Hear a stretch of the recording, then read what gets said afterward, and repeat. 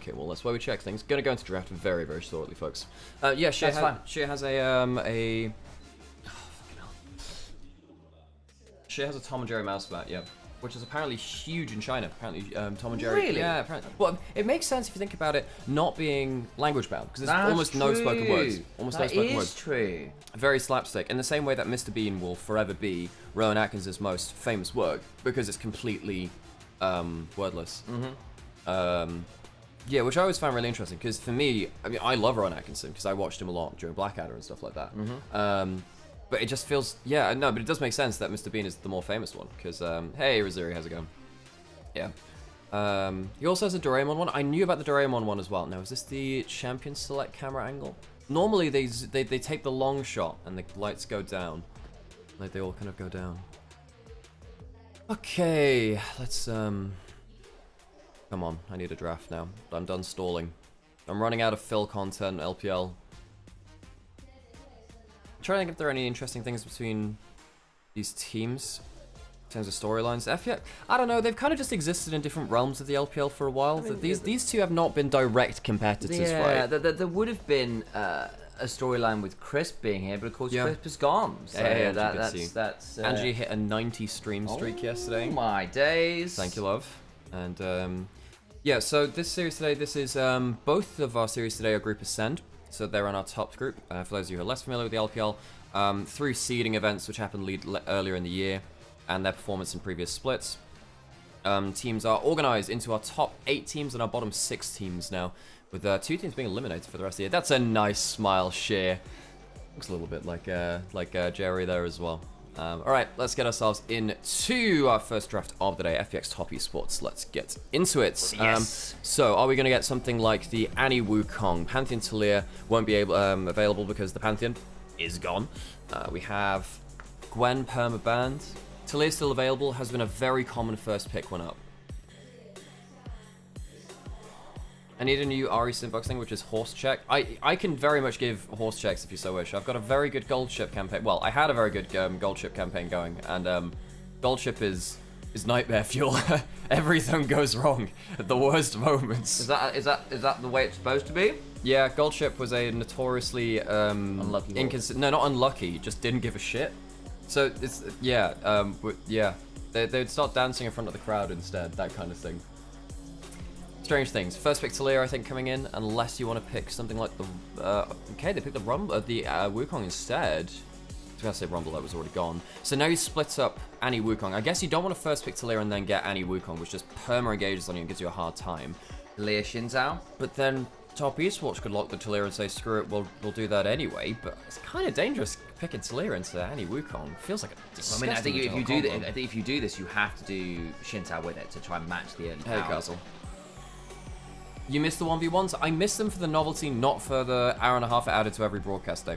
It was a lot of extra work. If you did it in a 3 series day, it was a pain in the ass. Can I get the Shinzao? There's that Shinzao we were talking about. Because again, if you're going to match that Annie Wukong, you kind of have to go this way. Annie comes online a little earlier than Talia. Shinzao comes online a little earlier than Wukong. It kind of comes out in the wash. And the scaling's a bit weird between the 2 pairings as well. Because basically, who gets the jump first? And we get the return of the Care Bear! The Care Bear! The Care Bear is back! Oh, hooray! Now, I will, just a warning, the last time I cast Care's Annie, Care missed like 3 or 4 ults, and I was waiting all game to talk about the Care Bear, and it was just awful. Yeah. Just awful. So I really hope he has a better day. So that's going to be a spoiler. At some point, Sam, you are going to have to shout out the Care Bear strike, or whatever. What is the Care Bear theme? Care Bear attack! What's a quote from Care Bears, guys? I don't know. I do have to go look this up in game. I just feel like, with the... Annie was on the Labubu hype train before Labubu's That's true. She's just giving other people boo-boos. She is setting Labubu on fire.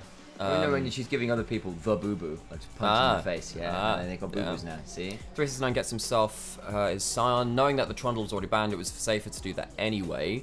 I saw an excellent Baldur's Gate meme the other day, Alex. Basically talking about which of the characters would enjoy Labubu's and which one wouldn't. Shadowheart would enjoy Labubu's, I think. Yeah, I think so. But Boo, Mince Cook, because you call them Labu Boos. It's multiple giant, Yeah. miniature giant space hamsters. Minthara would hate them, but would be a scalper. I would buy and use Tibbers them Library. to scalp the rest of the team. There is a very funny story. I have told this publicly before. There's a very funny story about the LPL broadcast and Tibbers. You could argue that a Tibbers plushie, which is not too dissimilar from a Tibbers Labubu, did in fact just kill the English broadcast for LPL, because one was on show and then it went missing. And because it went missing, things got difficult with the higher-ups, and that spiraled, and it kind of got the broadcast killed in off-season of 23 to 24. So, you could argue that one of these plushies killed the LPL English broadcast in 2023. So, if you ever talk to Mazel, Hysterics, Kitty, Munchables, yeah. Asheen, any of like the LPL casters, like, I don't know, just post like Tibbers ult on cooldown and just say, I'm sorry about your job. Going into the second round. Wow. Hey, it affected me too, as we went through a couple of picks and bans. A lot of the support ball taken out, and Shear's not going to get his better. What do you do against the Lucian now? Because there's a likelihood of... You could lock in a Braum for top esports, so you'd leave it a little bit low on engage, but if you lock in a melee... Well, you already have the melee support of that Alistair.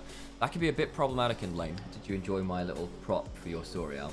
I did so. There you go. Yeah, how It are was you like feeling? a special goth Annie Tibbers. And it was Oh. like, well, you know, this is That special. does sound quite Look, cool. There was a whole lot of miscommunication involved. But yeah, Tibbers sort of killed the LPL English broadcasts.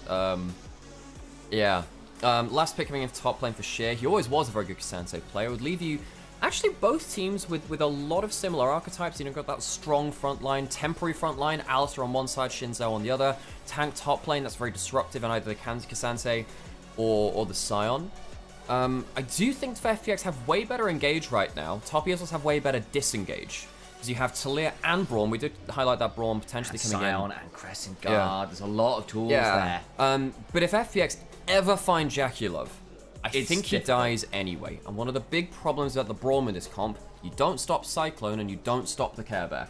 If the mid jungle gets a good angle onto Jackie or Cream, FPX can blow open the fight in the opening stages of it, especially with the Senna all over the top team. Vice versa, though, the Senna, if the Shinzo or Talia or Scion manage to weave their way through to you, and they've got tools to do that, particularly the Shinzo, that audacious charge, one of the reasons we keep seeing him, it's actually very difficult to keep a Shinzo off your backline for a whole fight. Yeah. He will get to an AD carry because audacious charge, especially when you got that wind becomes lightning mark, you can just fly 30 miles, and once you've got Sundered Sky, once you've got the Crescent Guard rolling, people aren't going to be able to save you. No one wants to join the Thunderdome. It's a bad time. That it is. So top esports, they'll be relying once more on their team fighting. I think both these teams, again, have similar archetypes to them. I don't think either lane... I mean, maybe bot lane is more favored for top esports because Braum into Alistair is kind of a pain, but Senna doesn't hate that lane. Anyway, it does kind of feel like both teams have brought similar weapons to the table, just more engage on one side, more disengage on the other. Similar outside of that. And that means that we get to see, hopefully, fingers crossed, some really cool team fights. Where are they playing? I believe they're playing in Shanghai as the neutral venue. The coaches have given themselves the fist bumps. We'll get into the game so you don't have to see our faces anymore. There. That's rude. I've got a very pretty face. Are you going to disagree with that? Let's get into game and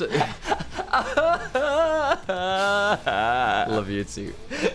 Let us know. Turns out it looks like the clean feed volume is a little bit different today. Let us know what the volume is like when we get into game, and let's test it out with some of those gyos. I'll give you back thumbs. Gyo.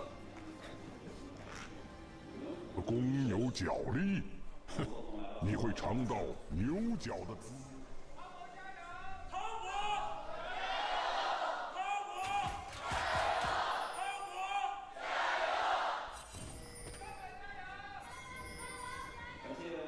Lagandia Joes and 1,000 kites. It's okay, Sam. Chat thinks you're pretty. Thank you, kites. I needed that after being emotionally destroyed as Jachi. Just need to be a little bit wary here. Run into too much. Both our supports running Spellbook means they get to go over the heal early on in lane as well. We've started seeing that with the Spellbook supports actually quite a lot. The value in heal in the two-person speed up, the two-person empower with the heal feels really good. The Ghost on Jachi as well. Potentially, if you are trying to run away from the Lucian, Shin's out, Gage being a little bit reliant on people being quite close to you, really, with things like that Braum passive. What to manage. Wait, back on his Alistair. He has been one of our better supports, bluntly, this year. His Nico, his Nautilus last split were really extraordinary. I like his Alistair too. See how he does in this split. Again, FPX in a bit of a weird spot. Lost core part of their identity in Shadow, who really did give the team shape. Give the team some... He was the leader. Yeah. And I think that he revolutionized FPX from a team that was kind of down and out when they were playing with Sorrow, and then he came in and they took some series up. They took series off of JDG, who were a top team last split, of course, and did well in other moments too. Of course, now the reports are that Shadow might be joining BLG. Apparently, he's been spotted in the gym with some of the BLG players, so likely will end up towards that roster, and BLG will make another change again at some point. Really does feel like the LPL has just thrown the dice into the air for this split as a whole. Cohort. Every single team pretty much has made a change at least. Some have made multiple. And in the case of something like NIP, they've actually made 3 changes to their roster technically. 1 on their bench, 2 on their starting roster. No team really happy, I think, with their spring. I think that Anyone's Legend succeeding now by virtue of the fact that the one team really that hasn't made big changes. WE the other one. Those are the 2, I suppose, top teams. And WE are actually a top team now. That have succeeded by not doing anything. Choosing immobility as a mode of transport. It's not always my favorite thing. 2v2 coming in, level 3 to level 2. Going in for the 2v2. Jackalope getting a decent vigilance spot. The bounce back from the Lucian Braum, nasty that. This is one of the things about 2v2 wave control. Sometimes you think you've got it all done when you've got the early push, but if you early push and can't reach the 3rd wave quick enough, they can actually... Oh, that's a great flash in! And the headbutt back. Jackie's now in danger, needs to run away. Good stun onto that Alistair by side. Kanavi's here, looking to punish. What is this? Kanavi here at level 3? I don't believe it. Top Esports ganked the bot lane early, but Jway gave it a great shot. The flash pulverized, very nearly getting a turret shot onto Jackalope, which would have seen him dead and buried. Of course, we've got a marital dispute in the bot lane of Senna versus Lucian, and we'll have to talk to the counselor about that one. As Cream actually forced it back from mid lane too, as Care, as you were saying in draft, comes online a little earlier with the Annie compared to the Talia, i.e. went on a little bit of a wander into the enemy jungle and gets a free summon from Cream for not doing that much. Pretty valuable there. Does, however, survive as the Wukong was wrapping around. If he'd stayed under the tower, he would have been a dead man. Top lane, tank versus tank, not the most exciting thing. Cassandre can actually do some damage towards the Sion later in, because of course he gets a ton of Omnivamp when he goes all out later into it. Sion doesn't really have that same kill pressure. Lucian has reset, goes top lane. Now, top Esports love doing these early swaps. I don't always think they should. I think that, when you got the Lucian Braum, normally pretty lane dominant. Shit, he was stopped on his recall there. Normally gives vision. I didn't see it there on the spectator, but his recall will be stopped. He'll back off from the tower. Senna, Alistair going topside. Of course, down a little bit of gold now. The Caulfield's in first for Jackalope after that first blood. Senna gassing. The German lesson still a thing? Not for now. We took a break for them because we realized we had a little bit more time to figure stuff out, and bluntly also getting up at 9 AM for them while we were also doing this was too much on the plate really for that much time. And I was also casting in the evenings with NLC and G2L and stuff. The So it's basically like it was pretty insane. The workload, but yes, for those of you who don't have the context, Sam and I, our visas are getting renewed soon, so that's Q missing. Really nasty if that does hit with the Lucian Vigilance passive afterwards. That double taps a ton of damage. But yeah, so basically we had to... Is it a Light Slinger, or is it kind of both, or is it the two double name one? It is both. Light Slinger is your your double tap. Yep. And then Vigilance is if you have been buffed in any way, or if a champion has been CC'd near you in any way, then you get extra damage on your next 2 auto attacks. So it means that your double tap applies both of them, which is really, really nice. Was one of the ways they changed Lucian to stop him being so much of a solo laner, because he was really, really oppressive in mid lane for a very long time, and top lane. And then somehow Lucian returned for a while and was just insane into the... because what we had was Corki Tristana last summer, and then what we saw was Lucian get played... Oh no, Zeri get played into those matchups, because Zeri could actually deal with the Corki in a way that others couldn't.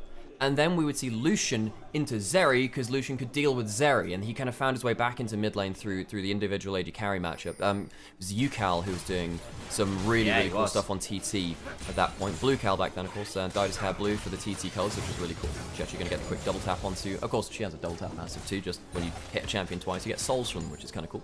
Auto Q, very valuable on center for that reason. All the while in the river, i.e. ganging up on a poor Scuttle Crab. Us junglers are horrible crab What? pummelers. Do you imagine? I mean, I did do an edit of this meme. I remember around 21 MSI when DFM beat Cloud9 because Blabber did the crab thing. Yeah. And by the way, people forget the context of that. The reason he went for that is because Ebby beat Fudge so hard in the Gnar versus Jace matchup that he thought he would have Jace prior for the top Scuttle Crab. He didn't, because Ebby was playing Halo Blades Gnar and he won out the early matchup. Forced that out. And I made an edit of a meme which was the Deadliest Catch, the Discovery Channel Oh, excellent. Alaskan King Crab, but it was with Blabber instead. I was personally quite proud of that one. That was one of my better memes. My post is your bin day is changing. Oh, we're yeah. basically just having MSI 23. With bin just going through different opponents. Yeah, and your bin day is changing, just putting different top laners you face just in the bin. Because it was MSI held in London at that point too, I could put like the Mind the gap. Yes, I also had that too. Mind the Gap. And I had like JODG and BLG on the train and everyone else off the train. Oh, those are good times. Back when LPL had double teams in finals of international events. Been a while now since we've had that. The region struggling for international consistency and top-end success. I mean, Anyone's Legend have been... Yeah, they've have just actually, gone off a great streak, yeah. They've actually been consistent. They are the only team outside of the LCK to compete with the LCK, which is insane to me. It's great to see them get some success between this split and now. We'll see how they do coming back. But the rest of the region needs a second representative to hold up that kind of performance. Yeah, I think that's fair. And then you're looking at it. Obviously, Anyone's Legend taking the likes of Gen G to 5 games is very impressive, right? You want to be able to do that and make it a 5-game in your favor. Grub's now being started. Sion has an angle to sweep that ult through the fight. This is the first big play of the game where we could see that tank frontline making a difference. Colin comes on down, not that much value. Care Bear! Welcome to the Cuddle Puddle, and down goes Kanavi. Backline goes Cream, looking for a bit more value here on the Taliyah as the Tibbers continues to run him. 369 now in danger, flashes over the wall, and will get out alive. Last embrace into the Dawning Shadow. Good shield buys the time. The shovel way onto IE in the squad by but Dway on the Alistair. Flashes for the Pulverize. Value secured. Another kill comes on through. I couldn't help but think the way you said Care Bear sounded like chicken jockey. It was a little bit, wasn't it? Sorry, I just had to have a bit of a laugh break midway through that. But FPX, Ursine jockey. they find the Care Bear. Care lands the Tibbers onto multiple members. Well, not onto multiple members, but onto that clutch first kill of the fight. And Top Esports couldn't find themselves to disengage. FPX have the extra engage with the Annie and the Wukong, and they make it stick in this fight. This is the danger of this comp from Top Esports. If they miss position, the Annie Wukong will slap them hard. Right here, they clear the vision in the brush. They think the culling, the culling's pretty decent value, but Kanavi gets caught out against the wall. This is one of the worst bits to play as a red side team. Against that wall when you're playing with champions without a way to get over terrain. Shinzao would have to flash back over. It's not like you can, I don't know, use like a Zeri E or whatever to fly over it or something. Gets caught out against it, lined up and shut down. Gets messed up there. Flash on him from the Cassante and the headbutt and that Pulverize and the flash. Beautiful stuff from Dway. I really love that Sheer and Dway both realized that they could continue to play. I really like that. The fact that they knew, actually, you know what? A lot of the damage is not there. Shinzao is actually a lot of the early damage too, and he's off the table. You can go for this. So, FPX, they find themselves 2 grubs out of the 3, get themselves an early kill onto each of their carries, the Senna and the Annie, which is important. I don't think they have the most damage in the game, not gonna lie. I think Lucian and Taliyah do have better DPS on the whole than Annie and Senna, but if you get ahead of the curve, you get towards, Black Cleaver onto Senna, and Wukong, actually. Wondering if one of them... Actually, no, you know what? Wukong could, weirdly, most of the time he loves going for the Black Could he Cleaver. go Starak second? I actually wonder if you could, just because you can go towards the Black Cleaver on Senna. I mean, Wukong's so good at doing it anyway. Maybe you drop the Black Cleaver on Senna and go towards Mortal Reminder instead, or something like that. And then you go like Rapid Fire second or something to Yeah, stay yeah. safe from the Talations out, But outrange the Lucian a bit. Yeah, which will of course be very important. Senna, if you get, if Senna is hitting a champion cut down by Black Cleaver, and then also the Crushing Blow, armor removal from the Wukong, they do a lot more damage. What do you think the Crushing Blow is? It's just like, I'm really sorry you didn't get the job. Oh, no. The Tibbers has come out. Sorry. Sam, we don't mention the J word on stream here. Oh, right, yeah. Yeah. I mean, Dway is literally the bot lane. I've got to mention that word. Well, that one, yeah, that's Okay. different though. But you don't mention the one related to employment. Sheer, You mentioned the E word. on. Oh no, I mentioned the E word. Bot side. Sheer is in danger, has a wall between him and safety pathmakers, but there's a decimating smash waiting, and Cream ensures that he will be seasoning that kill with a little bit more value. Nice play there from Cream. No flash from Sheer, and you can't use your Pathmaker to get over walls unless you're in all-out form. But Sheer couldn't find an angle for the solo lane combination. Getting good value there. 369 will use that gold, which he gets from the assist to buy his Sunfire Cape. Go up towards top side. Top Beastles will go towards bot side. Cream will start to get some plates on that tower. Yeah. Please censor that word. I don't know what word you were talking about. Definitely never mentioned anything to do with the earning of money. No. No, you even alluded to it. We don't earn money on stream. FPX will send their top laner back towards the bot lane. They would love to be able to get a break in the waves to get their 2 grubs to hit towers, but top esports, I really like how they shut down these Cassante pushing in bot side, teleport the sign immediately up towards top side, and make sure that there's no push there either. Top esports have pretty good ability to hold most of their lanes now. FPX, they need to find a play to break open the map a little bit to use the 2 grubs. I'm a little bit worried they can stall now, because top esports, I think they're just going to slow down the game. Play around the Talia ult cooldown, use that to make some big plays, and then use Braum to try and neutralize, Braum and Siren actually, to neutralize the aggressive angles from FPX. 2 dragons, couple of the grub, one of the grubs. Top Esports in an alright position on that front. We have got a second dragon soon. Senna has the Shiv now. This is a pretty big item break point. A lot of people, I think people just think, oh, first time native carries is a good thing anyway, but specifically realizing why Shiv is good on Senna tells you a lot about the champion, why it's different from, say... She's British, mate. Oh, Jesus. Coming down my end. Coming down my end. Bruv. You get me? Tell you what, there's this one TikToker who's just very, very surreal.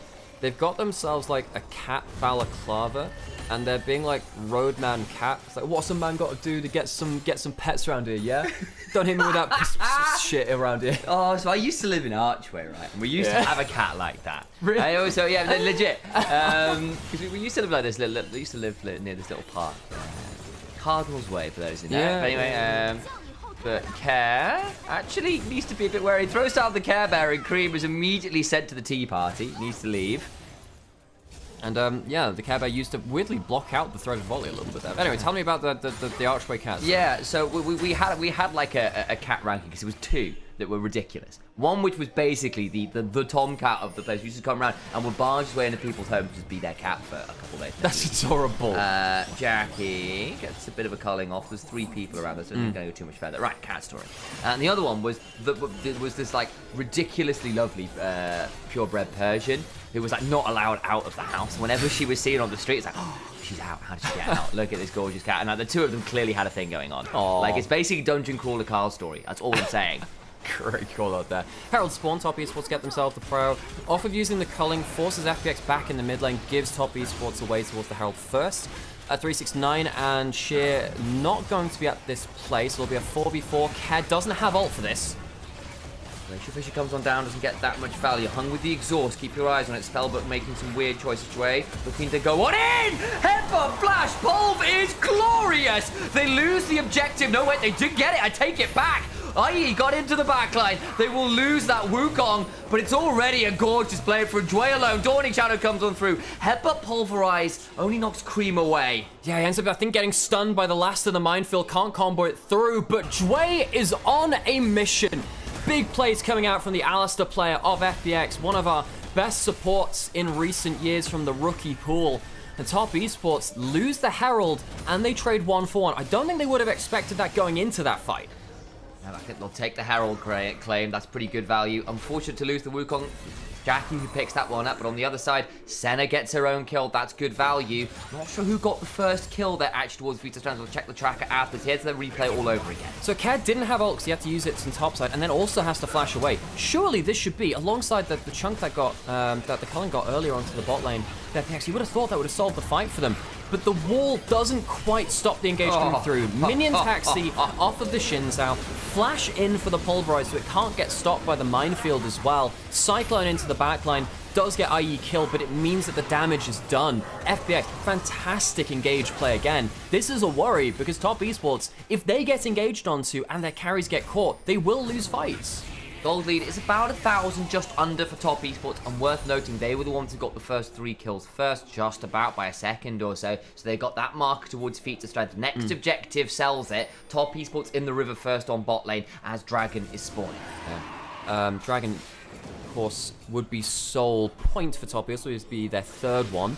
And they're once again at the objective first. FPX, they don't have the Alistair Flash this time. They don't have Annie with Flash either. I think with both of them down, FPX will say, we can't find the engaged in the way that we did in that last fight, so we're going to chill for now, use the Herald mid lane. It will be able to charge over the Talia wall there. Will it? No, it needs the direct path. Oh, that's a playable time. Oh, that's a bit awkward. Doesn't get as much value as they were hoping for there, and they lose the objective. That's the Talia combo. Yeah, that's the Talia combo. Fully denies the Herald. That's a huge win. Cream, great knowledge of the micro there. Walls it off to stop it getting the direct charge, then stunning it with the minefield afterwards. Kind of keeps it perma-locked up, and the Herald gets no value. Maybe that's it. It's that max security prison for Heralds. Right. I mean, How would you imprison a Herald, Alex? taking away their megaphone? I don't know, what else do Heralds do? They tend to shout I mean, that's true. I was thinking about the League of Legends Herald, but you're right. This could be like, are Heralds all one shape and size? That's the question, isn't it, really? Yeah. Does this count as a sensitive? Questions upon questions. You've not responded to my conversation about Heralds, Alex. I'm actually censoring the communication of it. Therefore, I'm again, the greatest thing you can do against like the Herald. threat. Yeah. See. You know how when Aragorn went up to the Black Gates of Mordor and just cut off the head of the man? Lamau Sauron. Exactly the same thing. Now, there is actually going to be a Hex Flash over the wall here, Dwayne, looking for a play. Teleport defensively, though, coming from Hung, who's using the spellbook. Doesn't find that much there this time around. Bot side, Sheer finds a pathmaker. Don't really think he wants to take 369 all out towards his own turret. That would be a bad time. Kazate can beat Sion in a 1v1, especially at the 1 to 2 item mark. Is a little bit behind though, and takes a long time to cut through the sun, which is, you know, a pain. FPX struggling to get... pain. Yeah. Well, as opposed to, you know, Metal Gear Solid 5, the Phantom Pain. Yeah. Sometimes you have to... Phantom Menace, which would be Star Wars. Exactly. Right, you know, you have to clarify. It's so easy to get, you know, such discerning individuals as ourselves. Know that there are many pains out there. Yeah, exactly. As opposed to Phantom Menace, but then you can get Menace, which would of course be the MTG keyword. Of course, it could also be Phantom of the Opera as well. Of course. Which is of course a stage show, but it's also a song by Iron Maiden, and the Iron Maiden is of course Rel as well. And we're back to League of Legends. The circle is complete. Genius. Fun fact, by the way, one of my really good friends from university is currently the Phantom in a touring show, Phantom of the Opera. That's very cool. And his fiance is the leading lady in another Phantom of the Opera show that's also touring China right now. But not the same No, one. they're not. They're on different shows. You know, what I would find very, very funny is if Beryl won another Worlds and got an Uma Musume Rel skin. Yeah, it's true. Oh my... Would it just be Rel running really fast when she's mounted up? Like, Carly's coming on down its way. Alistair will press the R button to make his will unbreakable. Beryl would be the gold ship of League of Legends. This guy just inexplicably just loses things which you should win, wins things which you should lose. Just it makes no sense. I did make a banger tweet which should have popped up harder about how much power Beryl would get from Uma Musume. No, he is the kind of guy that would get like a random mood down and -10 speed just before the big race. FPX getting pressured out across the board. I really think Jackie Love's Lucian has been critical to how Top Esports are playing the game, because FPX can't push up in mid lane as easily. We were going into a conversation a little earlier about, you know, why is Senna powerful at the Shiv site mark, and then we started talking about Archway, Gangster Cats instead. But Shiv typically allows you to insta-wave clear in mid lane, Yes. get pressure, and then allow your team to play more confidently across the map. Because Jiachi has not been able to control mid lane, because it's Lucian with culling, doing well at getting good shots on target from that, FPX have not been able to push up in mid lane, which means that they have not been able to push into enemy jungle, look for the big cyclones and the big anti-stuns, and it's shut down FPX's aggressive game plan. Now they are slightly ahead in gold, but top esports have had first entrance toward the objectives, and that has meant that they get more from this game than I think they potentially could have done. They've managed to escape the mid-jungle engage combo from FPX, backed up by that center ult. Dragon in 50 seconds. It'd be Soul for the side of top. He's about to say Soul Point. I have to stop myself as I've actually got Soul Point already.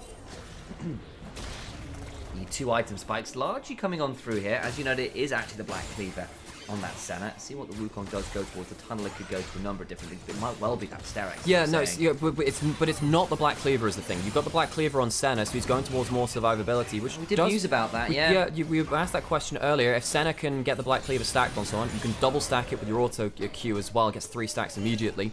Top esports now choosing not to go for the setup early. For once, they are giving up first priority on the objective, choosing to trade for that tower on the side lane. It gives them feats of strength as well, importantly, because that is first turret. They already have the first kills, so that is a Late first turret. Deal.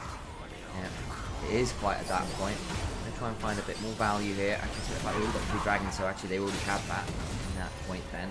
FPX in the river first, as you noted. You can also see 369 is getting Black Cleaver stacked on him, but Senna is just not an anti-tank champion. The flash forward, but Care Bear misses! Oh, he tries to go for the hug, and they're just not interested. Dawning Shadow comes on through. Hung stays alive as Ray tries to headbutt them out. 369 has been dragged all out. Tries to find an angle with his wall into the pit. It's not doing all that much value. Cream potentially too dangerous. Hung flashing on forward Jack to get some more value, and the Annie dies. But a flash on forward from Sheer, who's trying to go all out with the end top for strike. This Jachi is somehow in the enemy jungle off the right hand side of the screen. Sheer going on forwards. The culling comes back up. IE now here. Flash away, trying to stay alive. Piercing light's not enough. It's a triple to the Wukong as the fight gets messier and messier. Kanavi is here, still full HP. Dway flashes on out, and Sheer tries to put some footwork.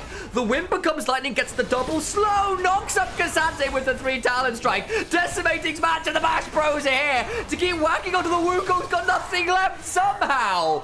It is 4 for 3 in top esports' favor.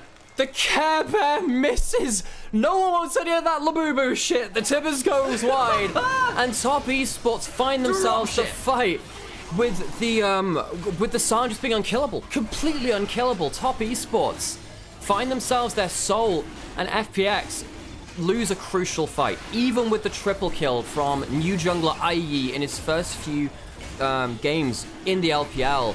Top esports just outclutched the fight.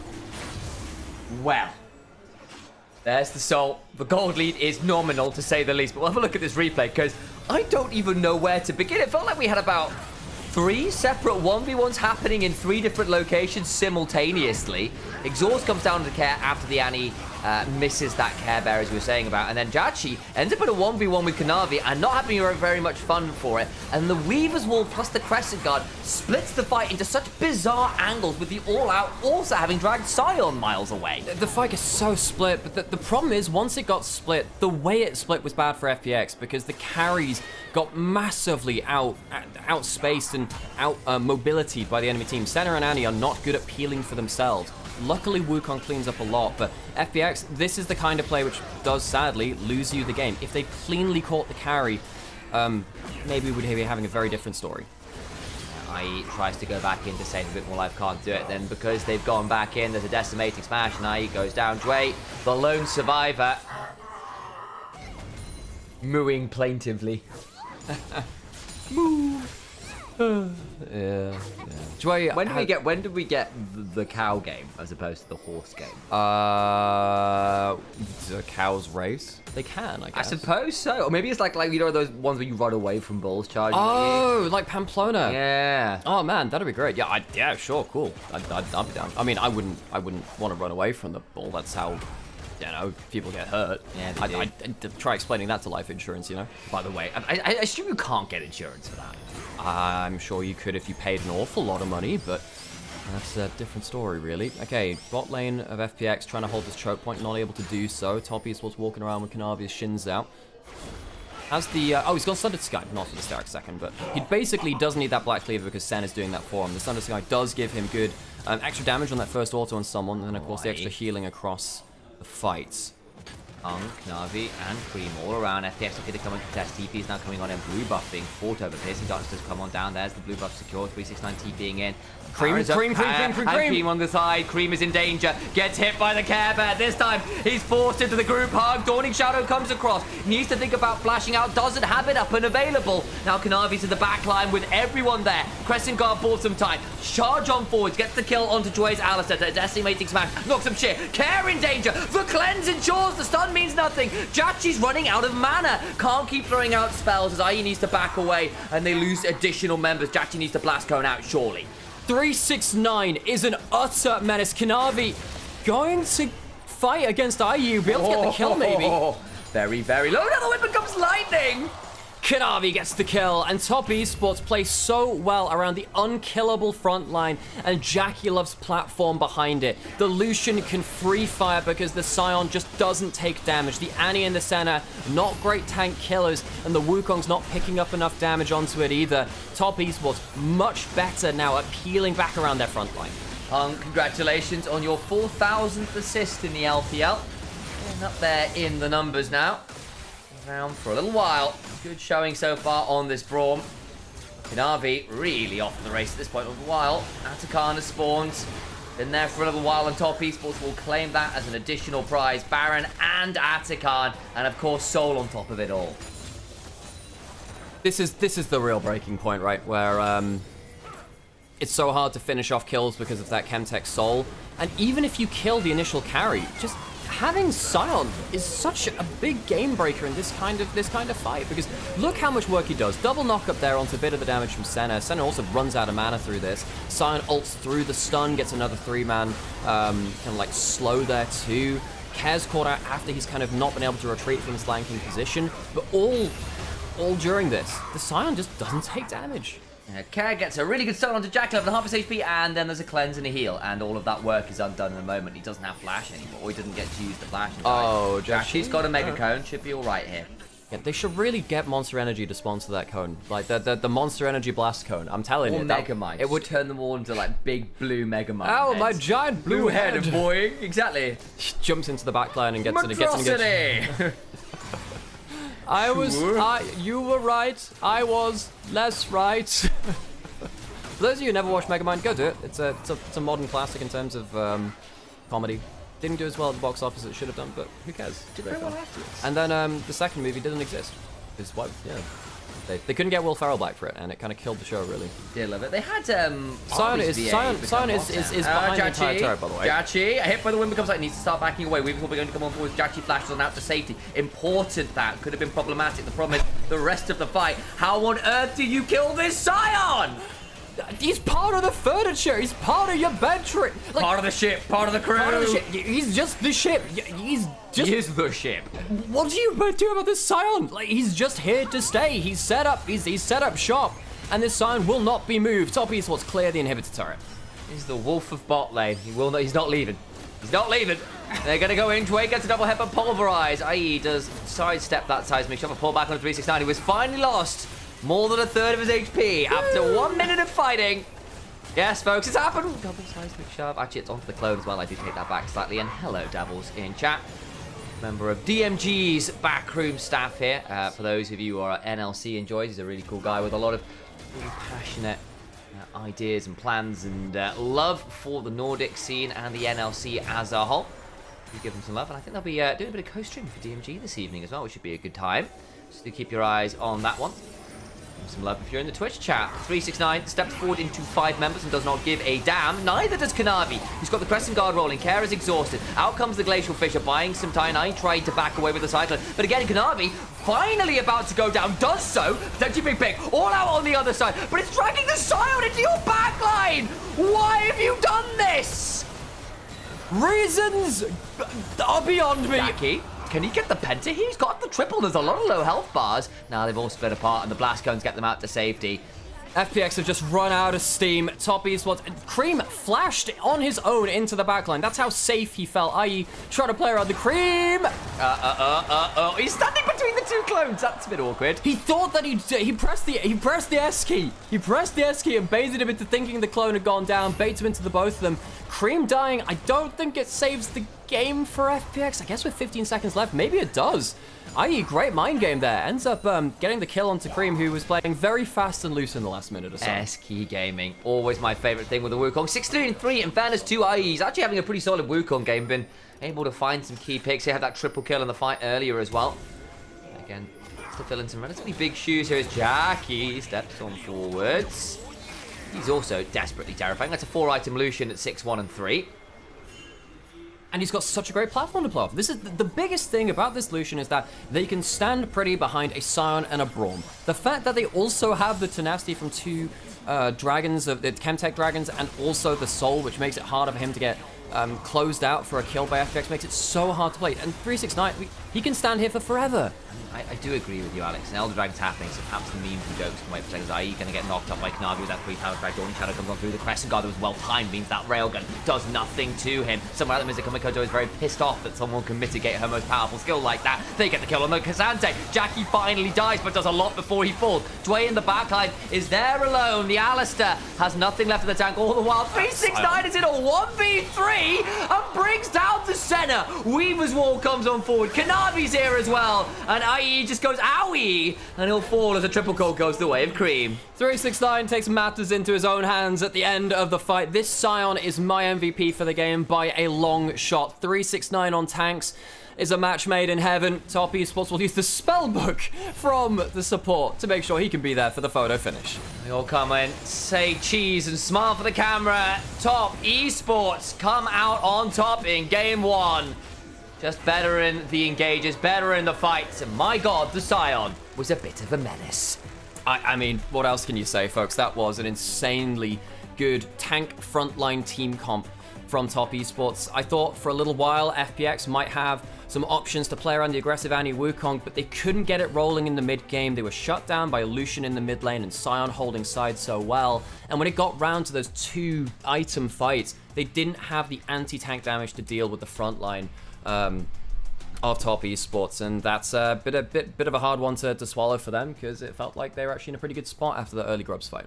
Yeah, it was. Cream getting a fair amount of votes. Yeah, he actually had a very good Weaver. He had a very good Talia game as well. I think that's fair, with the exception of getting caught that one time by the double TP, which in fairness, it was a double TP on off vision, so you weren't necessarily expecting two people to jump at you from that angle. I can get that. All the same, became a bit problematic, and again, you went for Annie Wukong plus a Senna, and on the other side, they end up locking in Xin Zhao and Scion. Like, if you don't snowball, if you can't blow up the Lucian and stuff, you do run into the problem that you then have to fight frontline v frontline, and their frontline is just better than yours post a certain point. Yeah, and I think just the lack of anti-tank damage really hurt them. Senna doesn't kill hyper tanks. She doesn't. She can help another physical damage carry sometimes do that, and I think in the past, like Divine Sundra Wukong could, but it just wasn't enough here. You'd need a full minute trying to kill that Scion, and it just wasn't possible against that much HP stacked up. So Top Esports walk away with a much more confident game than we've seen from them recently. That's the one. How you doing now? I could use another coffee. That's fine. Do you want to go do that first, or do you want to do the horse girl game and I will get the coffee? I can do a horse game. Yeah, I could do a horse game. I can figure that out. Yeah, I'll wait for the. I'll need to figure. Knew it. I knew it.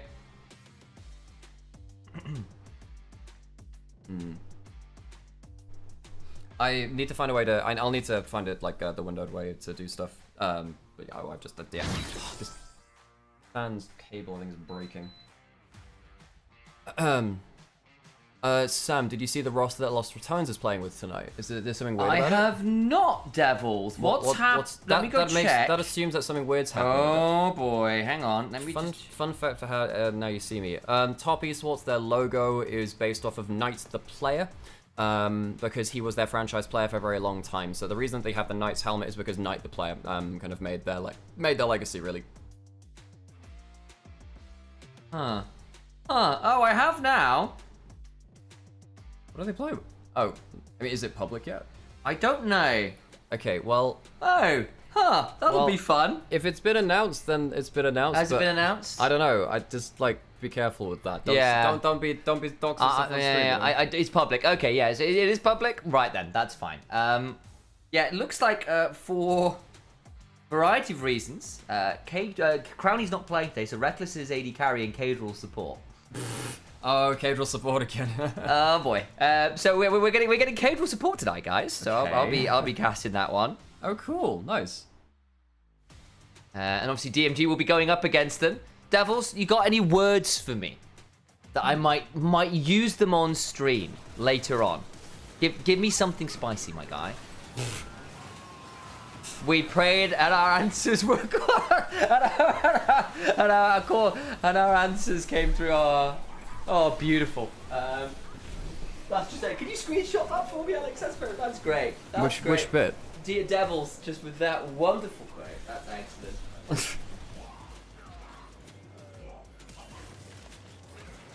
I can't screenshot on here right now. I can do it. Maybe get on Twitch. Maybe like on the Switch app. Yeah, I'll do it. I think Science my MVP. He was really, really good.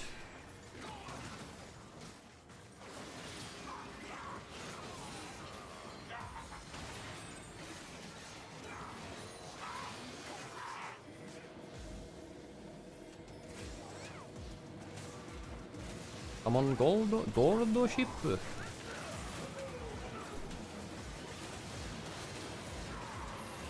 Oh, thank you for the resub, Sam. Yeah, I know. 47 months now, babe. Okay, my gold ship's actually kind of cracked. We get Furby playing support to level the fair playing field. Yeah, I think I've actually ended up getting a decent gold ship run somehow. It was really good, and then it was not good, and then it was really good again, which is, I think, the way of gold ship. Have I done all of my goals? No, I've got one more.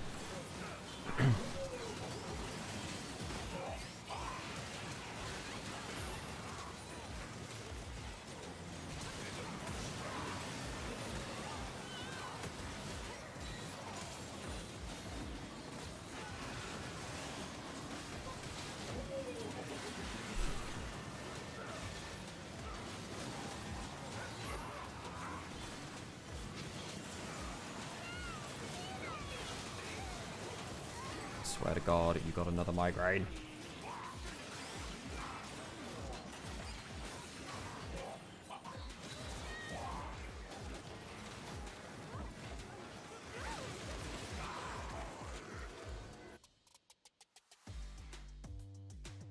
Okay, do I set? Let's wait for the MVP, and then I'll see if I can set up But Paul's you're the game. greatest Ari player ever. 28 and 28. Skill do I even want now?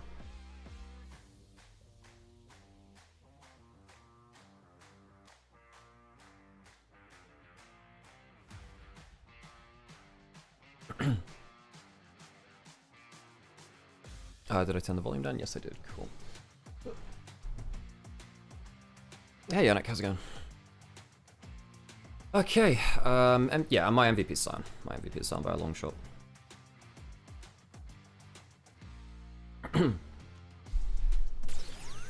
Sion? Yeah, of course it was. 369. A goat amongst men.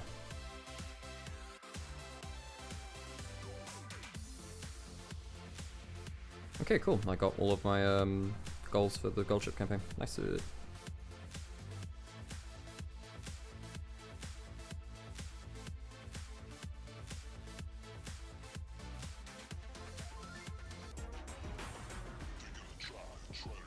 I can start a new campaign in the break maybe if I finish this one now.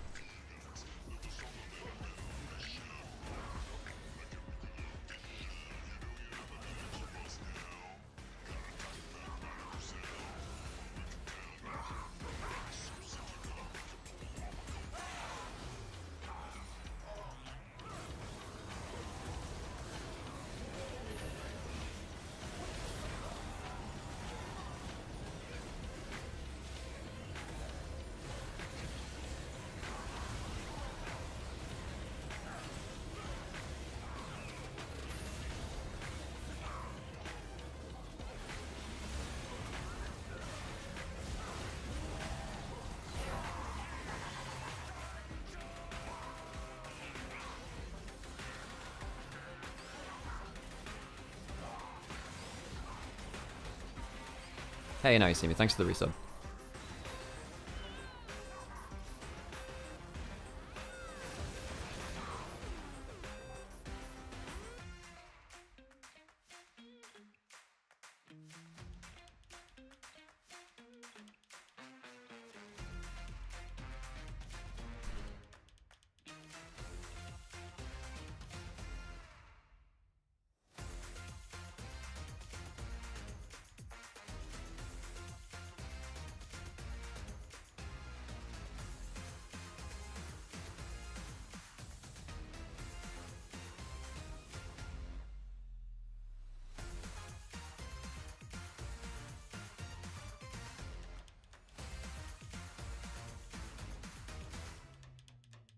Okay, let me see if I can finish this campaign and then I can start another one up on stream. Do I have enough skill points for this? Okay, actually, it's fine.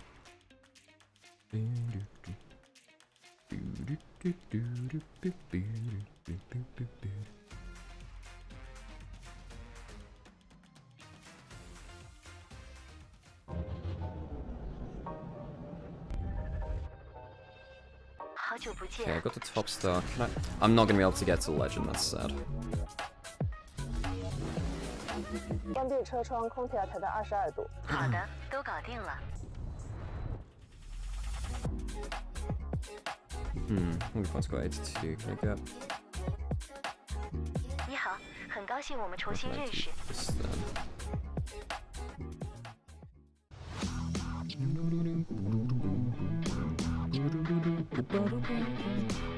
I gotta run some ads now, so I'll do that now.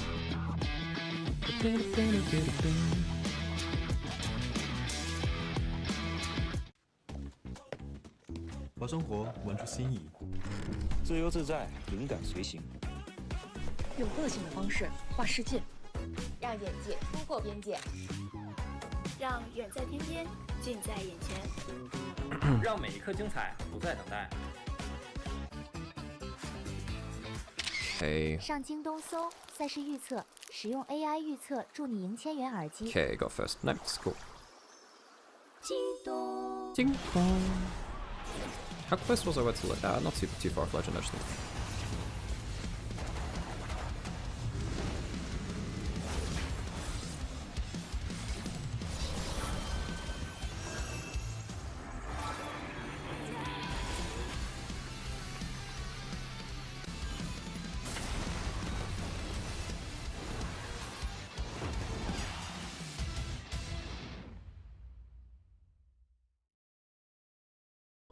Close that.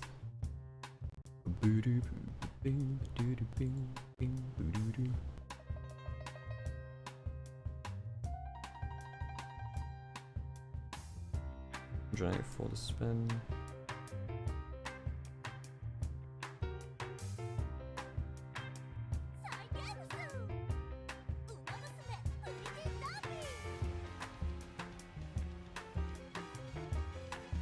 Okay, that'll work.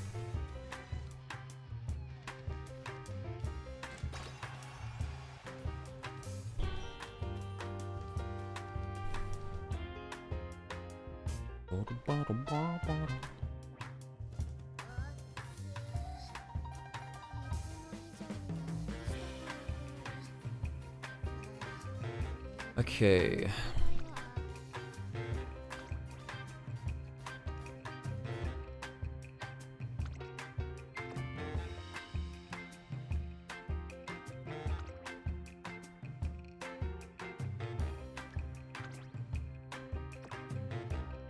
Yeah, I can play some horse game.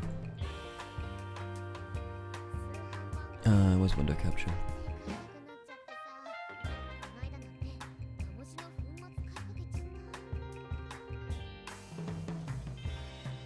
Why is that not working in the way this should be? That is not working at all.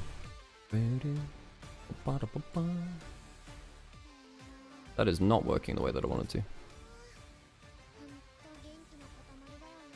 Is any of that working? There we go, cool. Okay, right, I have horse game.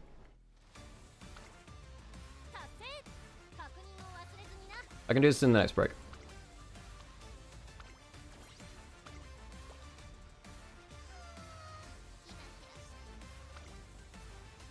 I have a couple of really good characters now. I'll do a campaign during... I probably can't get that much done during this break, but I can get it between the series, maybe. Oh, I can do a regular race, maybe.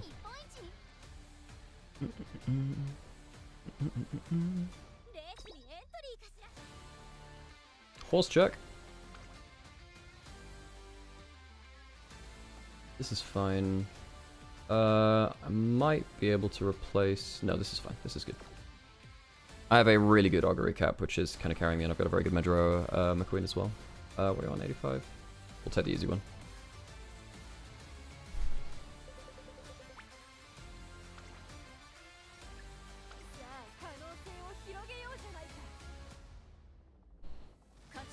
Place your winning tickets now. Oh yeah, this is a good one. This is a good one. Although for some reason, like basically no runner has dirt. What's it gonna call it? This is like my crazy one. Like S speed. This thing is ridiculous. It's level 4 as well. This thing's really good. This thing is insanely... I got like insane skills. This is about as good as it gets for augury cap.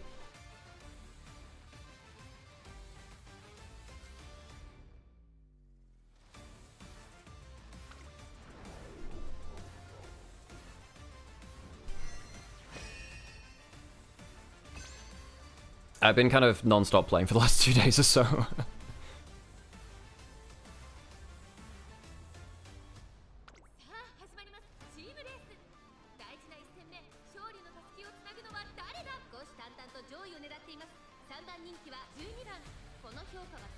Number 2, wait, who's the number 1 fave then? Is it one of those?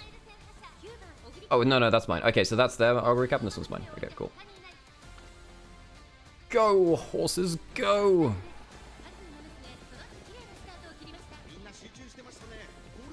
Oh, we might need to get ready for draft. No, I'm sure we got time to finish the race. Come on, give me swinging maestro. Corner of curvature, professor of curvature and swinging maestro. So ramp up's good as well. Straightaway's pretty good. I'm not really relying on that much happening with Condor. I'm gonna have to speed this up just because we're getting a draft soon. That's really good. Got both swinging maestros. Professor Curvature, perfect. Okay, this is done. This is done. Slipstream, even better. Has pretty much everything. You gonna ult at the end? Do you need to ult? I don't even need to. Nice. They got Triumph from Pulse. I didn't. Damn.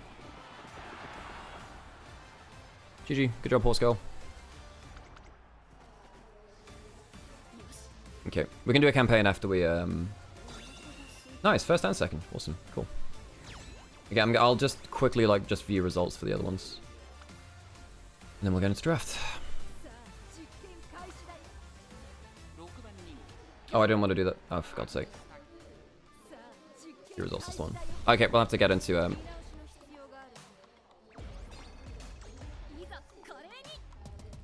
this is a problem. Okay, let's do that thing where we remove the horse game from visuals, and let's get into the draft.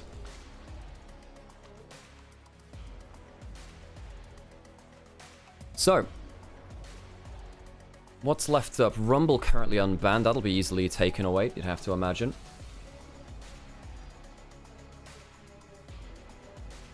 What is your first pick? Stuff like Rise and Galio gain a little bit of priority as well now at this point. Not like Hair. Yeah, Hair is a Rise player. What's your first pick though? Rumble, presumably. Trundle is up as well, which can be something which you can pick if 369 goes towards another tank. They've locked in the Wukong kind of too early last time, really, to get too much out of that.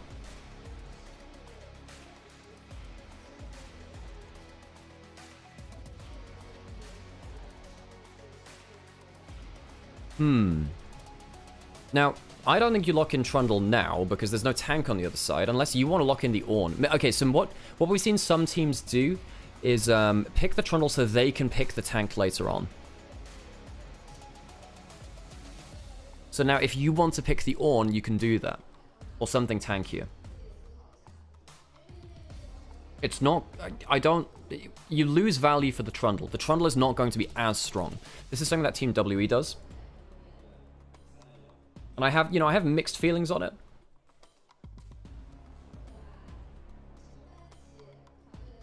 I think it can leave you without a lot of damage. You need to have a good backline. I mean, the draft that we saw from WE just yesterday was awful, realistically.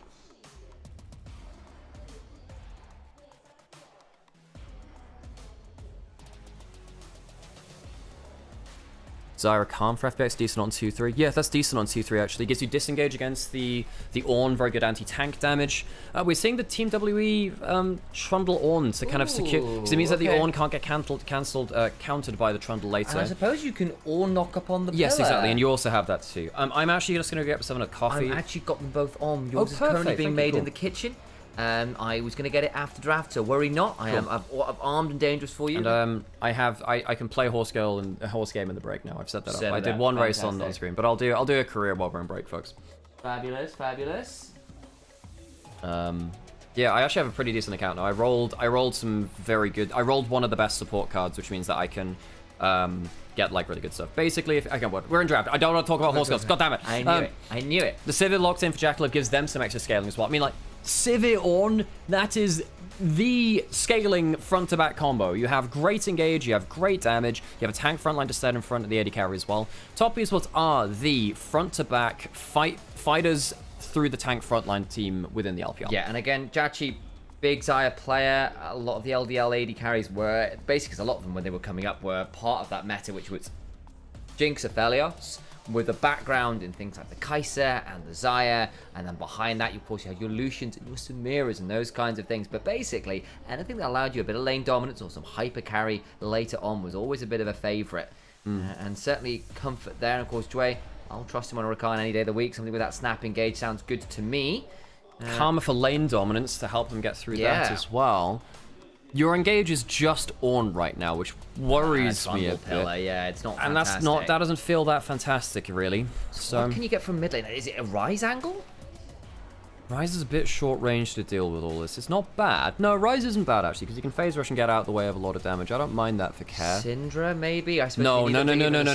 miserable into the Rumble. That would be, in fact, I think, one of the worst champions they could pick there, because there's Trundle Pillar, Ornn, and also Sivir just presses on and runs you down. Well, they've got the Ornn. Now, I know that it looks really good when Nemesis plays it. Not every player is Nemesis. I was thinking for Cream, basically, because obviously they've got the sorry for Cream, right? I was like, if Cat plays that, it'll be worse than the Addy. It'll be horrible, yeah, no. The Nocturne in, which is it Orianna then? You can do. I mean, it helps you. Yeah, I suppose at that point it is. So what you're trying to do is get to the Sivir and hope that Sivir can't spell shield everything, which she can't, actually. It's not like she's got a Tahm Kench. You need a second damage source now. Cream, what does he go towards? I mean, I don't mind the Rise suggestion which you had earlier, but I guess it's quite low range to play into that. Okay, going towards instead. Okay, and you're trying to hope the fact that FPX have 0 tank, which is going to make Trundle worse, by the way. There is no tank stats to steal from them, but that does mean that the Akali can sometimes just dive in and get a ton of damage. Yeah, and the thing is, the Pillar still has a lot of value. Orianna, Rumble, Zyra all hate the Pillar, especially because it can force you to blow very key cooldowns to get that value. I'll lose Alex for a second too. My coffee's on the side and bring it through, but yours we just finished making. So there you go, I've sent him on the coffee run. It's very helpful. For top esports, effectively, you've got the Akali being backed up by Ornn, by Trundle Pillar, by Sivir, speed-ups and Karma speed-ups to go be a mess in the backline. Your engage is effectively getting someone in the mix and using the fact that the carries are largely immobile to throw down damage and kill. But a little bit of engage. Your Pillar, your Ornn, not exactly bad. Maybe a Karma tether here or there, but it's not exactly a Leona engage, is it? We'll keep our eyes on it. On the other side, of course, Zyra Khan, Nocturne, Orianna. Their engage is just fine. Layering an equalizer, the early power. Pretty scary there with that initial set of ults coming on through for FPX. Turn the camera off. We'll get ready for our game. Number 2 of the day. FPX down 0-1 currently to top esports. In very convincing fashion in Game 1. See whether they can strike back in Game 2, where the top esports are looking to right the ship after an underwhelming end to Split 2.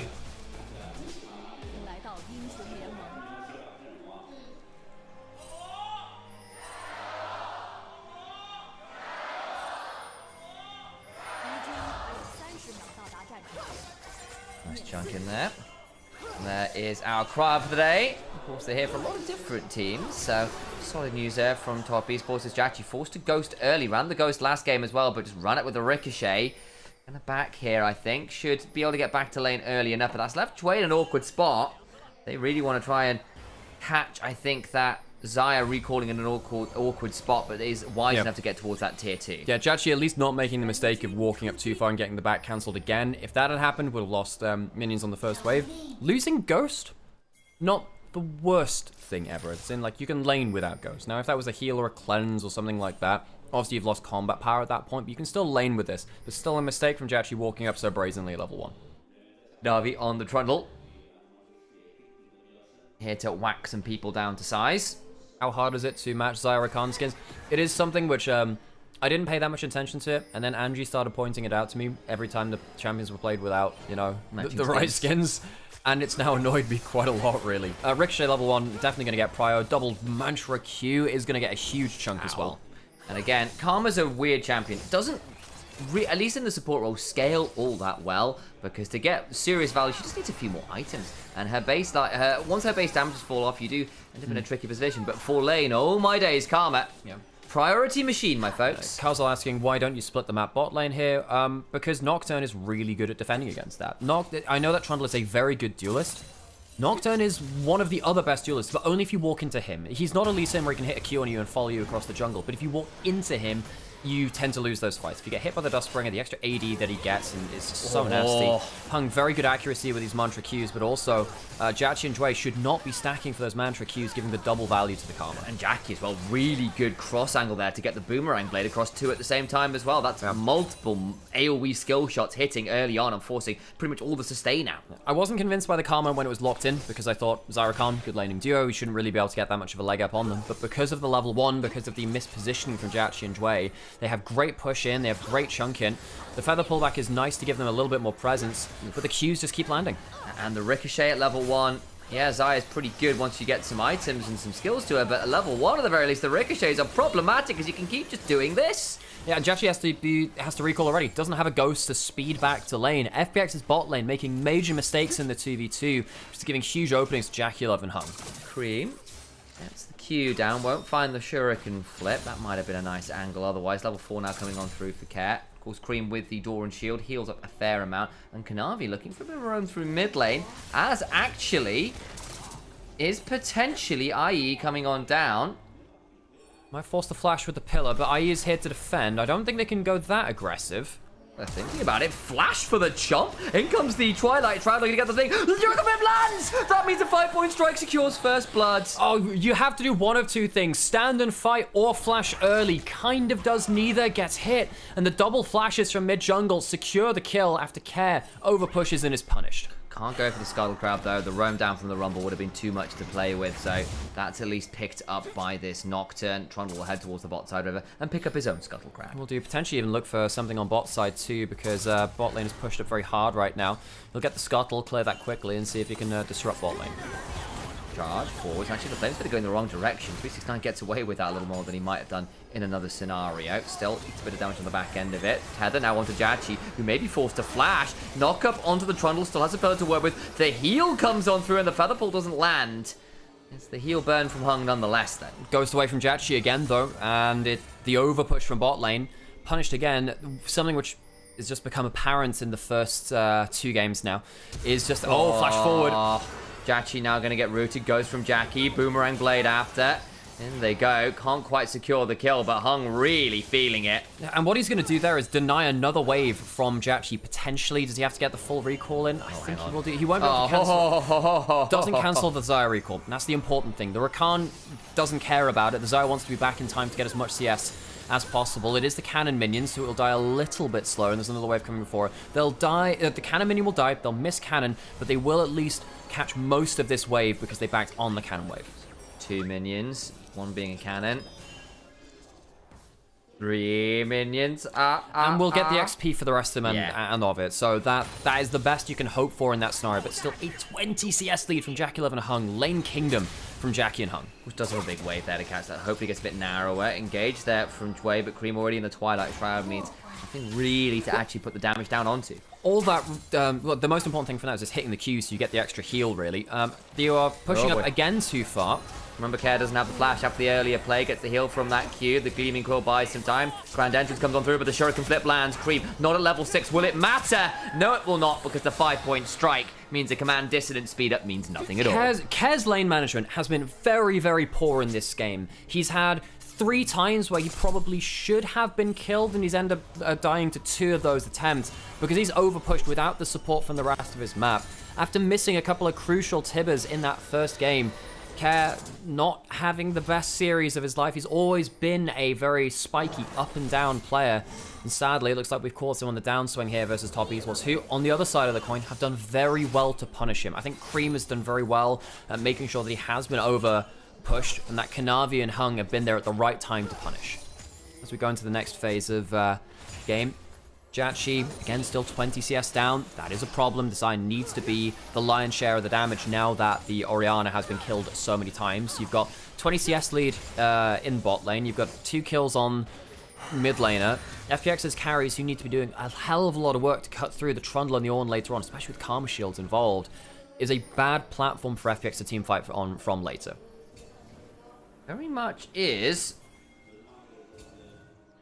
Yes. Up 1,000 gold, largely through bottom mid. And a 2-0 Dark Seal stacking Cream on Akali should scare you, especially when we said, look, the engage is limited, but your target access, quite high. Double speed ups from the bot lane on the hunt, the Mantra of Ease. You've then got Trundle and Ornn to try and set up a pillar, and then Cream just goes careening into the backside. And if you're strong enough individually, you've got 3, maybe even 4 if you count the Nocturne, 4 key carries here that you can just run at, who, without flash, don't actually get to escape from you that easily. A Featherstorm and a Prayer.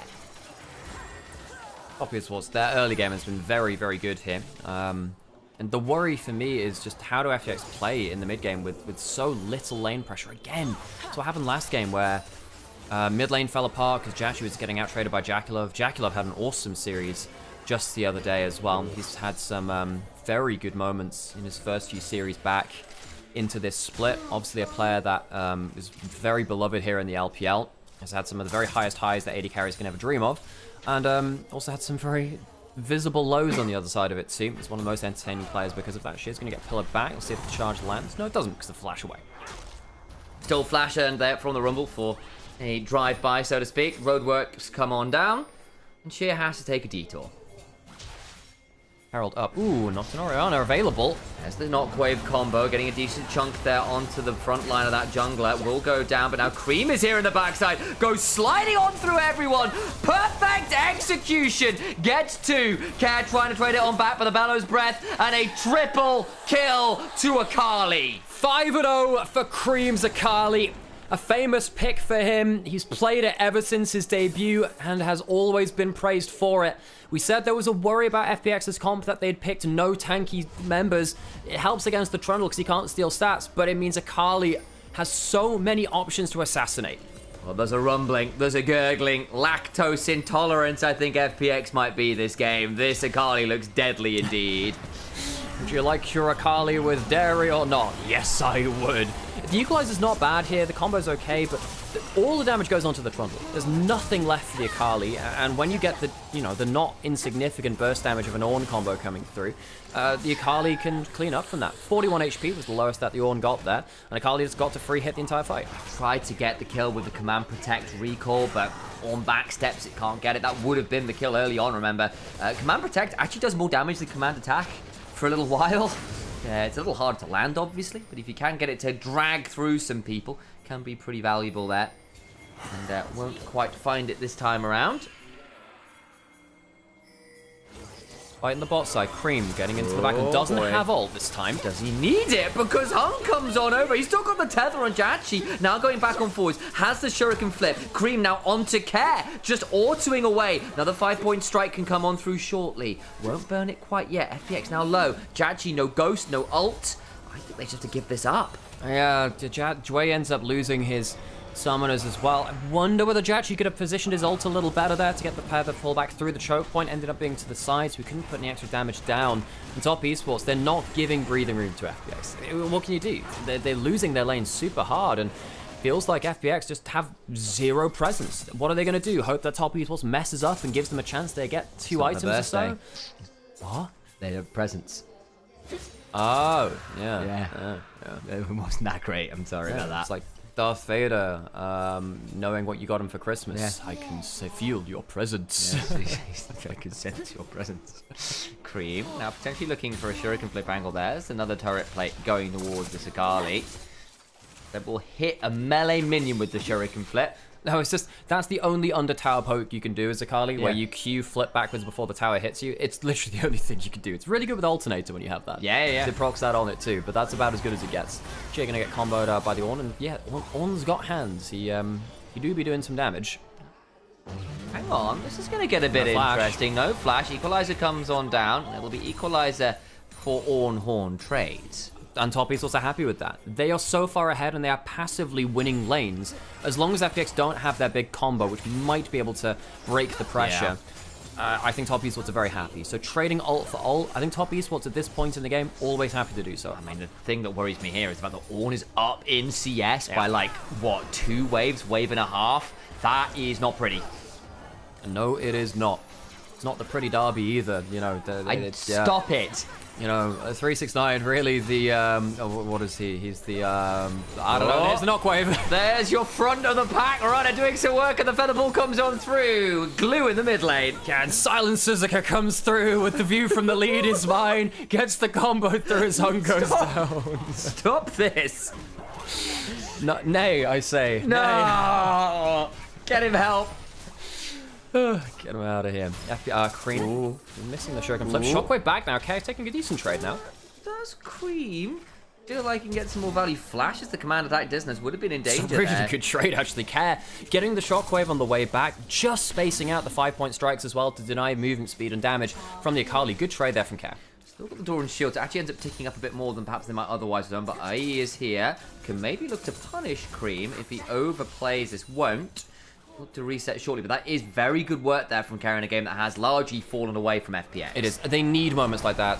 IE does have ult, has members coming towards him. As well, the tether comes on down, the unspeakable horror. TP now coming on forward. And speaking of unspeakable horror, thy name is Akali, looking for some damage. Rocket Bell into the perfect execution. Nocturne ends up dead, can't quite get the R2 execute on the way out. D2 survives this time around. Man, this Astromech droid just saved our fight. Cream comes in with the R2, 6-0, 10-stack Dark Seal. And it really begs the question, who is the C-3PO of top esports if Cream is the R2? 369 probably. Oh my god. Done with all their crap. 369PO. Right. Oh, I'm trying to think of it. I'm suddenly, I can't think of any C-3PO quotes in this one. What does that make Kanavi? That's a very good question, Sam. Oh, Obi-Wan Kenobi! Obi-Wan Kenobi! It's all there, Elias. All I know is old Ben Kenobi. Ben heard that name in a long time. You know Obi-Wan Kenobi? Of course I know him. He's me. Oh, my days. Hung Solo? No! It's all working! Oh, Jesus Christ. Who's Jackie then? No, Sam, I need time to think. This has got to be right, you know, to complete off the set. Jesus. Yeah. Anyone in chat have any final Star Wars related name for Jack? Love Skywalker. Love Sky. Oh god, that actually works. I don't have any follow up on that. We peaked, Sam. We peaked. That's it. We peaked. That's it. The thing is, the cream one only works if he's playing Akali for the record, because you need the R2 reference. Well, I mean, he plays a lot of Akali, and it works in this instance. So you know.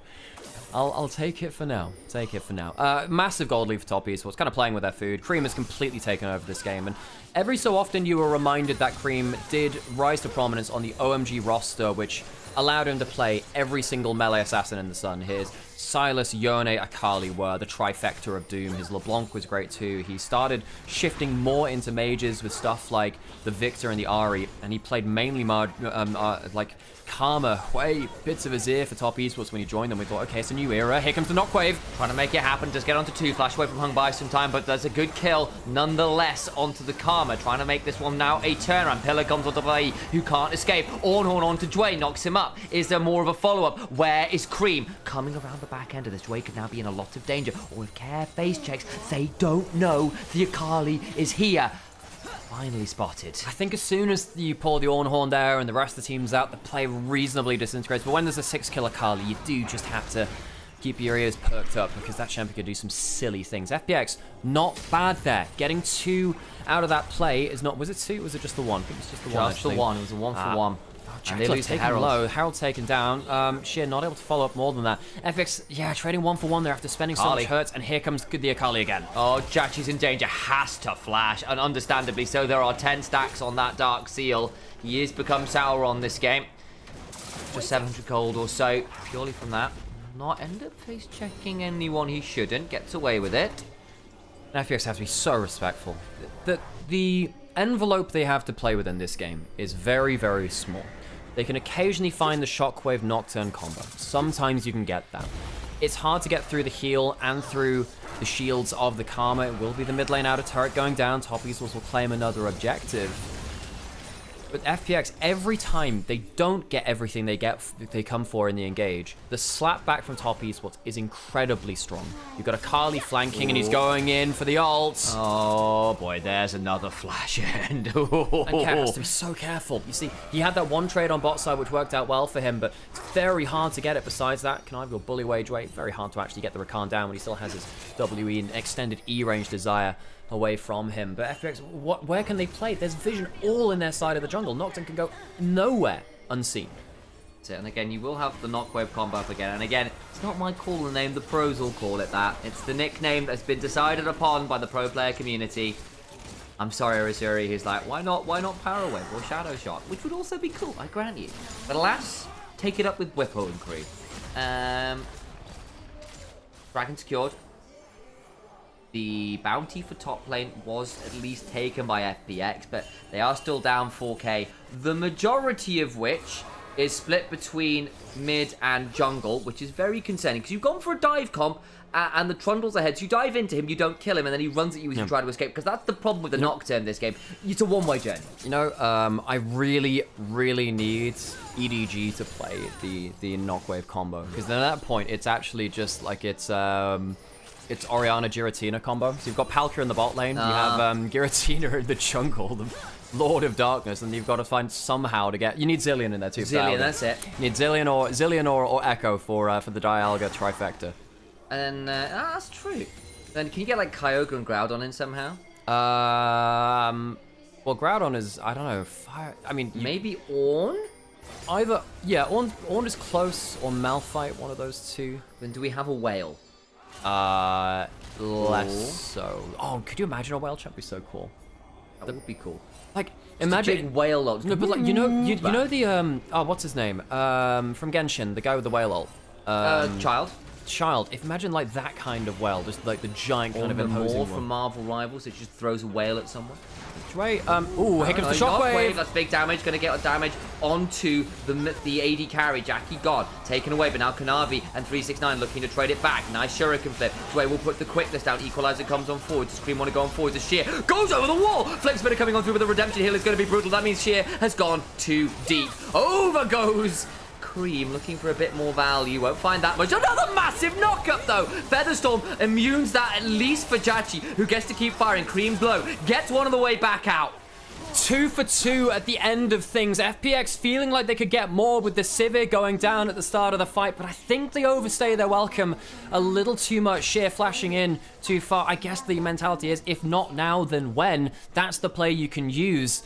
Yeah, the Giratina combo comes out, and removes the Sivir, who was way too far from the team. They can't get the shutdown onto the Akali, though. That would be a really good prize to get to someone on their team. Atakam's going to spawn.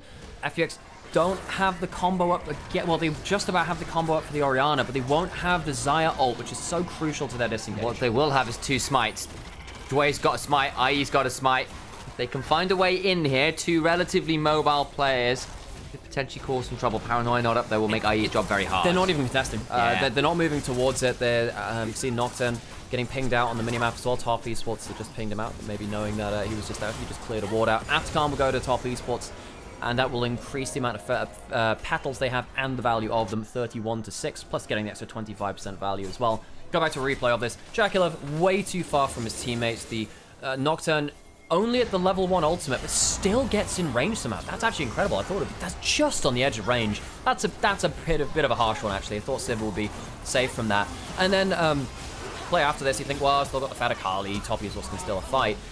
And then Top Esports go into the choke point against the Xayah. The only reason this fight is not a wash, and with Akali cleaning everything up, is because Jackie has a really good ult through the knockup of 369, puts Feathers down into the choke point, which causes a huge amount of issues for Top Esports. Jachi had an ult of that would have been a 4-man knockup, and I think things could have got very interesting. Very clutch there from Jachi, who's not had an easy game on this side, straight from the level 1.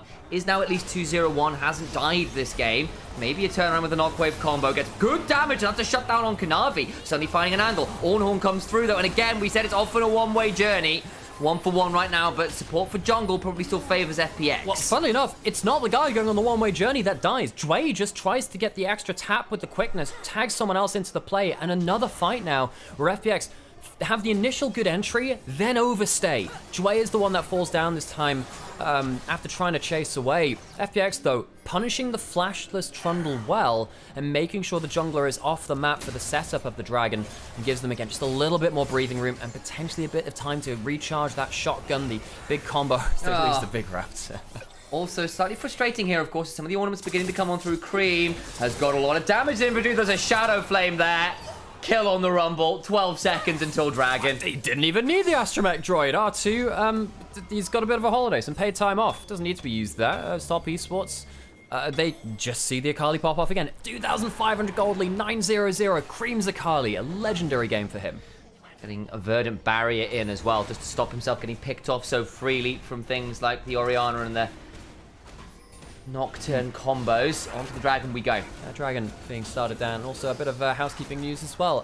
Uzi's wife is pregnant. Oh, Congratulations to Uzi. Dragon to go down, smotes it away. Jue trying to use the spell, but not able to do so. But congratulations to the icon himself, Uzi. Who will be first-time father, I believe. First child on the way. Congrats to him. Off the rift, anyway. He's fathered many and he carries on it for sure. Cream going about on his way again. Has the upgrade. Oh man, he's got the upgraded boots as well. He's got the Spell Slinger's shoes, which give them the percent and for extra flat. How does one sling with your feet? Well, there are people who can do archery with their feet. That's true. Some people do it as like true. party tricks, which is really, really cool. You can do a handstand and you can. Can you do archery with your feet, Alex?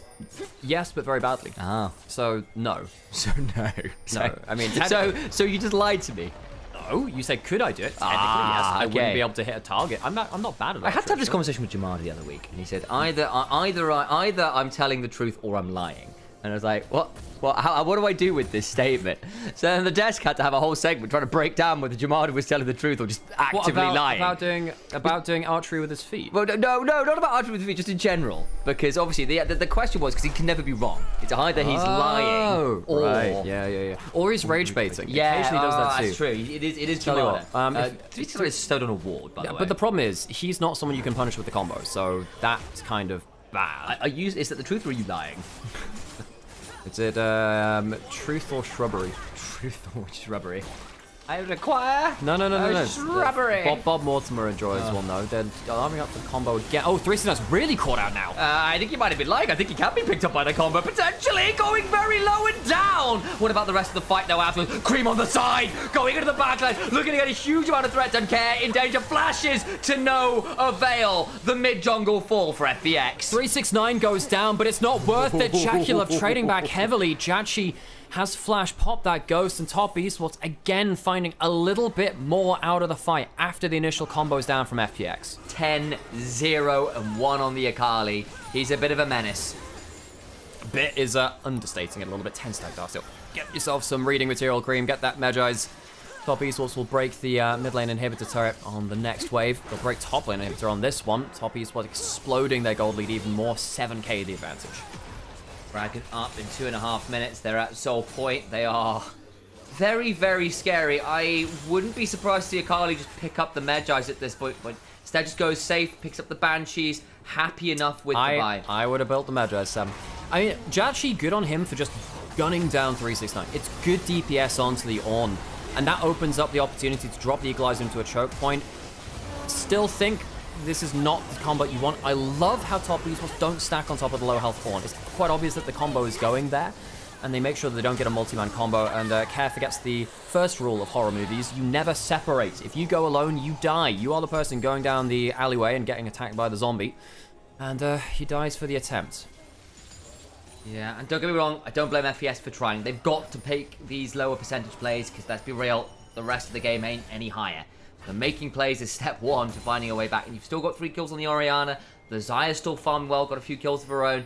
You are starting to get some damage coming on through, especially if the Xayah can finish up her 3rd item. We'll still realistically want an Infinity Edge, I suspect, after all of this. But hey, you've got to work with what you've got to work with, and this is the position you're in. It's 20% plays, not 50. Also, sure. interesting from IE as well, going for both the Hex Plate and the Stride Breaker.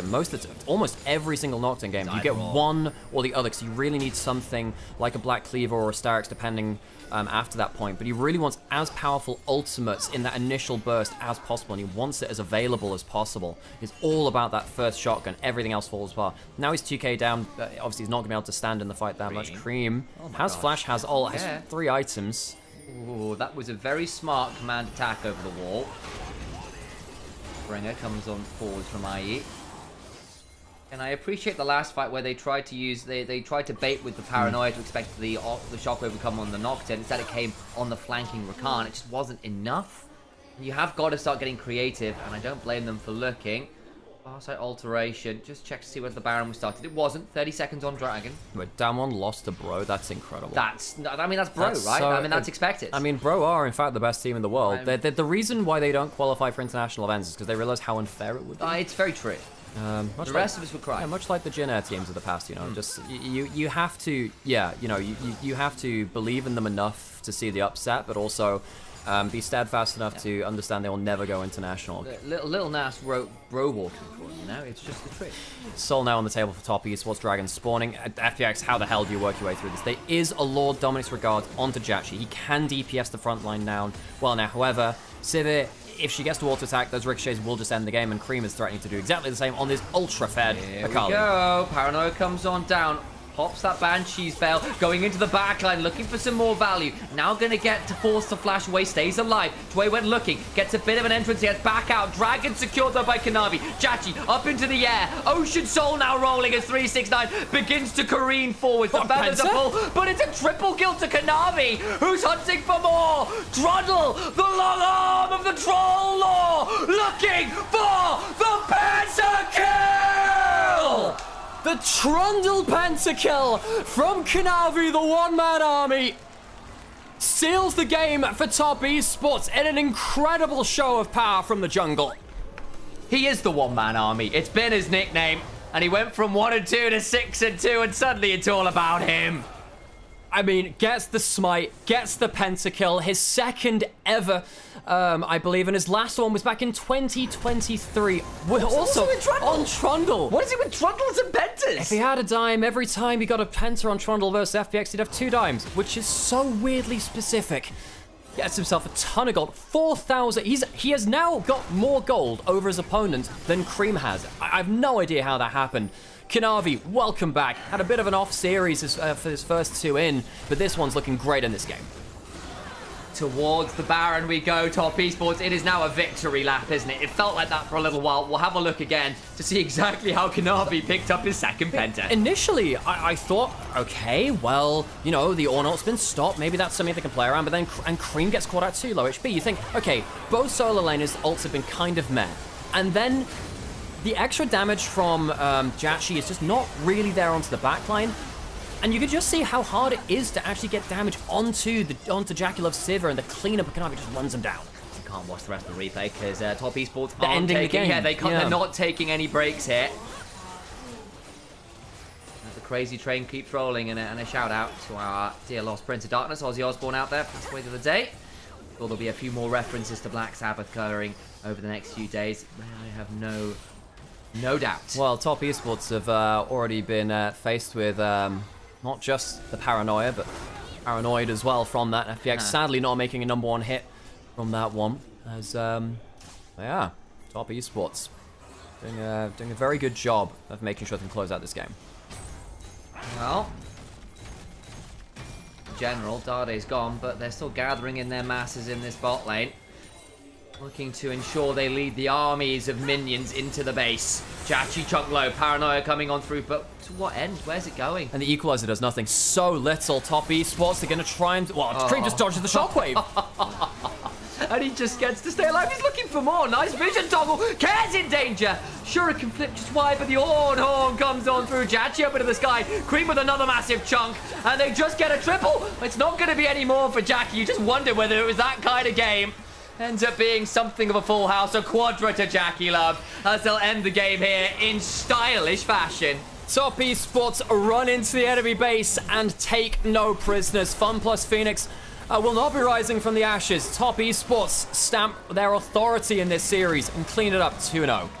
Sets them to a 3-series record. Looking very scary. Not perfect, obviously, the other day, but today, that's what we were asking for. Much better stuff from a team that is supposed to be one of the very best in the league. Yeah, Top Esports, we criticized them for not having clean series before this.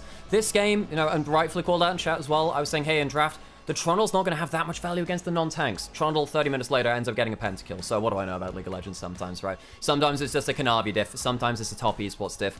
FPX, I think their laning firepower was really called into question this series. I think they were just bluntly diffed across the map. I think, Game 2 in particular was 369 was beating up Sheer in laning phase. Cream was destroying Care in lane positioning. And of course, the 2v2 was really good from Top Esports too. A very confident series. And I think, the early game, we have to shout out Hung and Jackie for their very, very oppressive lane. Jackie was kept out of it. Then we look mid lane and the Trundle and the Akali start rolling over it. And then it kind of just gets worse from there. Ornn was up 20 CS against a Rumble. I know there was that one gank where the Rumble goes down. And of course, that's where Cream ends up with effectively a 5-kill Akali. It just kind of gets really worse from there.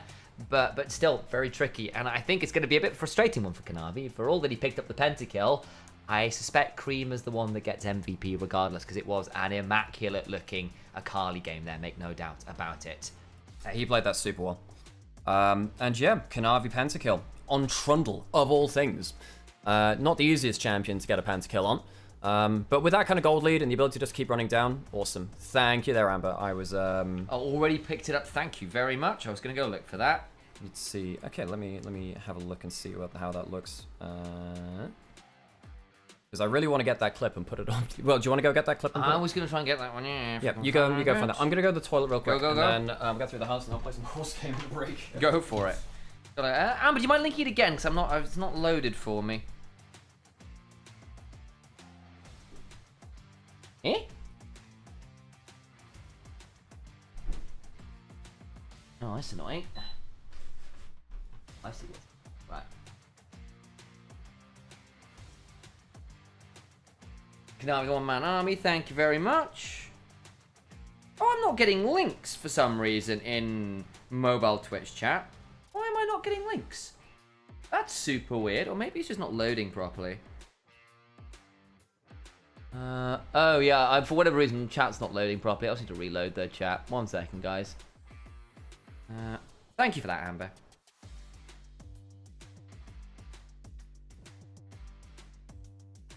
TES, now you're rid of Crisp. Surely you go, mate. LPL, right? There we go. Got it. Thank you very much there, Amber.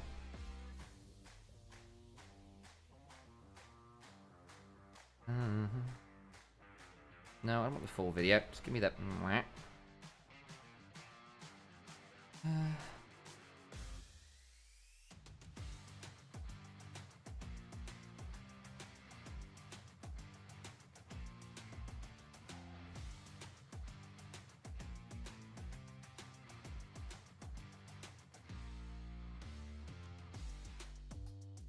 I'm just getting someone in my DMs right now just sending me the Jet 2 holiday in like incidental messages. So I was keep getting these notifications going, you can save £50 a person. That's £200 for a family of 4.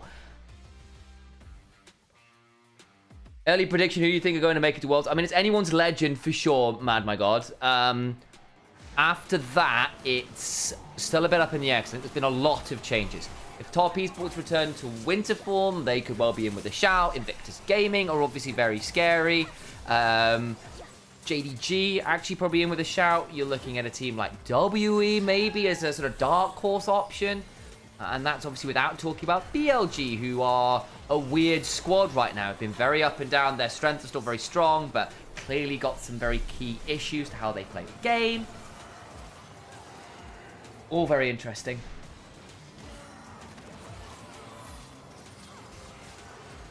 Yeah, and again, man, my God, it's basically we just haven't seen certain teams yet, and there's been a lot of roster changes again. So I think anyone's legend are a pretty big shoe-in. The other two, it's very risky to say. I think Top Esports are an option, JDG are an option, BLG are an option, IG are an option. I think those are probably your front runners with maybe an outside option of someone like a WE or an NIP. Risky there. Yeah, because again, it depends how swiftly Nio and Jachi, or not Jachi, and Niket get value.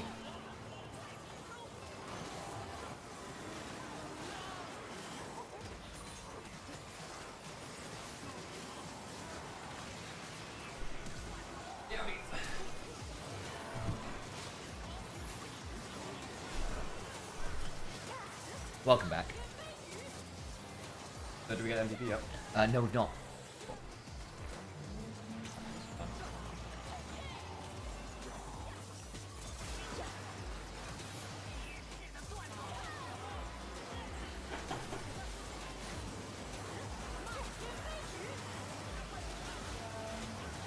Do not oscillate. How was game 1 the first series? FPX just bluntly, just mechanically lane diffed, and the team fighting wasn't much better. There were some decent combos coming through. I think that FPX just don't have the firepower though to right now to play against these big teams. Okay, and we'll get MVP shortly.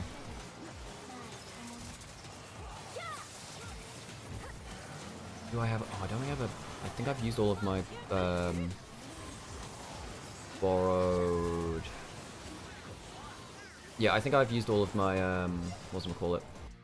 Like guest thingies for horse game for today, so I don't know if I'll be able to get like a super good campaign. I've got enough ones to get some decent stuff, but not crazy ones.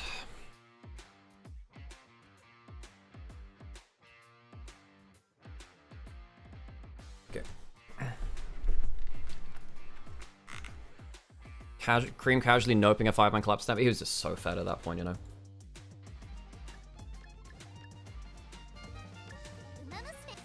Okay. Okay. Let's get that MVP. Ah, it was Cream, of course it was. No doubt there. No doubt there.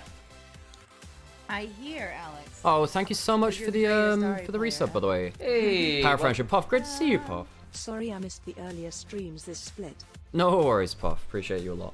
And yeah, Cream was insane. He just popped off incredibly there. And he gets MVP.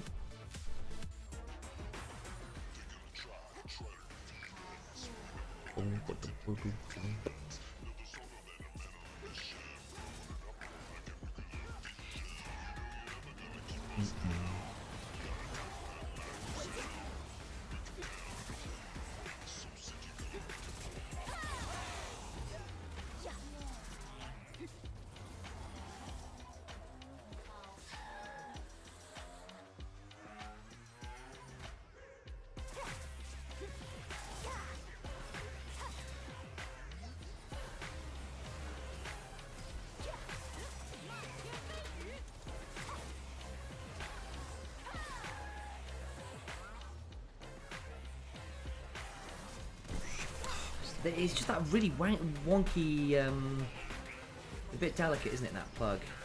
No, it's not the plug. No, it's not the plug, it's the cable. Ah. It's everything else plugged.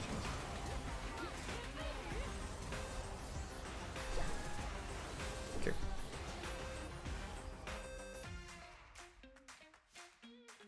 Okay, time for horse game. Yay, horse game.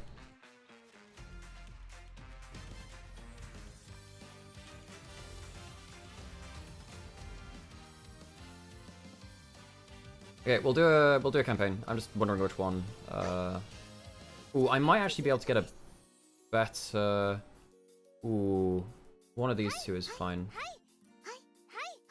Hi.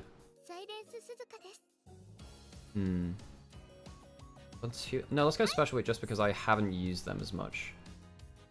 Try and get affinity bonus. That's not bad. Question: that gonna be alright for a title? No, because the spoiler's in the title. You've literally put the spoiler in the title. You can put Trundle Penta in LPL, or but you've literally just said which player gets it, so it would be. Ooh, that's really good. I mean, the question is just. But I guess the question is, Really does Penta mean that it's a one game? No. Yes, but that's fine. But you don't tell. But you are saying which player and therefore which team won. But it doesn't actually mean that Penta wins you the game. No, just don't do it. Just say Trundle Penta within LPL, and that'll be fine. 所以我们要恭喜滔博战队拿下了今天这场比赛的胜利，有请到的是上单选手No, I 369。 don't. 你好，先跟大家打个招呼吧。大家好，我是 was pretty good actually.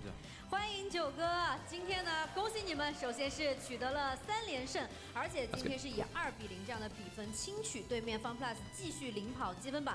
You always, yeah. If you get a friend with Kidsan Black, this card is super broken. What does that card do? It gives you a lot of very good events and some very good skills. This is just the card set I'm running right now. But, I mean, there are plenty of events you can do. This is fine. I need a better speed card, but I just don't have that right now. This one I kind of need. Maybe I get rid of this for another speed. No, do I have another speed one? I don't really. Oh, I got this one. Yeah, that's fine. This is fine. So that means I get 3 speed this way. Perfect. That's fine. Cool. 好好休息一下呀，调整一下呀。养精蓄锐，这也是非常的重要的啊。那想问问，今天其实刚刚有聊到，第一局和第2局都用的是比较肉的英雄，并且第一局拿 MVP。那对于偏前排和偏输出这样子的英雄，在上单位上的话，你自己更喜欢哪种呢？ Oh, sorry, I planned to check my bad. Okay, so we get training. Ooh, 4 on speed is perfect start actually. So you always want to train for friendship at first if you can. I still got half one, so I'm good for now. 2 is good there. I really want this for... If you get Swinging Maestro, you are completely set. So if you get the hints from that character, from... Ramp Up's also very good, actually. Ramp Up is very good. I need some... Hang on a second. I need to... 好，大家也是非常的友好和团结的。 Dance less than what do you get from that? Guts or stamina? We always go stamina. Guts is a useless stat. Why is the LPL during my horse game? That's a great question. This is... You know what? No, we keep going... No, we keep going speed actually. I was wondering whether we go for recreation at that point. But I think this is fine.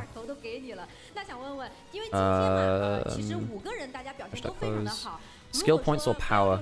I actually think skill points are really good. Because there are a lot of skills which I want on most characters, really. And it helps you get away with not training. I don't want to go Guts, but 3 is really good for friendship. Getting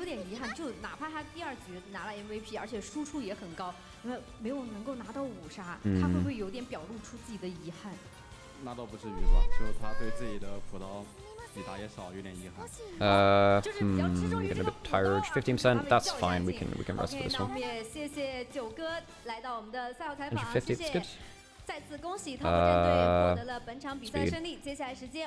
Speed, everyone needs speed. Some people need different combos of power and the other one. Should probably get a little bit of that. Ooh. Again, I really do want to get that up, but... It's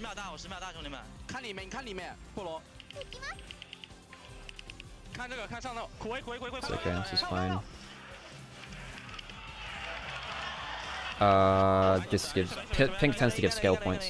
Ooh, practice perfect, perfect, awesome. Practice perfect is awesome. It means that you get less chance of failure on practicing, which is really, really good.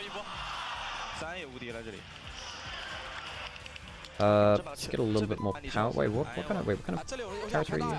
You late surge? Pace chaser? Late and pace, okay, so you do need some power.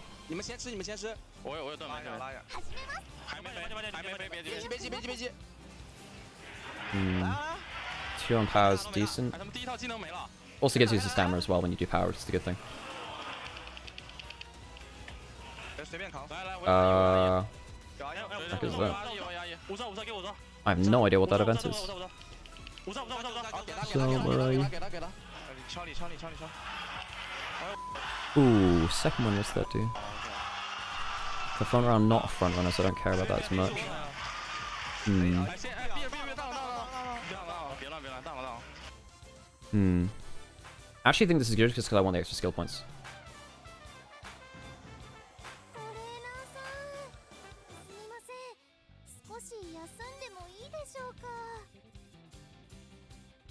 Left 14%. We'll go for the 15%, just because there's 4 on it. Come on, come on, come on. Let's go. Nice. Failing that would have felt really bad. No, we rest now. We rest. And you recover by 7 or 70. Awesome, cool. Because you get either 30, 50, or 70 on your energy regen. 4 on that, perfect. You just want to get maxed early as possible, because that allows you to get like rainbow training, which gives you really good stats up. Trainer's Handbook is, I think that's good, isn't it? Okay, it's 237 skill points is really good for this point. Ramp Up is good. Hydrate is really good too, though. I definitely want Hydrate at some point, but this is fine for now. Because that'll cover the fact that I don't have as much stamina. And you really want Swinging Maestro. Swinging Maestro kind of fixes any kind of game. And we get to our first race. Number 1 favorite. Good in all stats. Let's go. Maybe I should have gone pace. If I go pace, then it means I don't get caught in the packet late. That might have been a mistake. Because if you get clumped in with the other ones, one of the ways you can like do worse in early races before you get enough power is you're gonna get crowded out. Run, little horse girl. Okay, we have... What's the skill that we got again? Ramp Up, right. Ramp Up's pretty easy to activate in this kind of thing. That's a point. If I'd gone pace, I wouldn't have been able to get Ramp Up, I don't think. Go get him, horse girl. This shit is so addictive, by the way. It's very easy to get emotionally invested in the success of your horse girl of choice. So we're faster than everyone else in pace, which is good. We should be winning this, like, no diff, really. But we're playing a late surge, we're playing a late surge comp, so.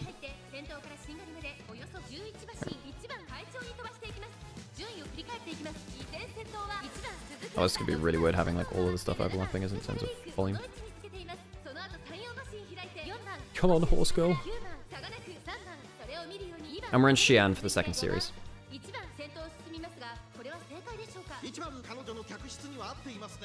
And her ult is when you overtake someone on the last corner, I'm pretty sure. I've learned more about Japanese horse racing in the last 2 weeks than I ever thought I would ever do in my life. Yeah, same, honestly. Okay, so now we get the late surge. Hope we get the ult from this. There we go. Shooting star's really good. And this is the animation, which you want the animations. Oh my god, magical girl transformation. Perfect. Special week. Oh shit, she's actually just caught. I don't know if she has the power to win this now. It's really bad if we lose debut. Okay, we're good. Okay, we're good. Holy crap, though, it got close. I think. Oh, no, no, no. Is she losing it? Oh, shit. We actually lost the debut race. That's fucking awful. Oh, God, we've actually just thrown the fucking campaign. Oh, Jesus. That's really bad. Oh, shit. We should have gone with, I knew we should have gone with pace. Oh, that's so bad. I knew we should have gone with pace. I knew that'd be a problem. Oh, I'm an idiot. It's a pain. That's really not good, actually. I am big stupid. Should have checked that. I just normally assume that pet debut is fine. God, that's really fucking bad. Speed, perfect. 4 on speed. Well, we can make up for it just by doing this stuff.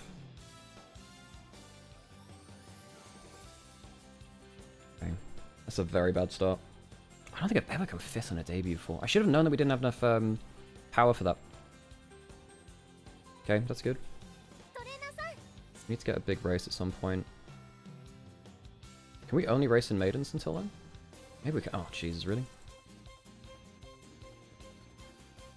So we're gonna have to do another one soon anyway. This is okay. I do want to get some extra training in when it's good training.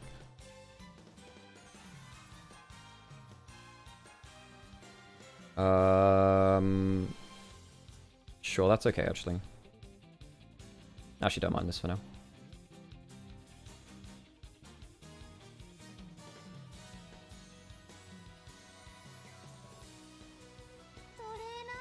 Do we get rainbow training already?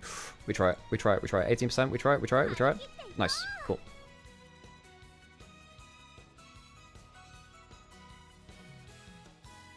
Okay, now we look for a race. Now we look for a race.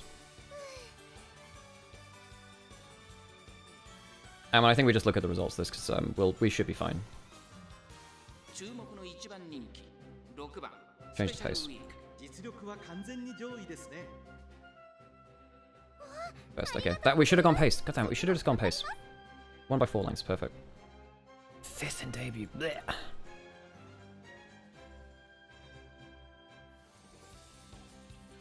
It's fine, extra 500 fans, perfect. Cool.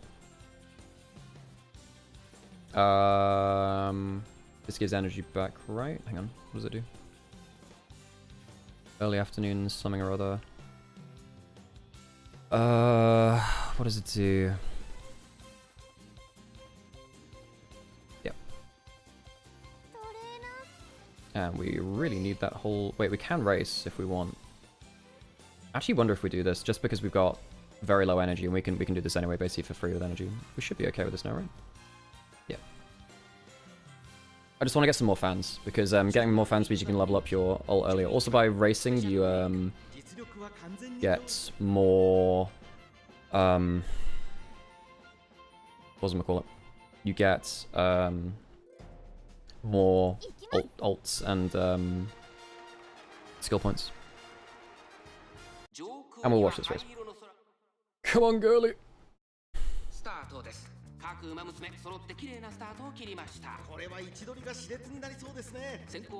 So what we're looking to do is pass someone mid-race and it'll activate ramp up. I don't know if we've got the width for it to always open up, but it's pretty good. And then if we overtake someone on the last corner, which is likely with the styles that we run as, we get our ult, which is a very strong ult. So we're a pace chase. Yeah, we got ramp up, that's good. Most people won't have that many skills at this kind of level of race. They do get their own skills later on, but yeah. Oh, so annoyed about that debut race. That's lost us a lot of pace in this early game.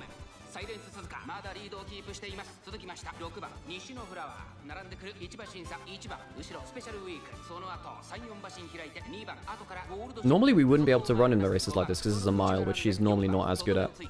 But one of our inspirations, one of the horses we used to inspire them had miles and aptitude, so it worked out pretty well. Yeah, that sounds good. Should be.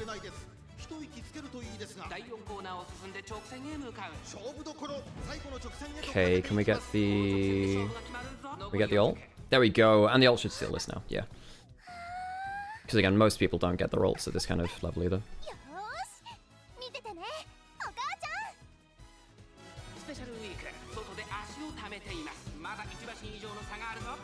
Okay.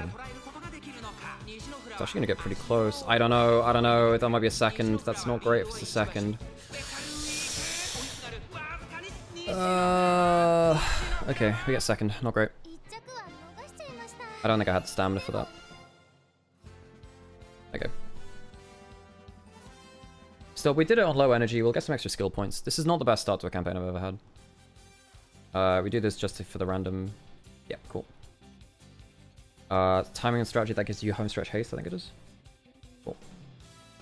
Now we must rest.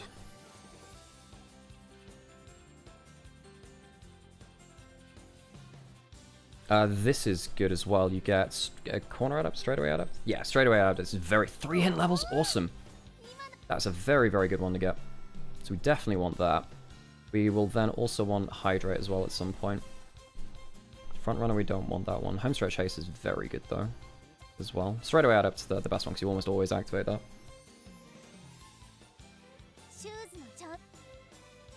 2 on that. I actually think we won a little bit. This gets us to rainbow on one of them. Yeah, that's good. That's fine. This one is the best one, I think. Double head. We're not gonna get that skill, but it's 40% now. We can't justify that.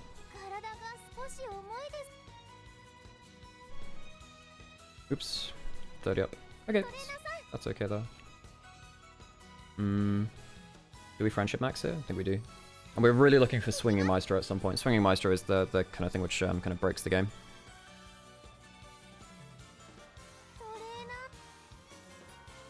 Four on speed. We try it. 12%. It's a little bit harsh, but nice. It's good. We're getting really good stats now.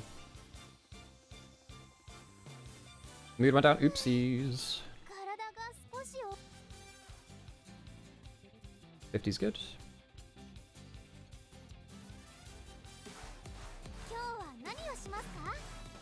Can I... Done this there? Do that. Oh, I didn't unmute the other thing. Rainbow training on speed, pretty good. We're getting a we're getting a lot of good stats at least. Ooh, this is pretty. This gives us 1-up stat. No, this gives energy. This gives us skill points. Skill points are pretty good to go after, I think. 3% failure. We do it.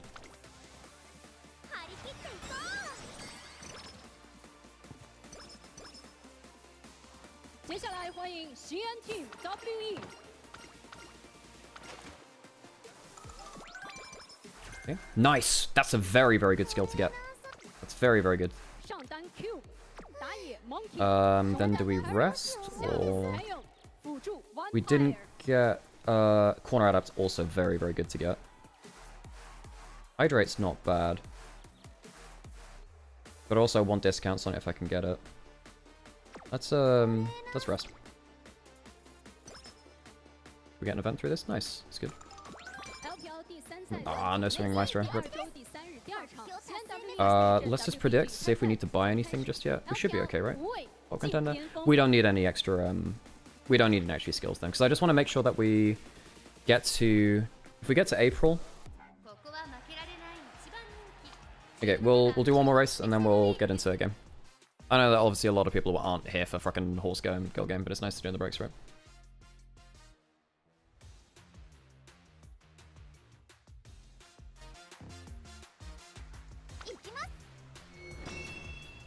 Skip the intros, and I might have to speed it up towards the end if they if it goes long. Okay, so what do we have now? We have Ramp Up, which is pretty good. What else do we have? Actually, I can't remember the other skill we got. Did we get another skill? Did we buy another skill yet?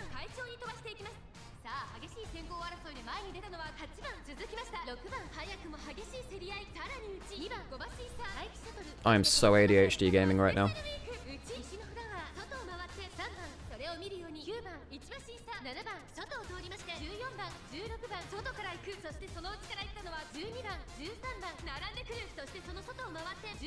Okay, being a pace chaser means we're less likely to get boxed in the pack, which is often how you lose a lot of these races, really. Because often you just have so many stats it doesn't matter.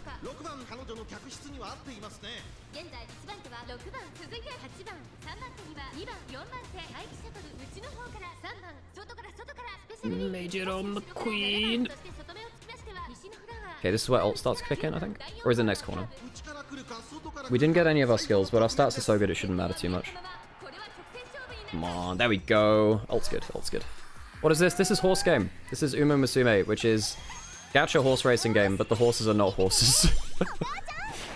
It's, yeah, a lot of people have been playing it recently. I've been playing it. It's surprisingly complicated. Okay, we actually trained a lot more stamina this time, so we should... Ooh, I don't know. Do we have the stats for this? Oh, I don't know. I don't know if we win this one. Ah, shit. We're just not getting... I don't know. We're just not getting the first place. Getting second with fucking everything.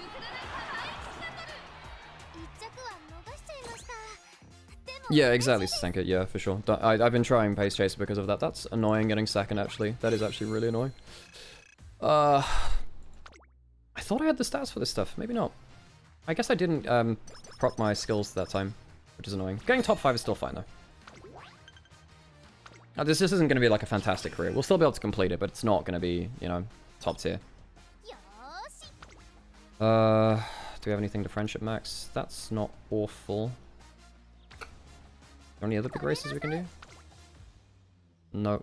Okay, we're going to draft anyway. Perfect. Good time to stop things. Let's get rid of that, and let's get into the draft for our second series of the day, WBG versus Weibo. I know I hadn't talked that much about it, but we can talk about it now. So, Weibo, have Crisp back. Crisp is back on the roster, which is a huge thing. For, it's a huge change. Hung left, has gone over to top esports. Hung playing quite well in that last series, but he was playing awfully for Weibo. You understand why Weibo wanted to part ways with him potentially. Chris coming back to the roster has raised some questions about Light and Chris playing together again. Apparently they didn't want to play together again. And yet, here they are. What's available? Varus let through. Rumble is up too, so you have to split the duo. You can't give Varus and Rumble. Does Breathe just take it? I don't want to give over the Rumble, presumably. Now, Breathe could play the Ambassador into it, which could be okay, but I think you take it pretty obviously, right? Taking a good Varus player, so it's a risk to give it over, but... Question, do we want to restart the TikTok? I know we were debating doing. Try now, yeah. Alright, guys. There's only 4 people watching it. We're going to restart the live because we're starting a new series, so back in a second. Do come join us again. How's pre-roll looking? Oh, did I forget to do pre-roll? Yeah, I did. Oopsies. I gotta run ads now. Pain. I just got lost in horse game. Okay, so Shinzo up as well. I mean, you could go toward... I mean, you need a little bit more lockdown for the Rumble. The Shinzao's not bad, of course. Basically nothing beats Shinzao early, besides... I mean, Trundle can do a little bit, but Shinzao's still fine playing into that. Varus Talia, very, very good anti-melee, very, very good disengaged to a certain extent, but they're not very good against the Equalizer, which could be a bit of an issue. There's a global, which Karis is good with. Karis and W are good at playing with them. Thank you for the follow, I appreciate that. And the NFL on Fox, damn. Didn't realize we had those American soccer fans. Oh yeah, American soccer. Yeah. Because, you know, there's no difference between soccer and football. No. Hand egg, yeah. Third pick for WE. If you get the... Yeah, I mean, Vampire is a good Nautilus player. It's a good big comfort pick. It's good against the Shinzao because you can pop his ult for free with a good enough hook. And there's no one to really tank it up for them right now. Now they can kind of play at that mid-range, look for the Varus ult or the Nautilus hook, and then follow up after that point. So WE, I think they're quite happy with the champions they've got right now. That being said, this is definitely a team which needs to ramp up their drafting again. It was very poor in that last series against IG, who demolished them really in that second game. Definitely was. Weibo, of course, got a very nasty skirmish comp already because Shinzao setting up with a Jin and a Rumble. Wherever the Shinzao goes, the follow-up will be pretty extreme, and Monkey... well, actually, it's not Monkey and Cube, because I was looking at the champions that are on top of those names. I doubt Monkey will be playing Talia. Talia jungle has fallen away a little bit, it has to be said. But there is still some potential threat here. We'll keep our eyes on it in terms of like having the good poke core, good pit core, Nautilus, Talia, Varus. If you do catch out someone, we'll also have a pretty rough time. And I do think that CC chain could potentially be pretty brutal, whereas the AoE team fight also strong for Weibo Gaming. I'm seeing the kind of shape of the team fights and team comps to come. Yeah, Weibo banning away some of the champions which can kind of hold lane versus the Rumble and then scale later into the game. The Ornn, we saw 369 really master that matchup in the last game. And coming into this one, what else have you got that's decent into the Rumble? Choosing not to go towards the top lane matches at that point, actually using the Wukong, which I think makes sense. Again, Wukong, really nice kind of counter-engage, does decently versus the Shinzao in mid-game, if not early game. Leona banned away from Chris as well as the Alistar. What does he go towards now? Do you have to go towards something like the Braum? Doesn't feel great into Varus and the Talia.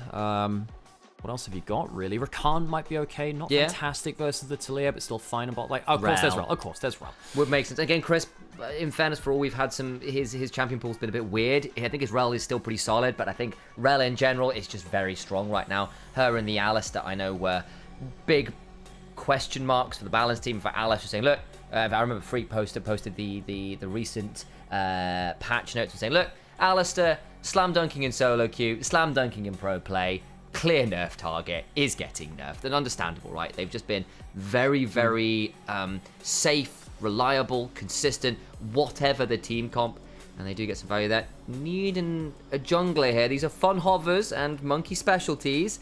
I'm never again seeing him on things like the Zed and Graves. He actually was one of our first Zed I don't mind appropriators here in the LPL. I think Zed Viego are fine for me, honestly. Okay. Viego comes through. You have enough first pick that if Weibo miss position, let's be honest, they will do, you can get that reset. That's basically a free objective fight one.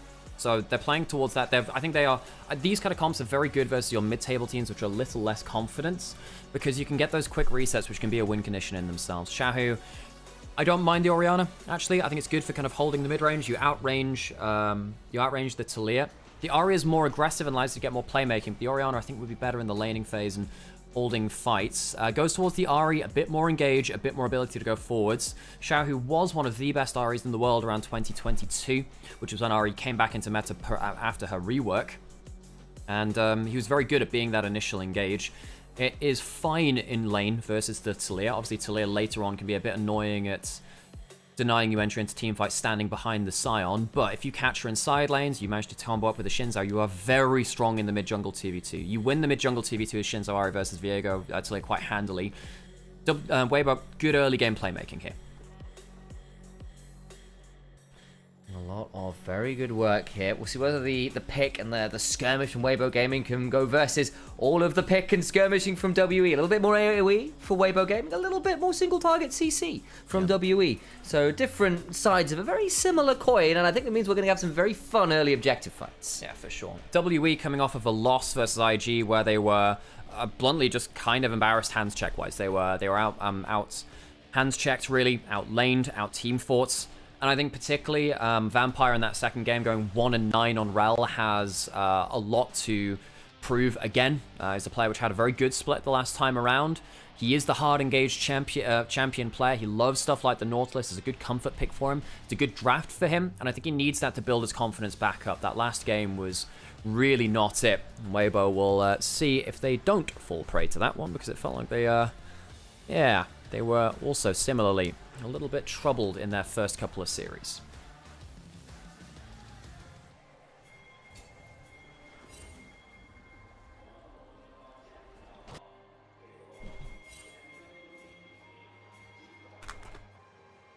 Hello, one and all. Welcome to the Rift. Let's listen into those crowds, shall we?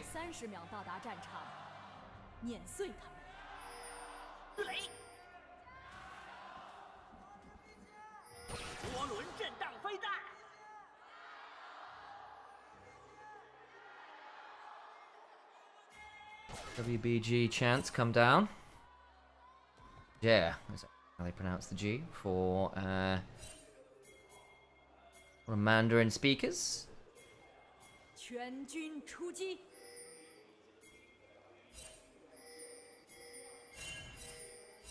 And for those of you, this is a fun fact to throw out there. For those of you wondering why the skybox is unique here, it's because each arena has their own skybox when it kind of zooms out and does that look up into the sky over Summoner's Rift. And the reason why it's got camels and ancient buildings in the sky is because Xi'an used to be known as Chang'an, and it was the start of the Silk Road. Yeah, so WE's home arena is in the city that used to trade with the world, one of the very largest and most important trade points in the whole of human history it is.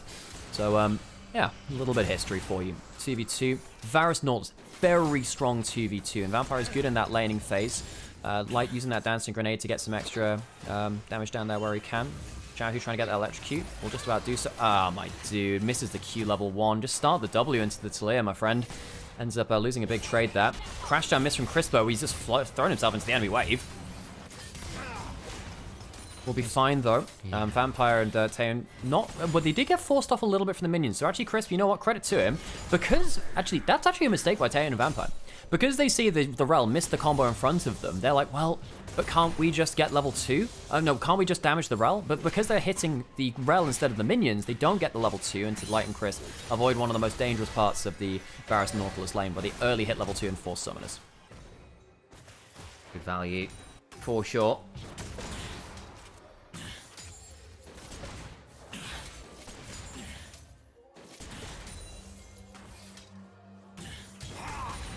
Too much more happening here. The Jin Rel getting shoved into a Varus. Not always easy. Again, Taeyun. We had this conversation already. We might have done while I was busy doing social media-y things. Obviously, very, very good on the Varus. That and the Ezreal are two of his more comfortable picks. And Varus right now in general, probably the S tier AD carry, really. Every other AD carry is compared to him. Like how Chris just broke the shield there as Vampire used it, and then Vampire got the fourth shot onto him. Not much, but it's nice to get that extra little bit of poke. Level 3 now hits. What we saw in the last couple of games, and this is a very common thing in 2v2s, is trying to get the bounce back to get, if you can't get the level 2 to level 1 all in, sometimes you get the level 3 to level 2 if you miss that first one by getting that bounce back. Fight potentially over the bottom scuttle as it comes through. This is why the bot lane really matters. Level 4 to level 4, double buffs on either side. Monkey doesn't have the E for the extra stats rather. Monkey getting engaged onto. Flash over the wall. Spectral moves towards that wall to get in range for the flash, but it's going to be forced to blow that early. Retreat now down towards the other side, but I think Tien should just go to smite and run away. Vampire misses the hook, and now gets rooted in place, but Tien, smooth move to escape there. So bot lane of Taeyun and Vampire, because they didn't get that first level 2, and they didn't really get the bounce back level 3 either, cannot roam into bot side jungle. So Light and Crisp overperforming and outplaying a little bit in the early lane, but it has a big consequence there. It gives Tien an easy first scuttle on that bot side of the map. Monkey will be slow to get his now. Tien will get his first back of the game, and he'll get himself Longsword and Ruby Crystal, which is quite a common first back, and he'll be back out on the map a little bit quicker than the Viego. Of course, at least Vampire didn't end up hooking towards the wall, which He's could have done been that. bad. That is a bit of a Vampire classic where he just randomly hooks into death. Who was the one who did that recently? Was it Ming when he was back in playing a year or so ago, just hooked into a wall and died? No, it was Vampire. Yeah, Vampire did that well. too. Yeah, he flashed and hooked a wall, missing it, and he died that way. We did see one at first end, I think it was. I think Mako did that at first end as well. But yeah, Cube teleporting over to the other side of the map now to catch that wave. Hasn't got his own recall in just yet, but not going to be pressured out. Jin going to be a little bit late on the recall, but he's fine. Weibo, again, looking for a confidence-building game. This is a team which has a bunch of players with high aspirations. They've been on top-tier teams in the LPL before. Weibo's been a top-tier team in the LPL before, but not really this year. No, they brought in Tien. Tarzan was outgoing after their semi-finals exits. Teleport down now from the Rumble to catch the wave on the other side of the map, both teleport top lane is doing the same thing. But yeah, Weibo trying to make sure they can stay at least near the top of the pile. WE, on the other hand, haven't been a top team since 2021. Last split, they got top 4, which is incredible for them. Both IG and W, some of the oldest teams and fan bases within the LPL, both having a resurgence. And it feels like good news on that front, of course. Finally, BB. I knew you were going to say that. It's like it was like the rat joke for a while ago. Oh man, I feel upset for Jin there. Managed to get the dancing grenade that just put everything on 1 HP, didn't kill them all. That's always the worst as Jin. And if you get the first kill, it does the damage, does more damage on the second bounce, and it would have been fine. Exactly. Arrow hits onto Light. This is going to be the on-hit Varus. Don't think we mentioned that just yet. It's the lethal tempo, so it'll be more damage towards tanky targets and a bit more extended DPS if people are in low range. Not necessarily the same amount of poke, which I think would have been quite valuable here. I kind of agree. I mean, I'll have a few people diving for his head, namely the Xin Zhao and the Rel, and often I find it's either that you've got so many short-range melee characters that you want to get a load of autos off, or there's too many people jumping on your head that you sometimes just want to stand and deliver, and I'm not convinced of either especially. Takes a bit of work sometimes. Grub's not up just yet. Scuttle spawning on top side and Monkey's coming over towards it. They do have bot lane with Prio, but Rel's roamed first, actually. Is that gonna help? No, I don't think so. Rel could have gotten into River, was spotted there. Will be a scuttle over to the side of the Viego. Monkey gets an extra camp, which is nice. You know, the Viego getting some extra resources really does help. Tien gonna be sent packing there. Level 6 for Monkey early too, which is important. No smite for Monkey. If Tien gets this, he'll also get his level 6. Wait to see how this one goes. Down to 900. There's no smite on Viego. This isn't going to be a fight. He'll get that now. Doesn't get the level 6 though, importantly, actually. I thought he would get it off that. Close. He is a minion off, actually. Yeah, which is why that top scuttle was so important. If I think the person who got that got the level 6 first. You can see that Vampire really trying to back up Monkey and get him ahead of the game. By not getting that first scuttle crab, it meant that their game plan is a little bit derailed. Not too much, but it would have been a lot easier if they had done better in that 2v2, which normally, you know, TES and Vampire have been pretty good at, but this time, I think Light and Crisp getting a little bit better of them. In fact, to the point where it's a 15 CS lead for a Jhin over a Varus, especially against a Varus Nautilus. You expect them to be winning lanes, so this is not a great game so far from TES and Vampire in that level. It's edging towards 20 CS, actually, which is really alarming. Not what you want to see at an 8-minute mark, for sure. Some very suboptimal results there so far. Grub's just started, but Monkey's coming over with Vampire and Taeyun. Taeyun with the level 6. Things can be forgiven here with a good fight. Yeah, Talia can get a wall on a good angle here. Ari's roaming up now. First thing comes in, Hook comes in. Crescent Guard down, Chains of Corruption also there, but it means actually they flash out now of that seismic shove. Taeyun's got a good angle. What about Xiaohu on the side? Can't really find all that much. I think as soon as the Jhin W misses, the fight is over from Weibo. It will be 3 grubs to Team WE, but again, they had a very good setup. They'll feel a little unfortunate that they don't get any kills from that, but getting 3 grubs is definitely a win in itself. I really like Taeyun's positioning there. Managed to land the Chains of Corruption and then go round the wall to just start free firing from across it. Tien good value out of the Crescent Guard, but did have to flash that seismic shove, so down that additional summoner and really get all that much there for the contest. Don't blame them for looking, but couldn't quite avoid the necessary CC there. Nice hook there from Vampire to kick things off, and then, as we noted in draft, the CC chain is a little dangerous from WE. However, you know, WE would typically expect to get a couple of kills out of these plays. They've just been a little imprecise. I think Weibo have been playing quite well on at least the disengage side of things. However, Weibo are still being put into difficult scenarios. I think W are setting up the plays much better than Weibo right now, but Weibo are just mechanically hands-checking them a little bit more.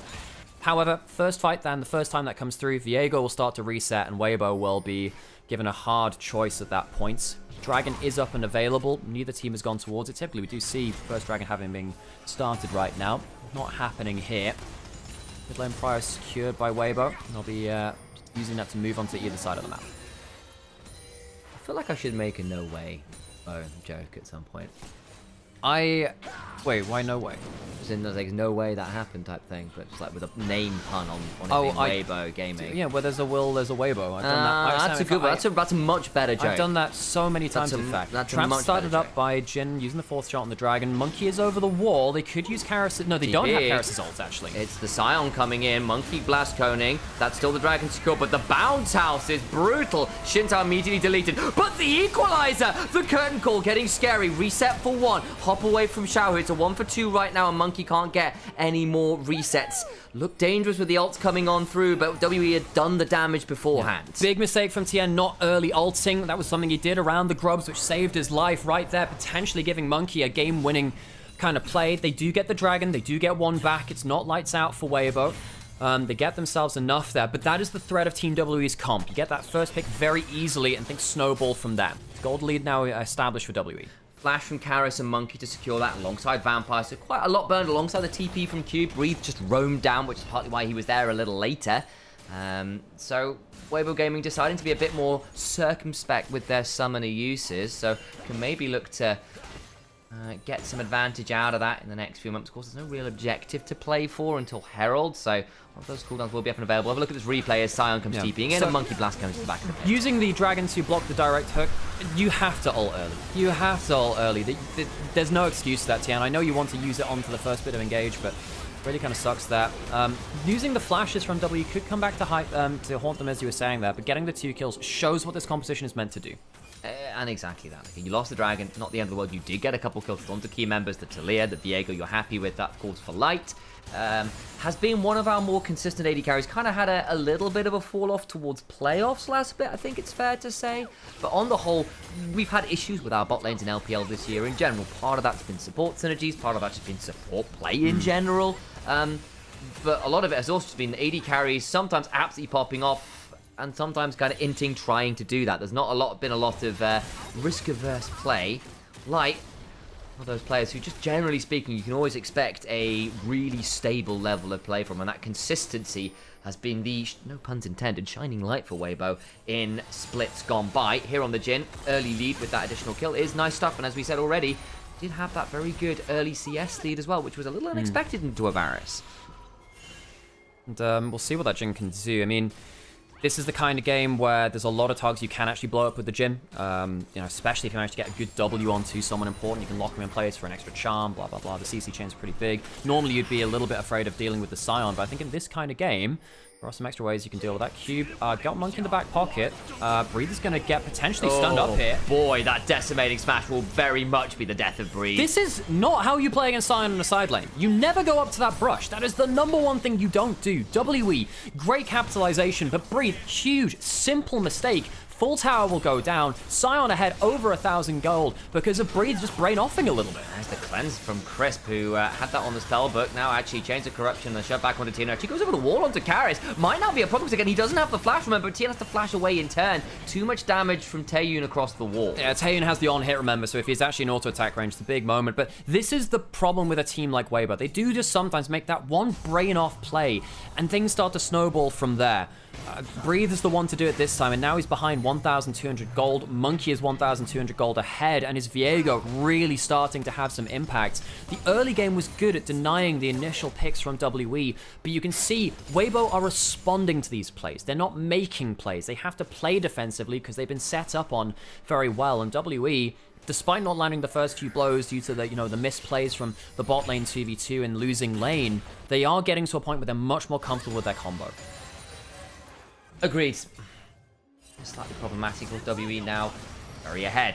1,000 gold for the Viego, who wants to be resetting off all of the CC. But frontline Giga ahead, and we've not really got a very good anti-tank squad. Rumble will be fine, in fairness. Leandri's builder, all of that jazz. But individually, he's down 1,000 gold, which isn't helping that. And then you've got an Ahri and a Jin as your two other carries. And a Shinzo, I suppose, well, who'll probably go something like a Black Cleaver, which might help a bit. But even so, no easy feat then to bring this Scion down in good order. Tien hit with the hook, overcomes the Weaver's Wall, goes charging into the backside. Seismic Shove goes wide, then was Taeyun in a dangerous position. Has to flash away. Monkey now coming on over. Cube's also walked up. Curtain calls did come on down. Cube. Also, Crisp going forward onto Cube, trying to get some value. But again, this Scion is so damn tanky. Xiao, who speeds himself up with the Foxfire. Tien trying to heal up off the wall. Great charm. The charm comes on forward. Cube goes down. That's a big shutdown. Tien split off. Has got Crescent Guard here. Vampire also low. He's in a really weird spot. Oh, Vampire! A Vampire hooks the wall! The Vampire Classic comes through. Hooks the wall into death. And Taeyun goes down. WE, for a team that's meant to be popping off right here, that's a huge mistake. Oh, hang on, Heartbreaker doesn't quite get the reset on Monkey. I feel so bad. He'd done all the hard work in a losing situation. Weibo hands diff WE, and this is the kind of fight which they should really be expecting to win. Bad mistake there by Vampire, not catching out Tien. Horrible moment from him on an iconic champion on the Nautilus. Vampire haters eating good. Say that. Let it go. Sam, every time this goddamn team plays on the stream, I've got people calling Vampire. They go, wow, watch this guy Vampire. I've seen him do 1,000,000 of these plays and you never talk about them, huh? I'll do it for you. I'll do it for you. Weibo, great. Okay, pantomime aside, WE, these are the kind of fights which they should really be winning. Yes. But they cannot get that first pick this time. Tien, much better fight this time. Does get hooked. Doesn't have the Crescent Guard, but the CC chain is not quite there. Manages to dash out onto Taeyun and get some healing down from his passive before Karis can follow up. And the fight gets really, really weirdly split. Tien realizes he can actually start healing off of his passive, get onto the wolves, and the follow-up is just not there. Vampire's too low to initiate that kind of play. Tien starts healing with his jungle item, his passive onto the wolves, waiting for his Crescent Guard cooldown, and somehow outplays this, and Vampire had there was no reason for him to do this. This is such a bad mistake. It really throws parts of the game. Tien now in danger. 2 seconds on the Crescent Guard. Has it now! Could look to turn it around. Knock away with that one. Gets the kill on Monkey. Backline though. Crisp is somehow way too deep, but it's keeping two people busy. Makes things interesting. Kill goes down. Deadly Flourish lands. Curtains called. Vampire in danger. It's the body block from the zombie. Good work, though. Xiao looking for the charm. Will get the cleanse out, but he's hit by the Chains of Corruption. Shoved back by that Seismic Shove and goes a little too deep as a result. Ends up being, what, 2 for 2? Yes. Chris dies as well. But another big mistake from the jungle support of WE. Vampire very nearly going down. Lucky to be saved by the rest of his team. Tien can go around the back now. He's healed off the jungle. Oh my god, this is a great angle. This flash on Karis, not on Taeyun. And he's just put down the Unraveled Earth. Misses the wind, becomes lightning though. So can't go any further forwards. Well, Charity. Oh! Can't dodge that one though. And there's the Audacious Charge back at another kill. as Breathe comes across from the river. Dragons up, and they just lost their jungle and their AD carry. Sorry, AD carry in mid lane. Wind becomes lightning. Monkey needs to ult away. Deadly Flourish forces the backstep, and Monkey's dead again. WE are outplaying themselves. Their hands are just not as slick as Weibo in this game one, as TN, a couple of duff moments, but largely outplaying the whole team of WE. And you can see how flustered WE are. They had a great split last time around, reaching top 4 for the first time in such a long time, but we were worried that maybe the pressure could get to them. I think it is a little bit here. They're not as precise as they were last split. They're really not. Now they're down 1,500 gold. They've lost another dragon. This Jhin is 404. Enemy health bars not found. Is Collector rapid fire, wanting to make sure the picks and the safety are through. And I get it this game, right? You've got so many people be looking to pick you down. You can't afford to go Infinity Edge straight away. But let's have a look at this one again. So TN clearing up vision. Vampire jumps him. And sometimes the obvious hook is actually a mistake. Trying to jump onto the Shins out here is a mistake. This is a problem with Vampire occasionally, where he'll just see the target and knows he can hit the skill shot. It's not the right play to make. There's too much follow-up. Your damage is not in range, and all you've ended up really doing is giving your team an opening to lose that fight. Tian has flash, has ult. Vampire another hook there, but again, not fantastic. Cube trying to find an angle on in. Tian may well be forced to Crescent Guard. Does. The Equalizer splits people off. Taeyun in danger as Xiaohu looks for them. Madness Storm from Crisp. Damage coming on for Xiao. Still got an ult to work with. They lose the rel, but again, it's bought time. Damage back, though, as they lose their top and mid. 1 for 1. Tien secured the Herald and backs out. Ends up being 2 for 1 as Breathe dies, but the Herald does go to Weibo. They'll be happy with that. Monkey not able to, again, get that game-winning play with the resets. Tien, his Crescent Guard has been so crucial. Every fight has basically been determined by how long Tien can stay alive. Right there, he does a decent job. 3 grabs to W will get them this top turret. They already have themselves the feats of strength. And with those couple of kills, again, they're not too far behind in gold. Xiaohu couldn't quite secure the kill on Taeyun. He backed away, and then Crisp has kind of been the sacrificial rel a little bit this game in that last play in the jungle. Basically spent a solid 5 seconds keeping Karis and Taeyun away from the rest of the fight, which was massive. Otherwise, you have to feel that one of Tien or maybe Xiaohu would have gone down there, but this time around, looking pretty risky. Jhin, 504. Yeah. Has the fire cannon build, which normally I don't like, but when you're this fed, I think you're so far ahead of the curve, it matters a lot less. He'll be closer towards something like a Lord Dominus Regards or an Infinity Edge towards the next few big fights of the game. Also, Xiaohu, I really appreciate how he's been playing for the utility beyond that first fight. No Dragon up just yet, and Weibo, for once, will back off. I do also feel like rapid fire this game just keeps you a little out bit of safer. arm's reach of Seismic Shove, Chains of Corruption, Dredge Line, all these things which make things very risky to step forward. WWE starting up the Atacon. WBG not really in position for this right now. They do have their ultimates coming back up. They have a lot of flashes as well to work with. Not that Shinzo one, which is important. Chris just pops the Ghost, looking to get on in. Oh, double on this. Oh, Maggie's talking to the backline. Look at Xiao on the other side. Blows up Taeyun and lost his flash in the last play. Vampire dead. Monkey dead. WE, you guessed it, dead! WE with their bot lane ultimates. Taeyun and Vampire shake hands and say, let's miss our ultimates together. The hook and the Chains of Corruption going wide really start the fight off well for Weibo. The flash in from Crisp, utterly sublime as WE miss their crucial fight-starting engage. Over towards the mid-tier 2 we go. Weibo Gaming looking to shove on forwards. 2,500 gold ahead. Very, very strong. Make that 3.5. Sorry, I can't do maths.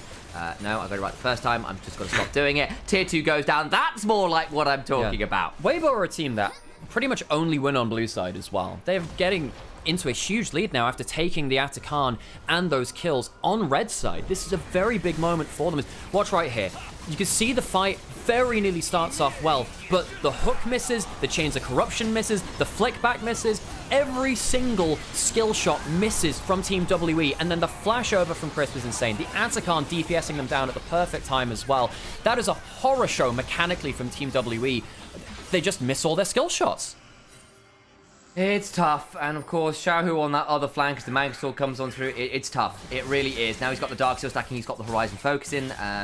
Do you still think Malignant's Horizon Focus is the correct 2-item build on Ahri after some of the changes? If you're playing this kind of game where you're meant to be supplementary engage and you're not hitting tanks, then yes, it is. Horizon Focus is a very cost-efficient item right now. Go towards Deathcap third if you can, and then you start to pick up a lot of value because the Horizon Focus gives you 115 AP. It's 2,800 gold, 115 AP, and 25 haste. The passive is just vision now. It's not the increased damage, but it's so crazy. He's got the Dark Seal in inventory anyway. If he goes towards the Deathcap, he's going to get a ton of extra AP, and this poor Varus and poor Talia will not be able to withstand that kind of damage. TN's also now starting to really accelerate. He's the second richest player in the game. Dragon spawning in 20 seconds. W looking for that first pick into a fight again. Mechanically, they have been very poor this game at starting the fight. That must change. They can work their way back into a fight with the Viego resets, but Weibo have been hands-diffing them so far. We've at least got second items now. There's no third items completed for Weibo Gaming, so at least in terms of combat power, a little more even than it might otherwise be. Dragon down to half, hook lands, but it's only really onto the rel, shoved back, in danger now for the Chains of Corruption, gets to lock it down, by some time on Chris, goes down, Xiaohu over the back line, trying to get a pick off, can't quite do it, Spectrum Wall goes wide, Equalizer splits the team as they have to walk across the red carpet to escape. Curtains now called, needing to run away towards that bot lane, and the bullets just go wide. The CC chain lands onto Chris this time. That's how they're meant to play the fights. Last couple of times, they've just missed all their skill shots. This time, better for them. They stop the soul points, get themselves a kill. That's nice. There was no flash for Chris to get that mega engage again this time. And WE, again, another reminder that their composition is very strong if they hit their stuff. To do that, looking in the inventory of this Varus, well, looks like it'll be a Wit's End third with that Negatron cloak in there. I think when you're into a Rumble and a... are we? That's the way around. It is, yeah, I can see the value in that one for sure. A little bit of time now until our next bit of action. Atakan's already gone down, Baron's in a minute. I don't think it's a game realistically. We're going to see huge contest around Baron straight away unless someone full sends it. Weibo will be getting towards their third item soon, and that's where things get really scary. Infinity Edge for that Jhin will be catastrophic for WE to deal with. Deathcap potentially for Xiaohu, similar story. Tian maybe going towards a GA. If you hit the GA, that's also a big problem for WE. Makes that first pick even harder to do. So WE, they'll still be walking around the map. I will say one thing that's been missing from their gameplay, which typically was a strong point of theirs last split, was that global usage. The Taliyah's not really been able to pull that wall as effectively. Quite hard to dive into the enemy team, and they can immediately click the Shin's out E onto you and Ahri ult to follow up after it. But Karis, I expect more from him on a champion that's been better for him. Observe Light's inventory. Observe the big yellow sword. Oh, God. Yep, Infinity Edge is very, very difficult now. And one of the big problems for Taeyun is he can never walk anywhere close to the Jhin, ever. If he's out of position, a W hits onto him 2 levels down for now. Light is going to be in such a big position. Keep angling maybe for an ult across mid lane if an ult were to hit onto Light. Force Cleanse, Flash, something like that. Crisp playing a little bit with fire there, using that little pixel of the wall to keep himself safe from a potential hook. Well enough there. Of course, you've got to be a bit aware. Lollipops are a thing with Nautilus. Sometimes you think you're safe around the corner when you're very much not. It's nice there, actually. Proccing the Horizon Focus to give vision onto Monkey, which is niche useful when poking over walls like that. Cube still doesn't take that much damage. It's not like Jhin is going to be killing the Scion that quickly. You leave that to, weirdly, the Rumble and the Ahri, actually, because they be shredding down with the Bloodletters. Tien can help with that too. Black Cleaver, bit of armor from that Steel Sigil. Keeping camp in this top side, fighting over that vision. They're winning the vision battle right now. Bit more Vampire hit. With that, Wind becomes Lightning. Deadly Flourish goes wide, but it is Weibo just looking to see whether they catch someone out. Monkey, Vision, Xiaohu, and Monkey in a bit of a stalemate there. Wonder if it's a mind game. I wonder how much each other know about that. They don't see Monkey right now. He's been here for a while. Hang on, Xiaohu's just got in danger. He's picked up on the side. Disrespect as Monkey helps ult him down to size. Cube goes forward. It's onto the Jhin. Cleanses. Flashes away. Staying alive. Crescent God from Tien buying time, but Chris needs to back on now. Tien's in danger. Flashes on out, but hit by the Spectral Maw. Cannot heal up enough, and WE find 2. A huge in by Xiao, who went way too close to that Fog of War, and Monkey knew where he was the whole time. Monkey looking for the reset. We'll go into Jhin. Oh, flash audacious charge caught under the turret. but can look for another. My goat from the LDL comes on up and will surely die, but takes 2 with him. Gets 2 kills. It will mean that WE will find it harder to go towards the Baron. There will be Ari up in a few seconds. WE might have found the fight to get them back into the game off of a horrific misplay from Xiaohu. WE's reset comp comes to play, and I think the Baron, well, there could be a teleport in from Ari. This is still not game over yet. Teleporting from Ari could potentially make this an interesting conversation. No, going bot lane instead. Wonder if that's a mistake, actually. I think that actually Breathe and Xiaohu could have potentially stopped them from doing this. You get those waves shoved. It's a minute until Dragon, so they're going to try and make sure that means the Baron gets less value and they can just spend this next 30 seconds safe around the objective. Xiaohu just goes way too close to this Fog of War. Had flash, had ult, goes into hook, just ult straight into the Nautilus. Yeah. Xiaohu, that's unforgivable. That is unforgivable. Just ult straight at the Nautilus. He was going to get hooked regardless, and he was in range of something like a Varus ultimate. Very bad play. Had the flash too. Could have stood just back around that wall. That is exactly the kind of play which Weibo is sadly known for from time to time. Yeah, we were wondering how much knowledge was there. The observer was showing as Monkey just using the Shinzao body, flash, audacious charge, tries to steal the Jin body, but gets interrupted by Monkey before that can happen. Does end up dying, but the damage still done. Claiming an additional set. Really good stuff from the jungle there. Dragon up in 10 seconds. Weibo a little bit behind in gold now, actually. It's Varus who's picked up the gold lead, presumably from shutdowns. Monkey, weirdly, not actually in a gold lead, despite getting that double kill at the end of that last play. Baron buff being available for WE means that it's hard to contest from Weibo, and it really feels like they've thrown away a golden opportunity. Xiaohu in particular must be just head in hands after that one. It was very poor play from him. He's close to his death cap though. Third item will be very powerful for him too when he finally completes that. Weibo trying to split the map and stop the Baron buff from being too deadly. Top lane turret taken by Breathe. They give up that second Dragon. Monkey, a nominal 200 gold ahead at this point, gets himself that GA, and again, considering he was down like 1,300 gold, you'll take that swing. Yeah. Now the problem is, you don't have the armor pen on Jin yet to deal with the Scion. And, you know, actually Jin can kill tanks nowadays. He absolutely can do, but he needs like 4 items to do so. And he's not at that point. He's fallen behind in gold. Again, just off of a huge misplay from Xiaohu. And the rest of the fight going the wrong way from Weibo. Trying to catch out Cube now. Doesn't have flash. Needs to be a bit wary here. Does eat some damage. Again, you've got Bloodletter's Curse. You've got Black Cleaver. Lots of ways to shred armor for the rest of the team there. Xiaohu using the true damage of the Q to clear through Baron creeps fairly effectively. Still, WE power play puts them into the lead. Weibo no longer able to play with such impunity. Crisp going around the flank with the Hex Gates, but the fight starts already. TN Crescent Guard buys some time, shoved back into the rest of the team, now in danger. Equalizer comes across the whole squad. Crisp looking for the angle, onto Taeyun, onto Karis. Xiao hits the charm. No follow-up damage though as yet. The final curtain call's beginning to fly, but they just don't have enough in the tank at the moment. Monkey gonna force the flash out of Xiao. Another reset coming on forwards, but now we call the base. Needs to get the reset. GA still active. Finally falls, but not before the GA can proc. Another GA comes down. Monkey hides bodies. WE slaughter the fight. Weibo ints in the mid lane, and it throws a 1 game to Team WE. A game of throws, but WE pick it up better. The resets coming through. 7, 5, and 7. The Viego doing work. It's gorgeous stuff from WE at the end of it all. Well recovered, well played. And we go to a game 2 with Weibo Gaming, questioning how the hell they threw it all away. WE getting a bit of a freebie there. Weibo, we thought they'd finally get their win on red side. A rare seen phenomena from them. They can't get it done. Huge misplay from Xiaohu, undoing what was actually a game of a lot of good work, denying that first pick on the whole from Team WE. And Weibo now 1-0 down in the series. WE breathing a sigh of relief in front of their home crowd. Oh man, I mean, we see some of the flaws in WE still where they overplay, thinking they've got more space to make a play than they do. And sometimes we just see the fact that when they do, in fact, have enough space and they have made the right assumption, the plays look quite good. Xiaohu, one awful flank that cost them so much, and Taeyun gets a load of gold, Monkey gets a load of gold, and suddenly the burst that was ahead of curve was right back behind it, and they couldn't kill anyone anymore. No, that is just an unforgivable misplay from Xiaohu. That's just a... There are a few things you don't do against Nautilus. Dashing right into his hook is one of those things. Mince immediately blowing up. That was I'm flabbergasted. That Very rarely do you see a play so poor that it loses you an entire game, but that's exactly what just happened. I mean, it was like, it's Lee syndrome. It's Ari. It's one of the reasons Nautilus is very good versus Ari on the whole. Ari Roy Jenkins. If you trade Charm for Hook, you typically lose that trade as the Ari because he procs Aftershock and or just manages to get you in range for the ult, stuff like that. The follow-up is so crucial, and yeah, huge misplay by him.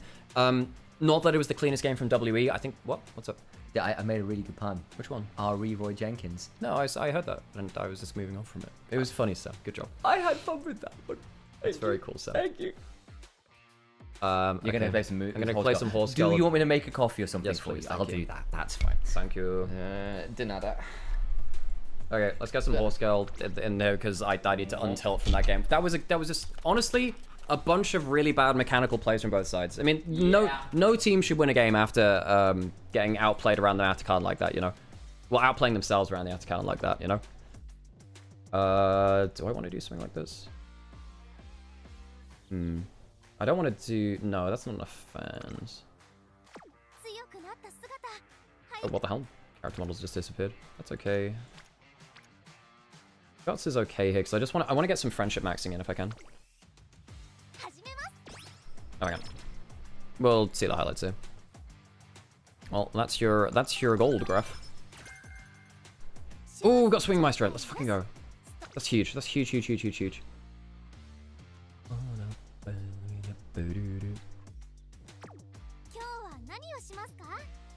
Genji are dragging actually. That's good enough. Good stuff.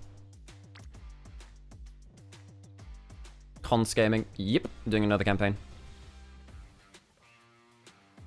Oh, that was such a game of throws. That is, yeah. Is Genji just destroying actually? Well, oh, Zeus was inting a bit. Nice. Friendship. Yeah, friendship maxing is just you know, getting the extra, the extra stats, you know? Ooh, 4 on power is really, really good. And that gets a lot of people up to the next level too.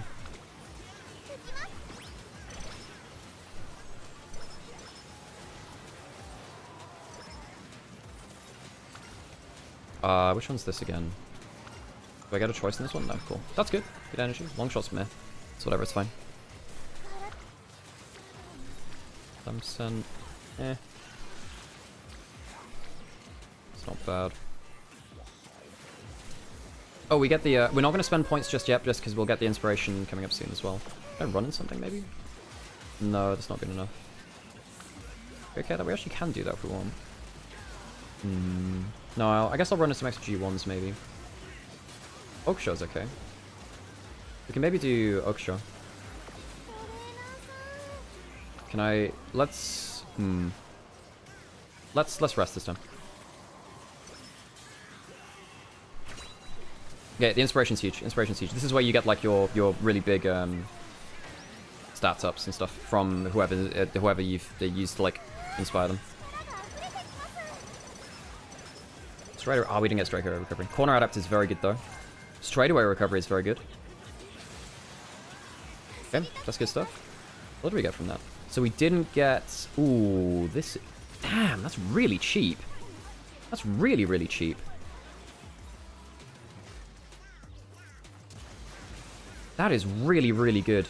Actually, that's just worth getting straight up, I think. Because normally it's like 300 odd. Normally I go for Swinging Maestro really quickly, but I think that's worth it, just in itself. Can do that. What's our chances? Do we have Oakshaw on this one? Ooh, what will we do here? Do we try and do the G1? Screw it, I think we try and do the G1. We might lose this, but I reckon we can do this. I reckon we can do this. Wit is not fantastic. Stamina is not fantastic, but it is a mile one, so that's fine. Okay. This one might be a loss, but if we can win it, it's really huge. Gives you a ton of fans for that.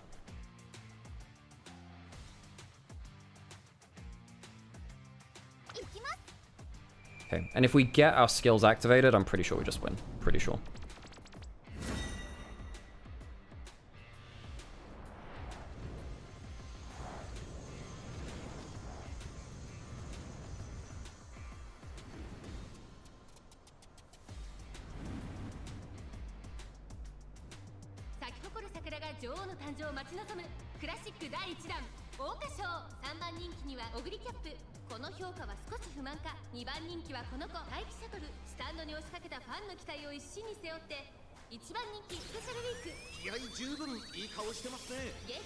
Was it? Monkey gets it? Yeah.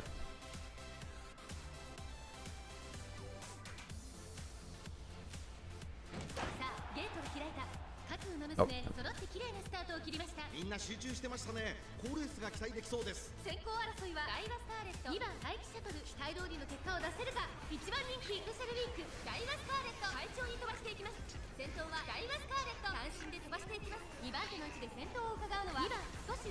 We need to get our... Thanks to the follow. Really need to get our skills activated. Fourth is pretty good though for pace change to chaser.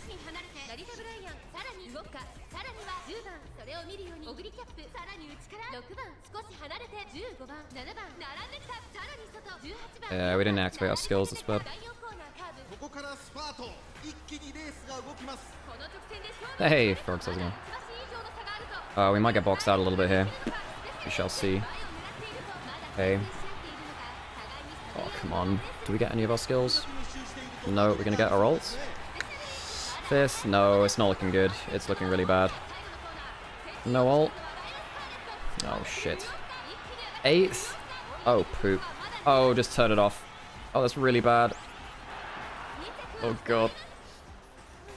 The hell is this game? Have you not seen it? Wow, finishing dead last? That sucks. Wow, that really sucks. That's probably gonna give like a mood down and shit too. That's fucking awful.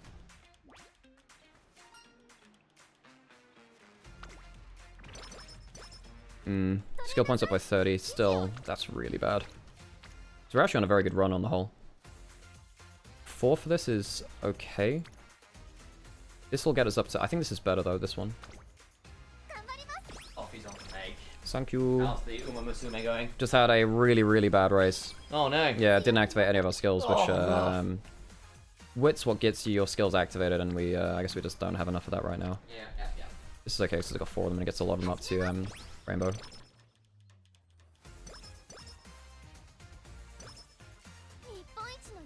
So it was partly the stamina. It was actually mostly power there, I think, Sasenka. I really should have gone for corner recovery instead, shouldn't I? This is a medium. Oh, I don't know. Special, yeah, that's like a proper, that's a glue performance, sadly. And I didn't get any of my skills activated, which sucks.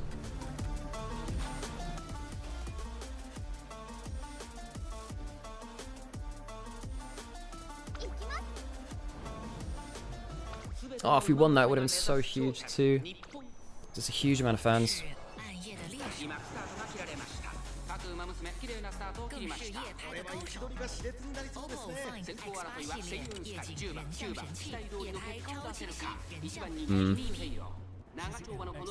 So what do we have? We have Professor of Curvature, right? I should have gone for Swing Maestro. Even though it was so cheap, I could have got that at any point. I greeded for that. That was a bad mistake. I should have gone for the Endurance one. We didn't activate it again here either. Shit.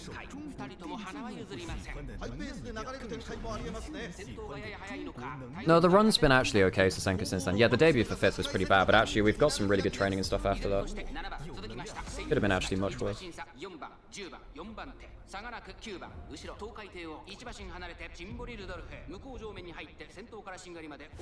I don't know, this looks pretty bad too. It's a shame. Why is everyone playing this game? Because it's fun, Valkyrian. Oddly addictive. Decent skill curve. Weirdly, very well made. This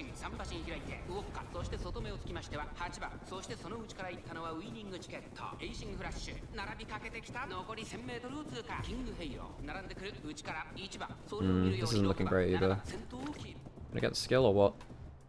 Oh, maybe this is just a done run. Okay, got ults at least.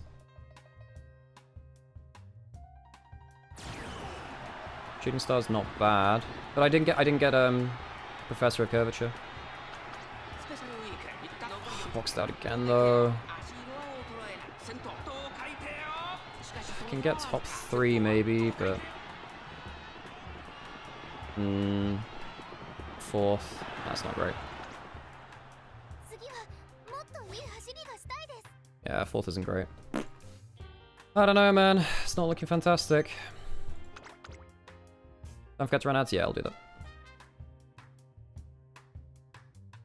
Very good point. I forgot to do that. Oh, this felt like such a good run too for a while. Despite the day, we actually recovered very well from the really crap debut. This run's not even. I mean, okay, so we've got that 2 turns. Okay, so we have a good width. That's fine. No, we don't. So we'll rest because summer camp's coming up.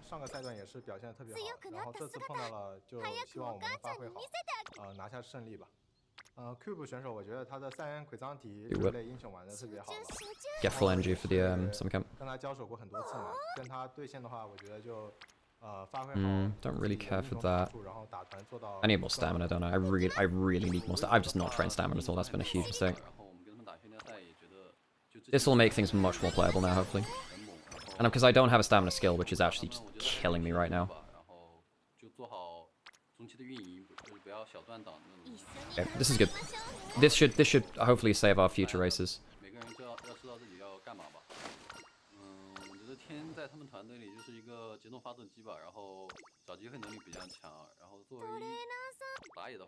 Can we do this? That's good. What's good? Nice. Okay, that's really good training though. We get a lot of stuff. Because basically summer camp means you get like max training, even on stuff that you've not like practiced training before. That's pretty good. You've been playing Marvel Mystic Mountain? I don't even know what that is. Can we run in a race today? Is there a G1? Nope. Is there one tomorrow? Nope. Let's rest them. Not bad.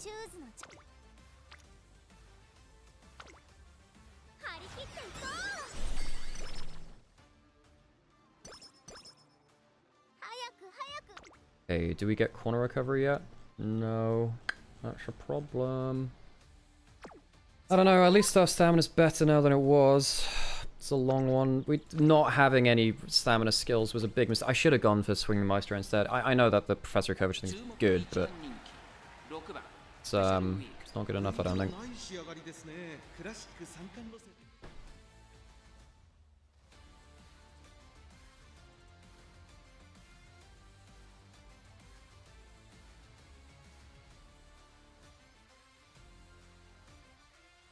Okay, let's see if we do any better in this one.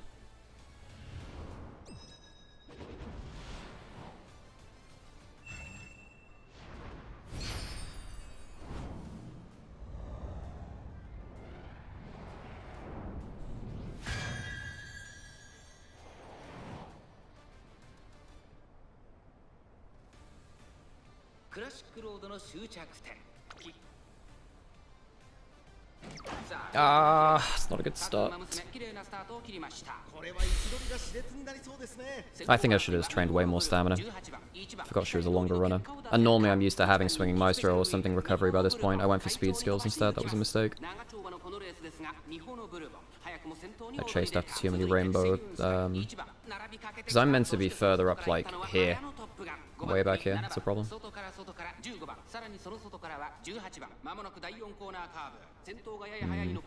And we didn't get our skill again.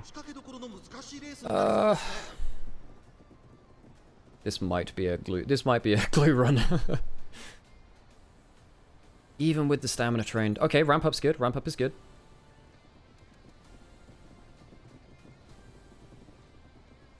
Curve on the last corner. Come on. There we go. That's better. That's better. We can actually win with that now, I think. If we get ult, it's fine now, I think.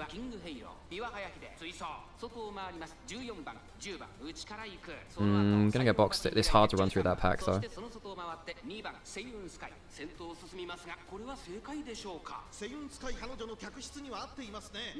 I'm sorry. I won't call it that. I won't call it that. I won't call it glue run.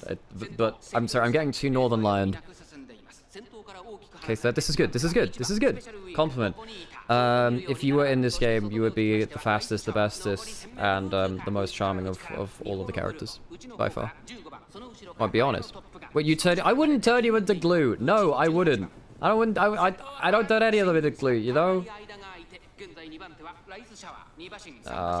She's running out of stamina again. Even with all this, I needed a stamina skill. I needed a stamina skill. Ah, well. Nah, it's done. Okay. We might have to do a new run. I actually just think it's not worth continue this one. I'll try a different one in the future. That wasn't guts, that was a problem. I lost too many big races, that's my bad. Oopsies. Okay, that was a bad career, my bad. I apologize to the bishop.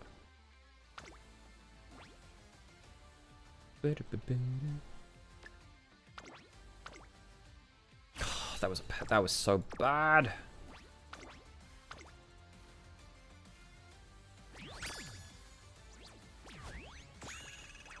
Yeah, it's just literally just out of my characters running. Mississippi is a wit game. Yeah, I know. I completely fucked up the early game in this one. That was my bad. I had a decent run though before.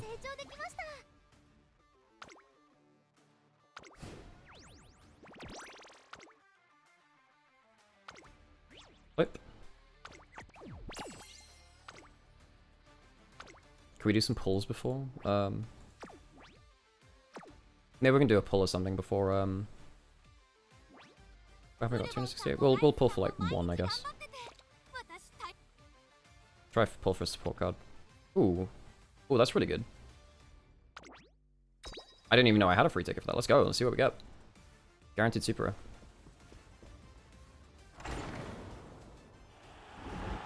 Gotcha time. Now, do I want something new or do I... Have I rolled them before? No, I haven't. Come a show.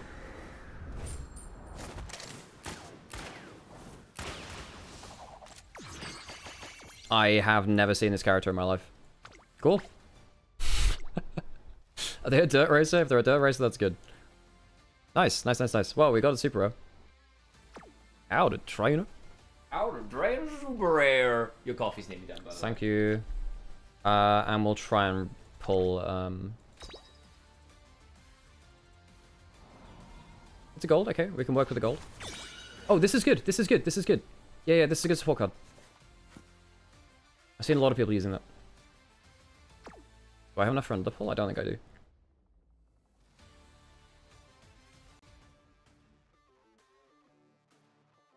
This genre sucks.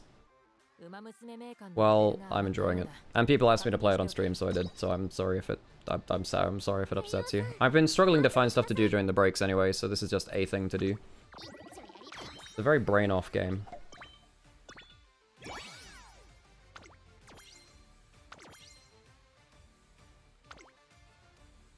You go. Thank you. It is, yeah. Nice. We're running out of coffee actually, which is yes, we are. Deadly.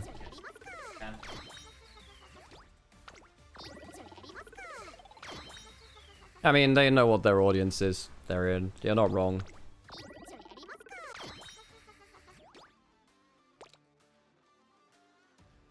Maybe we do a run with that new super rare then next time. We could do another special week 1. I did kind of mess that up. That was completely my bad. What's that thing? They're dirt. Okay, we definitely go for this one then, because we need another dirt runner. They're a dirt sprinter. That's perfect. Cool. We can definitely do that. And we don't have any borrowed legacies really to use, do we? Not bad. Okay. We'll do that at another point. Anyway. Well, away from horse game, into magic wizard game. And back into the LPL. Annie banned away, so now Annie Wukong Pantheon is available. Pantheon's been basically permaban, folks. You never get Pantheon through. Yeah, I started playing about 2-3 days ago. It's not too bad if you... Yeah, you can run decent campaigns even if you... Because you can add anyone, you can follow anyone. They don't have to add you back, but you can kind of borrow their best kind of support cards and stuff like that, which gives you a bit of a head start. So you just follow someone with like a level 50 Kitsan Black, which gives you a lot of stats. It gives you a lot of good stuff in events. Or something like Super Creek, which gives you Swinging Maestro, which is the best skill in the game. Trundle banned away from Monkey. What are your power picks? Still have stuff like Rise available. Oriana.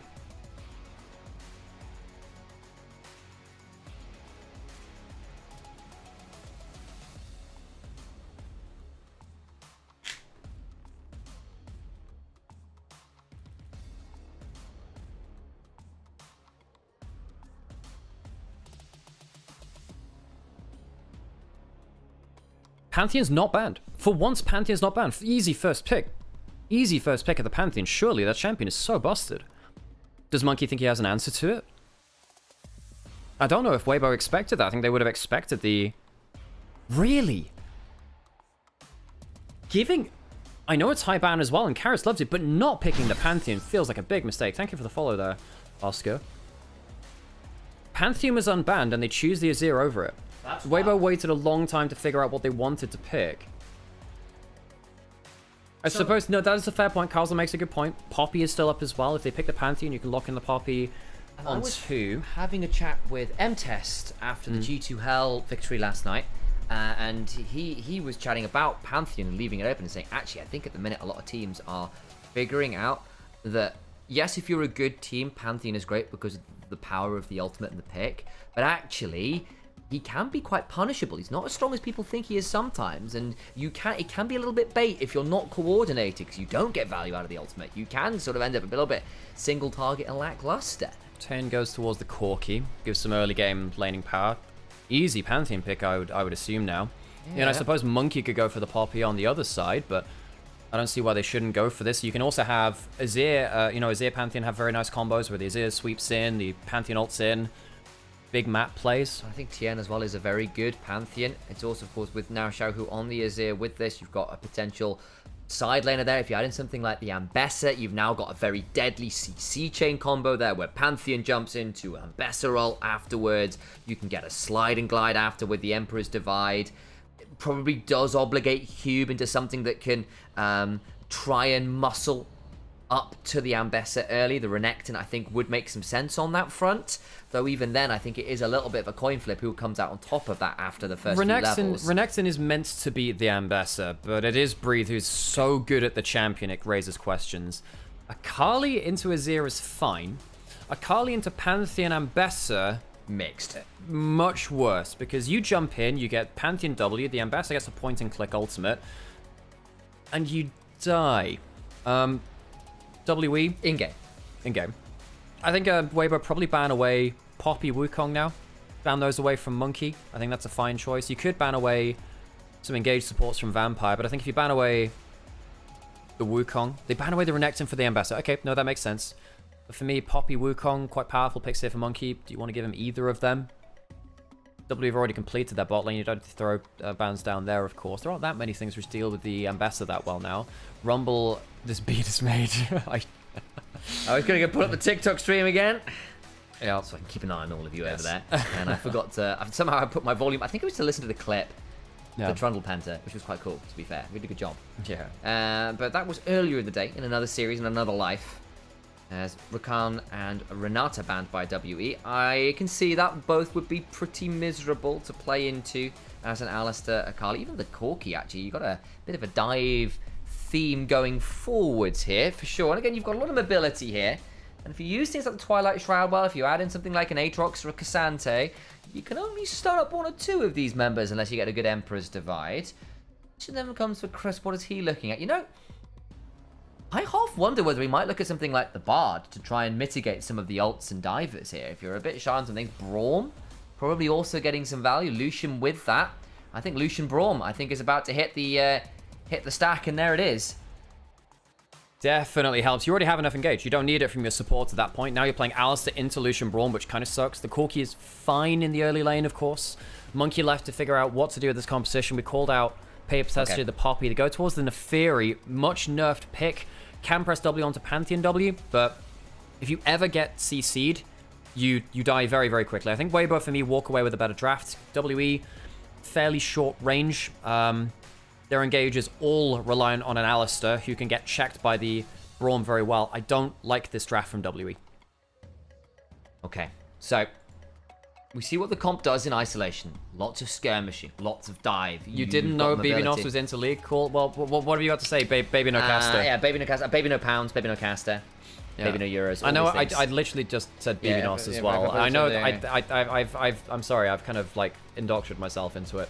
Yeah. Whatever. Okay, let's get ourselves into game. I think Weibo get away with a more confident draft myself personally. I think that WE need to rely on an overpawns from a Vampire.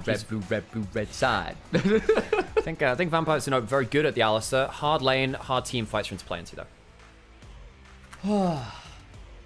Baby no RP. Oh boo, boo. If you know, that's really That's funny. Fabulous.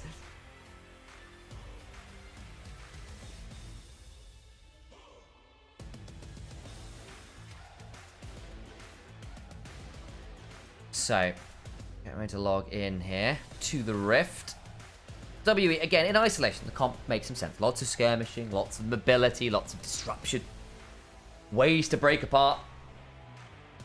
Solid front line. If you get fed enough, there's enough agents of chaos here and threats.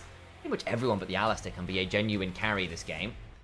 Do a lot of work with that. The problem is you're playing this comp into champions that can make your day very difficult. Crowds have got an opportunity to yell first up.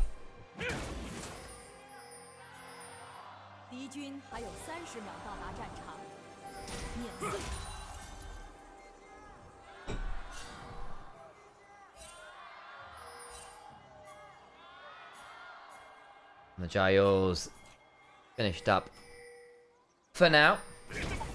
Can WE finish up the secure? There's our statistical forecast for the game. Weibo Gaming with a little bit of a mid-game spike. WE with a bit of a mid-game spike. Maybe about 1%, and then it flips back towards Weibo Gaming. So slight edges one way or the other. I mean, the late game is somewhat of the Azir factor, but I mean, late into the game, I think Aatrox can do a hell of a lot of damage. Early game, really need to see WE's lanes do well. Need to see that Q can play the Aatrox well into Breed's Ambessa, who is arguably our best Ambessa in the league. TM starting on Raptors will be seen doing so. Karis puts down that wall. They'll have knowledge of jungle start. Weibo will have the same technically by process elimination by having wards on any Raptors and seeing that Monkey is not starting there. And they'll have some information about that sooner rather than later. Fight for the early levels starts in this bot lane now. Where is the... Oh, that's a really good Q. That headbutt away, very necessary from Vampire. But the problem is he's now hit by that passive. Won't lead to as much danger, but dangerous statement there. And what it is, it's also... think of the amount of time auto-attacking minions that's now been lost by WE. Another good Q through the wave by Light. Trying to save that double tap for a passive. Can't quite do so. Good Q accuracy. Very good Q accuracy from Crisp. And the level 2 is won by Light and Crisp. Expectedly so. Q really good. Level 1 there onto Breathe, who is going to be forced back off the wave. Breathe needs to stay in range just for the XP. Doesn't want to lose the XP. Can lose everything else, but not that. Does get to the level 2. Good start from Cube. That another Q hit. That's 100% hit rate, I think, from the Qs, besides maybe the first one from Crisp. Didn't quite see that. Great play from him. And WE's bot lane, last game, lost 2v2 quite hard. They lost they lost the level 2 rush. Didn't manage to get the level 3 rush. Were 20 CS down in a winning lane matchup as Varus, Nautilus versus the Jhin Rel. This game, we'll see if they can do any better in a harder lane. Tien's at half HP here. Monkey's still full. This could get a bit dicey if Tien misuses his ability. He's going to spot out Tien here. No idea what's going on. Wait for it. Wait for a call of the pack. Using that to summon all of his dogs. Misses the Dark in Daggers 1 and 2. Still gets some autos down. That's into the dog flying. Breathe now coming on over. Has got the ward in the bush and sees Breathe coming on down. Can't quite get enough work done. Has delayed his own clear for a fair amount here. Really well played by Tien. Will smite away, seeing Monkey coming over the wall. But the W is such a long cooldown early. Can't do that much about it. Monkey seeing that Cube was winning. Just wants to go for another big play. Has his W coming up in a couple of seconds, but did manage to get the Dark and Daggers that time. Well, got a smite does Monkey. That means this blue buff likely going to have to go over, especially with Cube roaming on Don. I think we got a fight in the jungle here. Tien doesn't have his passive up. He doesn't know he's on vision, I suppose. They could stop the recall here, technically, and Cube might go for that. The Cube, flash away from the combo. Stays alive, looking to get some more. Now the shield comes up to prevent any more turnaround. Vampire and Taeyun both avoid getting hit with all of those concussive blows and avoid having to do a head injury assessment. I think Light's actually okay giving up the flash for the trade. The HP means an awful lot in this lane, and Vampire, yes, decent combo on target. Light flashing back kind of wins the lane again for Light and Chris. They've been playing well in the 2v2 so far. Blue buff secured. Monkey comes towards the bot lane. Still hasn't touched his red side quadrant, by the way. He's going to try and double scuttle here instead, and then I think he'll probably reset and look to clear from there. Great early game from Monkey. Didn't quite get the trade onto Tien in the jungle, around topside, around the Grom, but he has managed to take away a bunch of farm now. Big win for Monkey on the Neferi. It has been nerfed. Monkey just came off an MVP, great game in game 1. If he can get a leg over Tien, it's a big win for WE. I think probably what he's going to do here is he'll do Raptors, Krugs, then Red to give as much time on the Red as possible back, get the buy-in, and look to clear and get involved on the bot side. Keep continuing to have a good game in this top side. Raptors going to come through from Breathe. Tanks up the auto attack in return with the repudiation, so he gets the heal and the damage down for not much else in return. Breathe doing as best he can in that situation. Q's back away from the wave. Cube, this time does actually manage to land the, taking the tower shot though. And the wave's been frozen. Breathe has actually managed to somehow work his way out of this early lane, which wasn't working very well for him. Cube will have to teleport back first. Breathe can set up the wave how he wants to. 2 cookies for Breathe as well. Cube had used one of his already. Just pushed the wave though. So now Cube manages to win the extra mind game. Yeah, nicely done. Sticks in there for long enough, of course. Needs to hold on some of these Qs. And again, Aatrox a lot less scary when his Q's on cooldown. And actually, early on, it is quite a long cooldown. Again, you get 3 charges, and that's all very lovely. But the moment that goes, your wave clear, your damage gets significantly less dangerous than it might have done otherwise. Tien on that roam top is going to force Cube to finally take that reset. Now it's got level 6. We'll be able to come back in with a tunnel. I'm feeling a little bit happier about life. You're getting the level 6. Yeah, Breathe needs to get away from that wave now. He also hits the level 6 though, which means he's safe. He can recall on basically the same amount of farm. Rest again, good Q accuracy. 10 CS lead in the bot lane. Corki, Alistar, not the strongest at early levels, and the Braum often does bully around the Alistar. Good to see that Weibo are doing well with that matchup in mind for them. Getting to the point where we're going to get our first skirmishes. Level 6, not too far off from junglers. That'll be happening in the next clear of camps. Grub's up in 2 minutes. Again, another Q. Chris hasn't missed one of these. He's so good at that. The poke becomes quite reasonable in the early levels because the base damage from Braum is so high. Too much is, of course, WE still in an okay spot here. And again, Monkey getting this opportunity to start the dragon. There was a reset through from Tien, who's got the call field. So this could still theoretically be a contest. Especially with the Braum early game. Tien on the Pantheon gets the stun, gets the triple auto attack afterwards. Passive onto Vampire there, which again is actually quite scary. Dragon's going to start going down. He'll be back up a cooldown from timing now. Over they come. Xiaohu and Karis looking to get involved. 1200 HP. Tien doesn't want to flash in there, I think, and so it's looking like Dragon will still be WE's. A little bit of a look in might delay WE getting to lane here, and the wave does crash, so Taeyun's going to lose a few more CS here. So they've given up bot lane priority for the dragon. They get the dragon, but Taeyun is now in a really difficult spot. Yeah, he is. Lucian's in a good position right now, and Lucian's got a great draft to play around. I think that there's not many things which can stop his culling. Only really the Alistar on a good angle can stop that. Sometimes Aatrox if he gets a really good flank. So I think Light's eyes on him for the first fights of the game. He's been given a good platform, good CS up. See if he can capitalize. Carl's with a question about whether Breathe should have gone for the fleet because he's just not going to get a grass proc. Shield Bash is too good to give. That's true. I mean, you can get it from secondary, but having the biscuits and having inspiration secondary is really nice. I see that. Yeah. I see that, and therefore you've said, well, at that point, I just have to do grasp and pray I get at least no proc here or not. Yeah, no, the Aatrox has been bullying about in the early game, but I don't think it's to the point where he's lost early lane so hard that the game plan falls apart. I don't think that's the case, and grasp tends to be better the longer the game goes on, so you stack it up more, and the more HP you get, it means more damage. Call an ambulance, but not for Breathe. Xiaohu, a bit quiet in this early lane so far. Because he's breathing, right? He doesn't need an ambulance. You know, if you weren't breathing, then you would. Sam, there are many reasons you can have an ambulance while you're it's only if you don't breathe. You know, if you have heart palpitations or something, you should probably also call an ambulance. That's a kind of unexplained chest pain. That's part of the pulmonary system. Grubs of spawn. Let's see whether it gives a heart attack to either of these teams. Monkey has that level 6. Shield blocks at some of that. Taking a good angle. Potentially got a really good angle here. So just gonna have to flash and go away. Monkey. Ooh, he's gonna be fine. Hound's Pursuit will be okay because he can still press the W, but gets flash, gets heal. I mean, Chris is completely happy with that. Vampire's wasted a big cooldown for himself now. Monkey doesn't have his ultimate. For him repositioning in a fight, I think WE just massively misplayed that.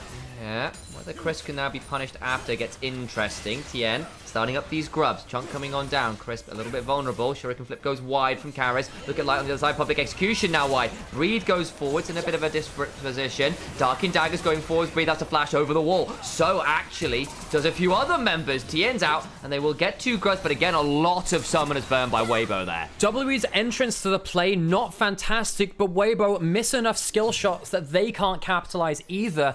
And we are reminded of what happened last game with both teams misplaying crucial moments of that game. Neither of these teams are fully confident right now. Both of them have a lot of ramping up to do, a lot of confidence to build. And Weibo missing out on those players and giving up that last grub. I suppose it's a little bit awkward. They do get the 2 grubs though, so they do get largely what they came for. Keep your eye on Breed's ult here, because I think if it's not onto a stun target, and there's a couple that can do it, the Pantheon W in particular, dodge, dip, duck, dive, and dodge away from that ultimate. Neferi's whole kit, the W, the E, big deals. Corky's got the Valkyrie, Akali's got the E and the R, Alistair can just say sure. Light down here is doing an interesting thing, by the way. To freeze, you need a 4 minion advantage for the enemy waves. So if they have 4 minions than you, then the wave will actually freeze, and if you just last hit, it will basically stay at that point in the lane. You just clips that wave to bring it down to those 4 minions. They can keep it there now and force WE into a bit of a crap spot where one person in that lane has to overextend. They'll have to move people around that lane and lose farm on it. And if you build up the wave, you can obviously end up crashing and moving as well. So good there from Light to recognize that and start to build up again a little bit more CS. 20 CS lead drop down to about a 10-1. You can recoup that again by removing it from Karis instead. Neferi will be there in about 30 seconds. Can't really afford to drop her own camps here, especially considering Monkey's going to have to be a serious carrier. Yeah, they're slow pushing it out now. Tien on the bot side of the map. How's that ultimate? Misses the cannon. Lights. That's not great. Come on. That kind of gold does actually go a long way. Harris trying to clip the wave as it comes into tower. As you were saying, there is the Neferi behind that turret. Yeah, gets most of it down. Early Shroud is important. Neferi gets a hold of her Gromp. Got Dragon in 50 seconds. Do we want to see a reset here for buys? Where's going to stick her? Oh my god, Monkey. That was a bit bold to blast cone over into the Dying Blind River. Hex Flash can look to go for something more. Karis down a flank angle. Double knock-up. Weibo in danger. The culling comes on down, but to what end? Tien low, but will not quite fall until just now. That's the reset. Where's the Hound's Pursuit Part 2? Do they want to jump onto Light? No, they don't, but they're happy with the 2 kills. That Hex Flash was game-changing. Tien presses his E in the wrong direction, obviously caught out by that. And a big problem with this is I think Weibo pushed that bot wave too early. They couldn't end up getting that wave crashing as they went for the bot side play. Karis had cleared the wave already and could respond to the bot side play. If there was a huge wave under turret, much harder to do so. Watch this, Karis can drop off of that wave and come to the play. Monkey goes over the wall, obviously not expecting them in bot river. And I think Weibo at that point just get a little bit too excited. You don't have Azir at the play just yet, and your wave is not into turret, so it's not like Karis will be forced to move away from that either. Bad macro from Weibo and a great punishment by WE. Yeah, and Vampire, that's a great Hex Flash. There's no doubt about it. Gets the double headbutt there, and the pulverized value should get them Dragon here as well. Worth noting, of course, Tien does have the Grand Starfall, so could theoretically go and join, but has decided to go for camps instead, kind of aware that the setup's just not there. No, Monkey's doing really well, given how difficult I think the draft is to play, how nerfed the Fury has been as well. WE, significant advantage. Having the Dragons and the slight gold lead as well is a great moment of power for them. First item onto Monkey has been is really big for his champion too. And Weibo, for a team I thought had a very good start in both of these games, it's quite disappointing to see them not be able to capitalize with quite simple things. You know, again, the wave crush happening on the wrong wave, I think, was a bit of an issue. Okay. He's got the Valkyrie, just a quick tap away. There was no culling to follow up on that. If there was, I think that would have actually been kill threat. Monkey in the deep in the enemy jungle. If they overstay, maybe. Yeah, Vampire's going to make his will unbreakable. Double pulverize, flash away. Monkey can eviscerate over the wall. Is he going to need to? Using the cinders for the move speed instead. Xiaohu's now coming. Dark and daggers. He's stuck around. I think he's going to be more alright than I was afraid he would be as Karis gets to roam up and contest. But now, Light taking an opportunity to throw the culling down. Taeyun low but not down, but now WE taking the opportunity to look for a bit more. Red buff being fought over. There's a WE moving better around this side of the map. Vampire does blow his flash and his ult. Yes, but he has Spellbook. He can get himself an extra...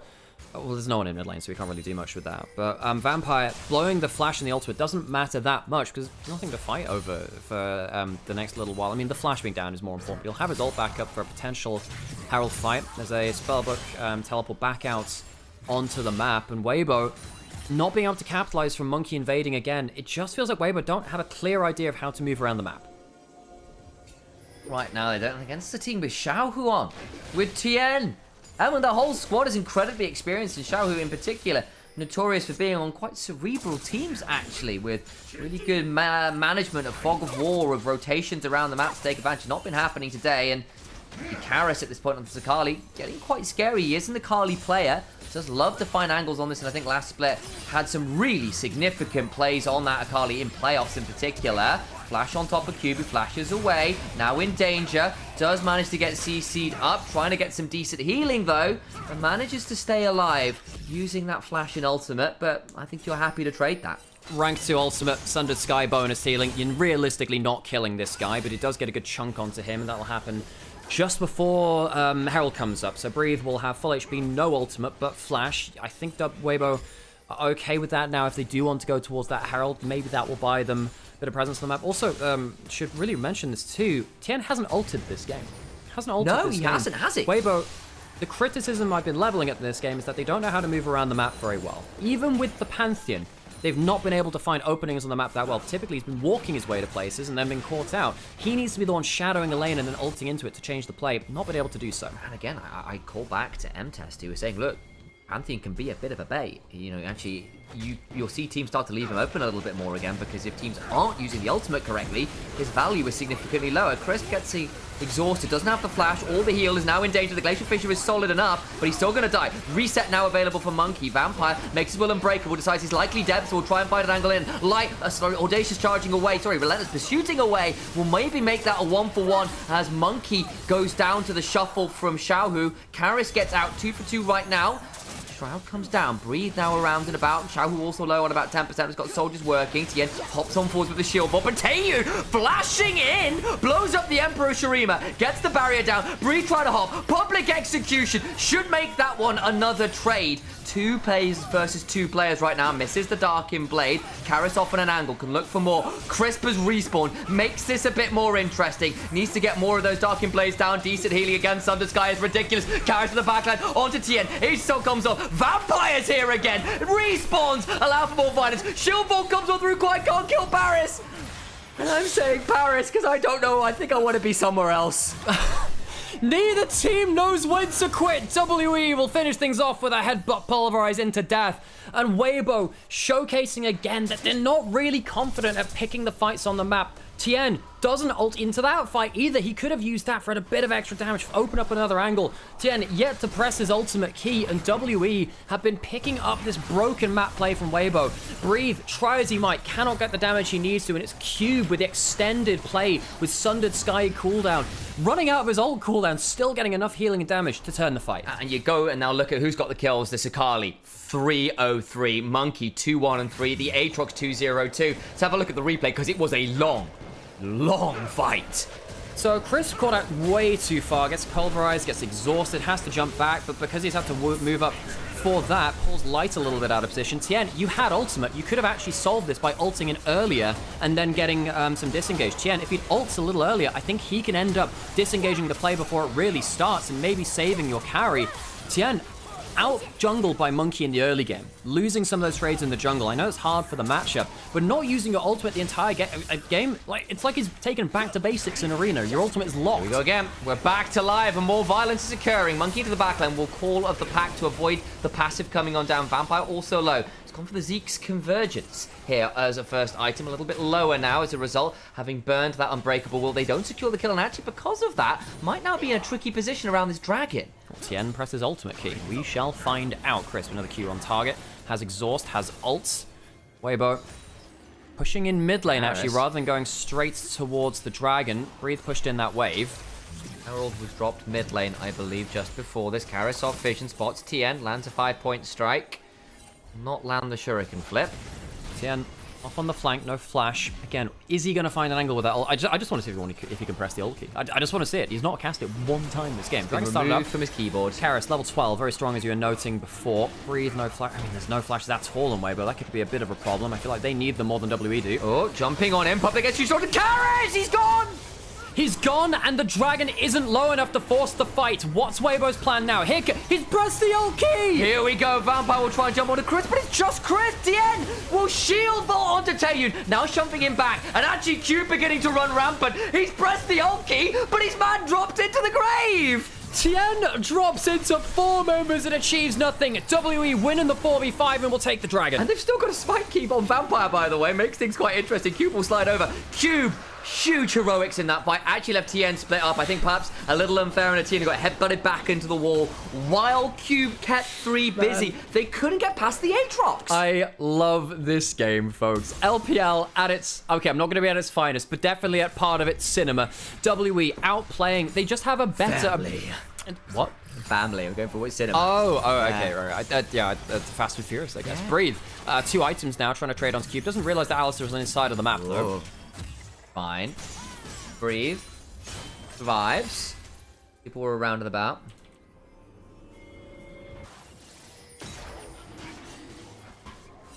Sorry, I just had to deal with some Vampire Glazers in chat. We're not letting you forget that game 1 where he ended up throwing the entire game, almost. Great cut, start of the play. We were saying that actually, you know, Weibo need the flashes more than WE do, but, I mean, having the flash there would have saved his life.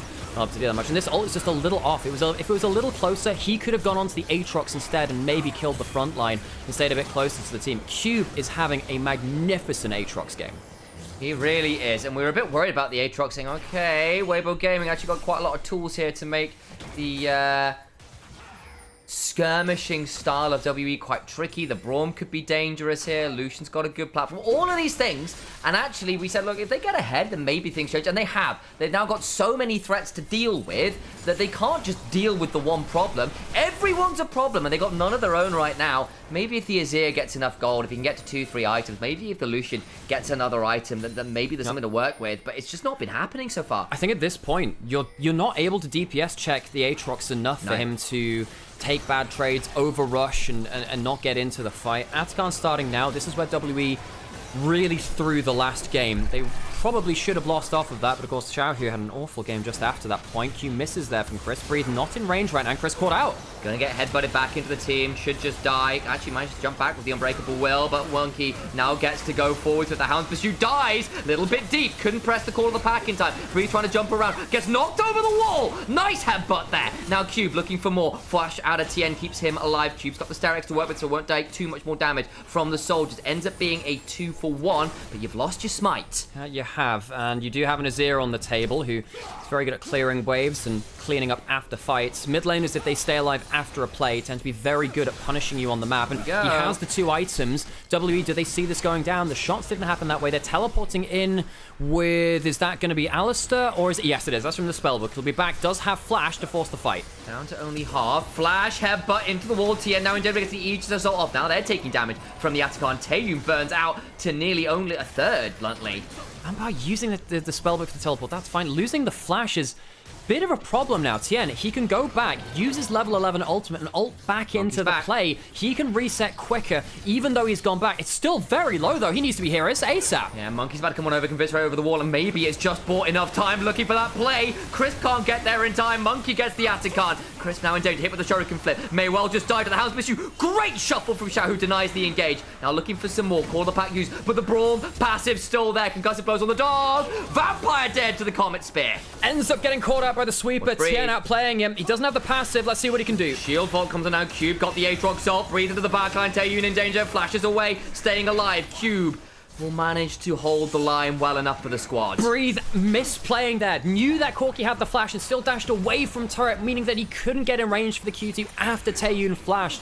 Weibo lose the outer Khan. They do get an exit kill. But you can see that W, again, just getting the slight leg over on Weibo, who are seriously struggling in this game to make those plays anything resembling clean. And the Brawn passives are nearly getting to lethal levels because the amount of time you're stunned from them now is enough to kill off someone like Monkey, but it's not happened quite yet, and I think the moment those Merc Treads come on through, it'll get harder again. We'll have a look at this replay because it starts with some overplay from WE that nearly gets them in trouble here. They go 2 for 1, but they'll end up losing. Their jungler is part of it as Monkey goes forward here, and the Brawn passive keeps him CC'd until he is dead. Xiaohu gets a great position to stand over the wall here. It's just he's just too far behind the game. Too far behind the game compared to what he was at. Does decent damage, but you'd expect Azir to be shredding people at this point in the game. You know, level 13, your Q and your W maxed out, getting a couple of items. Maybe you can get to that point now, but it feels like Xiaohu not getting the impact he really wants. Dragon's up in 20 seconds. It will be Soul for WE, so Weibo will be really forced to play around that. And I don't see how Weibo get themselves the big fight. It's too hard to get onto the carries of W and actually have the damage to finish them. 4 seconds on Infernal. Monkey should get that. Rather, it's the ward I'm talking about. The Dragon itself will be much more of a contest. Karis on a flank angle. He was killed off this time last Dragon fight. He didn't have flash then. He does have it now. Breathe, typically one of the best of better players in the region. At a struggle game, I think you can tell the panic from Weibo. They've not had the damage they needed to, not as coordinated as they needed to be. Dragon started, Karis still on the flank, Cube on the other one, he also has flash. Weibo, you can't afford to get pincered. Oh, Cube's gone too far. Oh boy, he's got Sterex, gets out of the public execution, enough CC and tenacity to get out there. Karis now on a flank angle. Cube just walks out of the ultimate. Karis now found on the flank. Cube can't teleport back in though. Cube gonna come back on over. Half HP, doesn't have the world underwear with, but Karis in the backline gets the shield down, binds him down, Hound's pursuit down, but it means the jungler's not on the Dragon. Taken by TN. It's way too far from WE.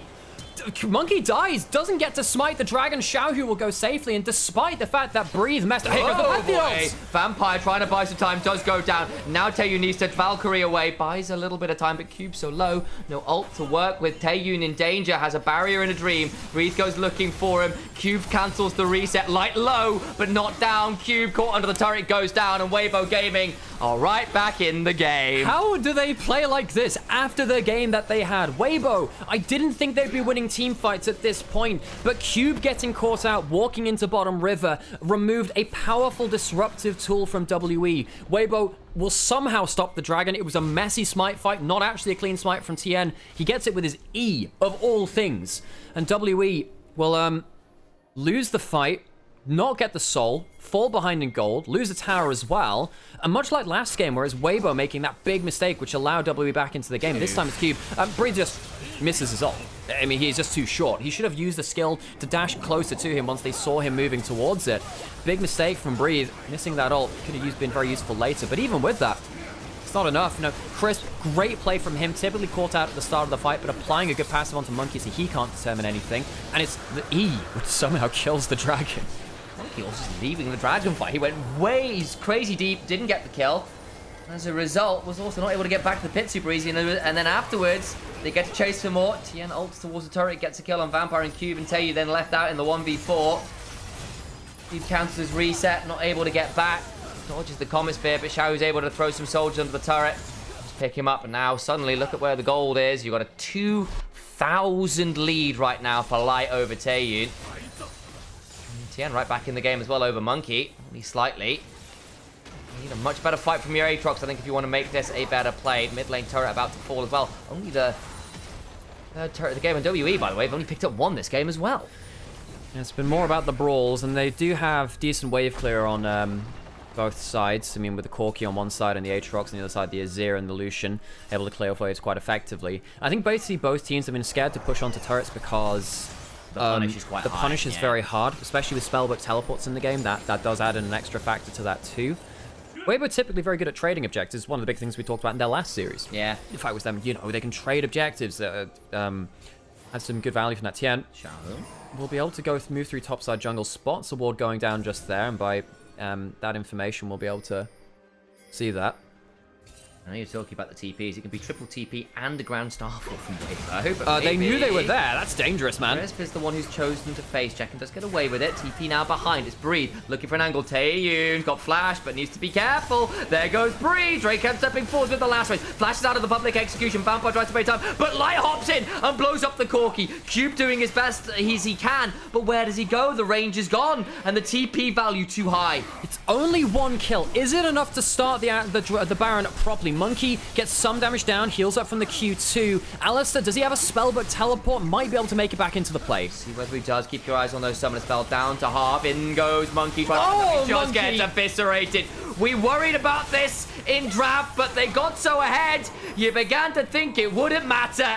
But they dive into the Lion's Maw, and everyone falls. The Azir proccing the Braum passive so frequently through the fight is so nasty.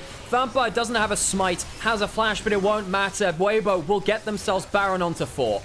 What's he looking to do here? He has just switched over to the smite. Flash, no ult. He's going to have to give it up. Dragons in a minute. Maybe they just try and play around the soul instead.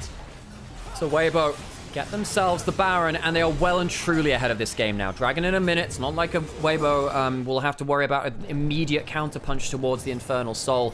And Xiaohu and Crisp are doing such a good job of setting up the front to back, where the shield goes up and the soldiers go down. The culling's not fantastic here, but it does blow the Valkyrie, and that means that Taeyun has precious little way to outplay this. Xiaohu gets forward again with his own little shuffle forward, and Taeyun, what can he do? The Valkyrie was blown too early, and they were way too deep in the topside jungle, which Weibo spotted out miles in advance.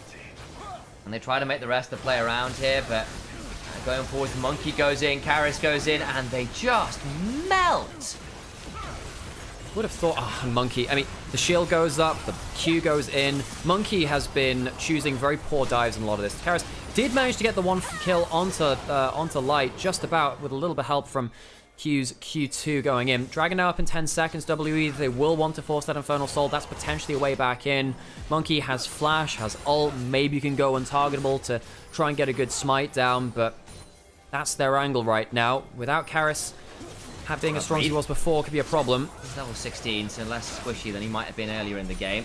Lead out a little here, but not a huge amount. The Darking Dagger's doing their best to cull a little of that HP, but the Dragon is started. Be second Dragon for Weibo. Crisp is body blocking, preventing them getting anywhere near here as Xiaohu turns off the Dragon, carries onto the back and looking for an angle, flashes and has to go golden. They do kill off the Braum. Reset now for Monkey. Starex popped on the Q, who was hit by the public execution, flashes away. Now Breathe is in danger. Hound's pursuit does not get the kill on the Breathe. And of course the daggers don't quite work until just yet. The bleed finally enough, but they still lose 3. WE lose the Dragon fight. They don't get the smites, and they end up losing 2. It is a 2 for 2. Can Tian fight? He can. Oh boy, he goes into the Shroud, buys some time. The Age Assault comes on down, trying to hit the autos here. Where is Harris going? No flash, no R, and the Comet Spear brings him low. Protobelt dash and not effective, and Weibo, this should be the fight which wins them the game realistically. The base will be broken. 40 seconds now on Karis. I think they'll be able to survive the game on this push, but Weibo do just enough to get the Dragon, get a slim advantage in the fight, and get themselves towards that inhibitor afterwards. Well then, folks, it's been a game of throws, a series of throws. At that guy from the NFL earlier. Maybe we've just got quarterbacks yeeting the game to each other. Vampire flashes away. Ooh. Why? That's a bit of a tilter. That's why. The early game was great from Vampire. His Hex flashed into double pulves. His Hicks onto the front line looked good, but he struggled to have value later into the game. He's getting Braum passive, getting stunned up, and he's just dying for free in this late game. I think Crisp has been very impactful in the late game, whereas Vampire was much more valuable earlier on in the skirmishes. Both supports providing value at different points in the game. WE feels like they just ran out of steam. They have a bit. Taeyun still caught at 2 items, by the way. And he's just so for 3,000 gold down. That's ridiculous. That counting, of course, the double infernal value onto light stats as well, which are really nasty on that Lucian. Tian, rough early game. I think he was massively out-jungled by Monkey early on. But later on into the game has been much more valuable himself. I think the early game, jungle support for WE looking good. Well, I say that, I think Crisp laning phase was very good. Vampire struggling in that margin in game 2. Mid-game started to look really good for Monkey and Vampire, and then the later the game's gone on, the more the Pantheon, the Crisp, and the Crisp Braum have done so much work at stopping WE from guarding covered fights. This is a flashless Alistair caught out trying to get wards. Yeah, we'll try and burst the ult and the heal, but to what end? He's just dead. It's another vampire flaw of his. It's an understandable one, though. When the game falls away, he tries to put himself at risk to get the miracle ward that will get him the fight. However, much like we saw a lot from last year, he will often die doing so. He does that again here. Realistically, they're not winning standard fights. He tries to put the wards down. Can't blame him for looking, but it does mean that he's double dipped and died. And look, earlier on, Weibo were not using their teleports, their globals effectively. They've got 4 of them potentially. Now they are. Now they're beginning to flex the muscles a little bit. Finally got a third item on team. He's gone towards the Immortal Shield bow, actually, to try and give himself a bit of burst protection. Don't blame him on that one. Zonya's done for Karis. You've got the Death Dance on the Aatrox, maybe. You've got enough survivability now to look for a play. The problem is I'm looking into Lucian's inventory, and he's got a Hex Drinker and a Infinity Edge on the buy. And this is the problem, right? You can get survivability. I don't think that makes enough of a difference, and it also cuts your return damage trying to kill someone like you know, the Braum on the front line or Breathe Deep diving in very deeply. The level 16, soon to be level 17 Ambassador is going to do bits in the backline. Minute and a half till Dragon comes up. Weibo have great... Monkey just used the W, and Light gets some good damage onto them. Use the Calling to go forward. The Dog's tanking up a lot of that damage, though, so he won't take that much. 1.5 minutes till Dragon. It'll be third Dragon for Weibo. Soul for WE. Been sold for WE for a little while. It's not been an option ever since that unfortunate cube entrance to the play. I do really want to call out Light as well. I think that he's been focused an awful lot in this game. Mechanically, he's been very slick at finding his way into fights, despite the fact that he's had a lot of pressure put onto him. 5-2 and 9, 3,000 gold advantage. You have to dive him, and W have done, but he's still been managing to ice skate around and get good damage down in most of these fights. Monkey now in danger. We'll call the pack briefly, and so we'll be able to immune some of that attempted engage. Cube here to pick up the wave, but unfortunately for him, the tier 2 is still falling. Harris on top lane. Not really been able to determine the game with assassinations. Level 16. Decent items, feats of strength. Of course, they earn these feats of strength. Gives them an extra bit of an upper cap in terms of their scaling, but hasn't felt like it's determined that much. Monkey losing to Tien heavily in the 1v1. Jesus, he'll have to recall. Now, where's that Q going? I don't think it kills. Well, this will. There's the call of the back. Means nothing. Vampire potentially in danger, but from 3 and 1 to 5 and 6, it's been rough. But Monkey's just died. As Dragon is spawning and Baron is spawning, you have 50 seconds. What's the plan? You go towards the Dragon, I presume, to stop the Soul. W will try and bush break Chris. I mean, I don't think you kill him that quickly. We'll try their best. Vampire will finally make his will unbreakable, but over they go into the backline. Karis immediately goes golden. Culling cancelled. Vampire. Oh, the cancel! But all the while, Light gets value as he brings down 2, and WBG are looking real nice at this moment. Shao, who breaks the ankles and the neck of Karis, cancelling out his R2 and then sliding onto the other carry. Good late game fight from him. Good late game in general from Weibo after a very, very off and on mid game. Weibo Gaming hold the line, come back. One Dragon fight was all it took, and it's just a mirror of game 1. We're going to 3, and these two teams just won't have a clean game. Realistically, game 1 should have been Weibo winning, if not for a misplay. Realistically, game 2 should have been WE winning, if not for some crucial misplays in the team fights as well. These teams are not confident and they're not looking clean. However, it is damn entertaining, and I'm loving seeing these bloody team fights go back and forth. The best and worst of both teams definite display here. How you doing? We've not done the spiel today, have we? No, you should do that. Hello, guys. I'm Initialise. That is Nymaera. You may have seen us here live on this channel, or one of 4. We're live on Twitch, YouTube, and Nivea's YouTube, and of course, the first time on TikTok. Thank you for joining us on one of those platforms. It does make a huge difference to us. We do appreciate you all being here. We cast the LPL every day that it's on here, live for you in English. The 2 of us who are, at this point, 2 of the most experienced casters in the region. We've done a lot of LPL casting at this point, and we're very happy to come and do that for you all live. And I don't know, I was going to come up with a better adjective there, but I don't have one right now. Slightly unfortunate for someone who's just waxing lyrical about their own skills, but there we go. That's completely fine. The way you can help us have more words and more skills by supporting us. Follow us on those various channels. Follow us on the social. You can follow me at Initialise, follow Alex at Nymaera on most platforms. It does help us with things like sponsorships, right? The viewers, the subscribers, the followers, all those things do help us get that kind of in on that front. The other thing you can do, guys, is sub on Twitch. It makes a massive deal to those of you who've got Twitch Prime. Great place to drop your Twitch Prime sub. For those of you who feel generous and want a gift, thank you very much yesterday for all the gift subs as well. We hit a bit of a hype train, which was really cool. And of course, new this split, we've got ourselves a Ko-fi as well. So if you do want to link over to that Ko-fi, throw us £5 for a coffee or two. That would be wonderful. Much appreciated to those who do. We love you all dearly. And that we also don't have to sub on Twitch if you're not a Twitch user, which is completely fine. Horse game. Go enjoy your horse game. Do you want anything else? I've got enough coffee for now. I'm gonna get myself some water. water. Okay, we're gonna go. Glue factory time. Angie has requested that I stop calling bad runs glue runs. I'm sorry, folks. I got a little bit too ahead of myself. Sorry, folks. My bad. Whoops. That's too good. Does Northern Line call them that? Yeah. Yeah, a little bit. No, glue runs. Oh, it's yeah. Oopsies. That is just excellent. What have we got? Ramp up's not bad. Corner recovery is not bad. What do you get from this? Oh, these are really good skills. Long corners is bad, but these two are pretty good. That's pretty good too. What kind of closer are you? Pace or late, that's fine. Yeah, that works.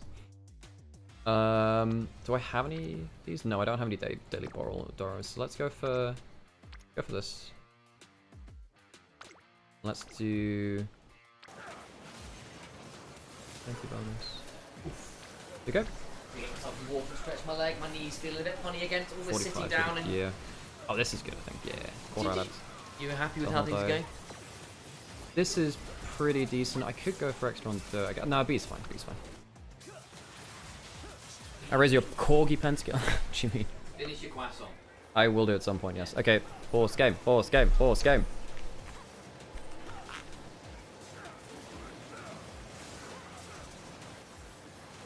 Okay, we'll try a, whatchamacallit run. I actually don't know who this is, but we'll try it. They're a sprinter, so we want some extra speed. And they're a pace racer as well. This is fine. This is a good card set. No worries, and good luck on your exam, Amber. Good luck.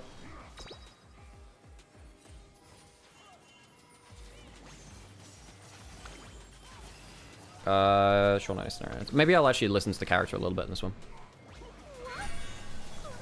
Oh my god, that... Jesus Christ, that's a character design. They know their audience. Bloody hell.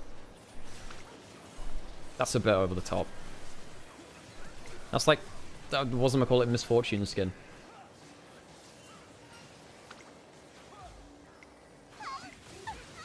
Okay, whatever. Actually, no. I'll do that like story stuff in my own time. Because like I actually want to get to races. Otherwise, this will take a massive time to get through. Okay. 2 on stamina. 2 on guts. I guess we do some stam training just to get double friendship here. The audience, I mean, technically I am the audience here. You're not wrong, but like, you know, nothing on speed. Okay.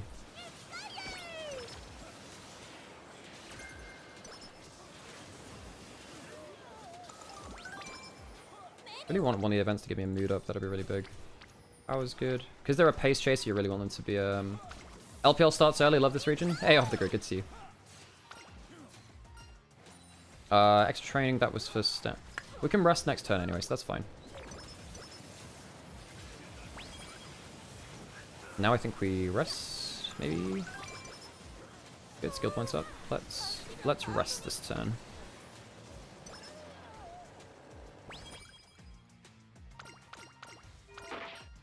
What the hell is that? Okay. What's the name again?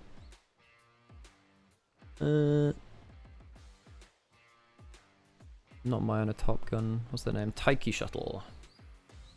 What's this event do? Quick Draw Showdown. Ooh, wisdom or speed? Yeah, we go speed.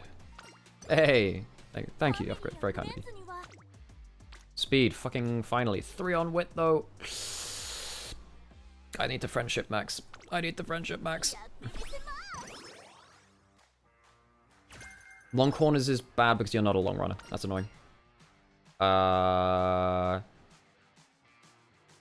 be whip, right? Skill points. Oh, that's good.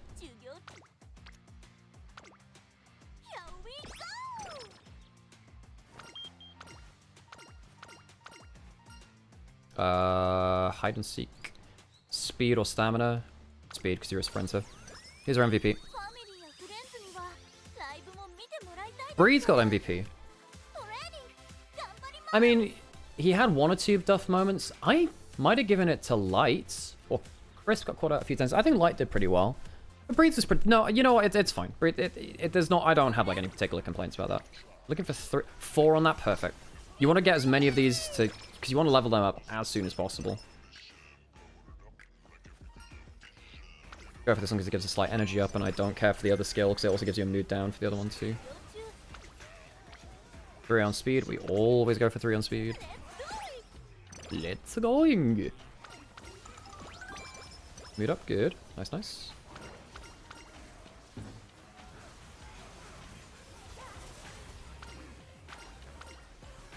Draft is MVP. Yeah, I mean, the draft definitely helped later on into the game. I thought it was pretty hard to play it out early on for sure. 13% failure. Maybe we rest this turn.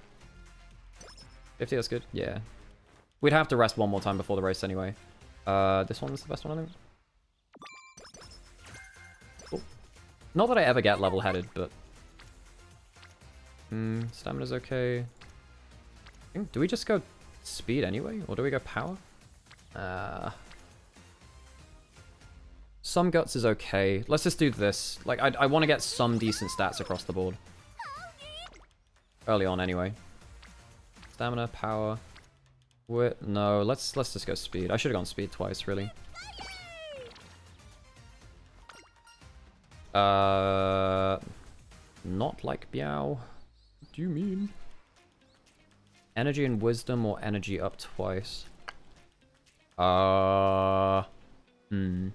Let's actually do the energy up one. Just because that allows us to keep training after this next race. Do we have any skills that we want? 10% off, 10% off.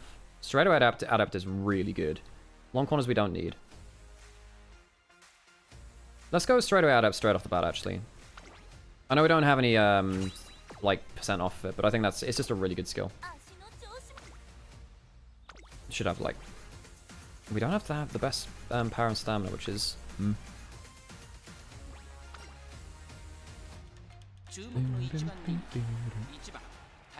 What have we also got? Front C. We might get outpowered here is the thing. But having C in this is not fantastic. I wonder if we do that anyway, just because I don't want to get outpowered. I actually think this is the play. And if I in. Whatever. I know it's only a C, you probably want B with stuff, but we'll see. I just don't want to get boxed out again. Because we're in the first lane, that would have been bad.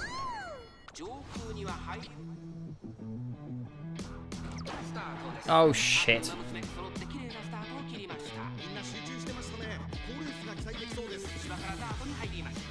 Okay, we're in first anyway, and now we just need to last the end of the race. I think it's fine now because we have good stats. I just didn't want to get caught in that pack and then get boxed out towards the end.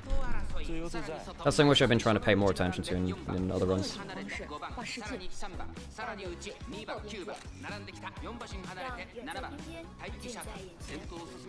Okay, hopefully don't run out of stamina. I don't think anyone else got this. As long as you get to the front in these kind of ones, it's fine. The heck was that? Who'll be taking the photos? Oh, AI stuff. Bit.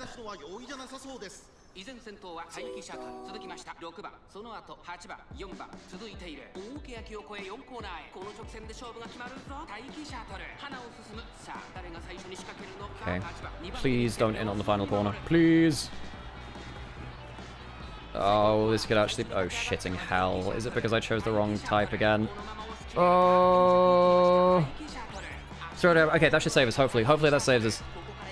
I swear to God, if I lose the fucking debut race, it's fine. We're all good. We're fine. It's all good. I was just tweaking out and over nothing. Perfect. We're good. But I needed that skill, I think.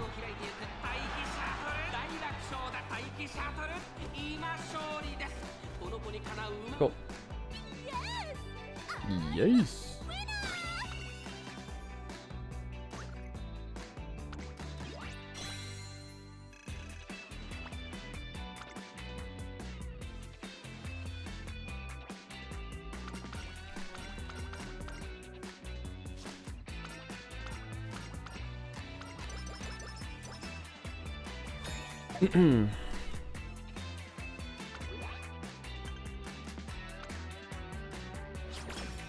We are going to need some more stats, folks.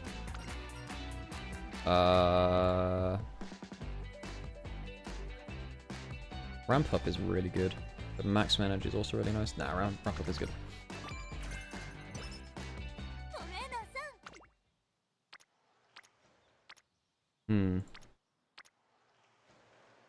You need a bit more of both of these. Speed where we can.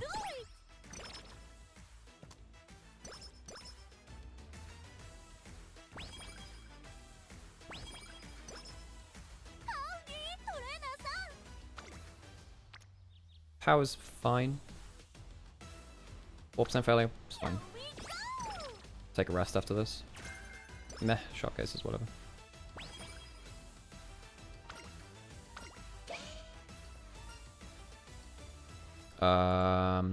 What's my match? Stamina or wisdom? Ah, go stamina, right?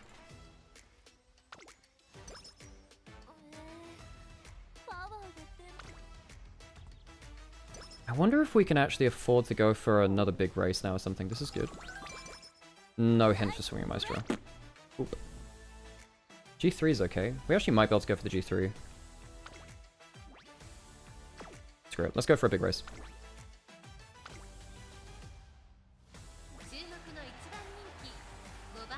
And I don't want to get caught in the pace again.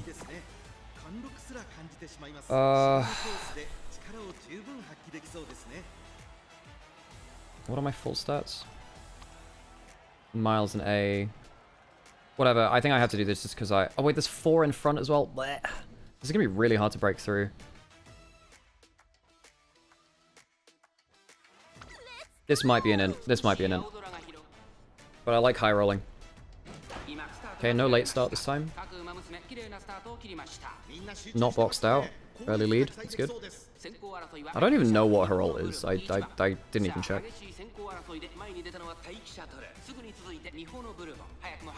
Go get him! Cowboy horse girl! So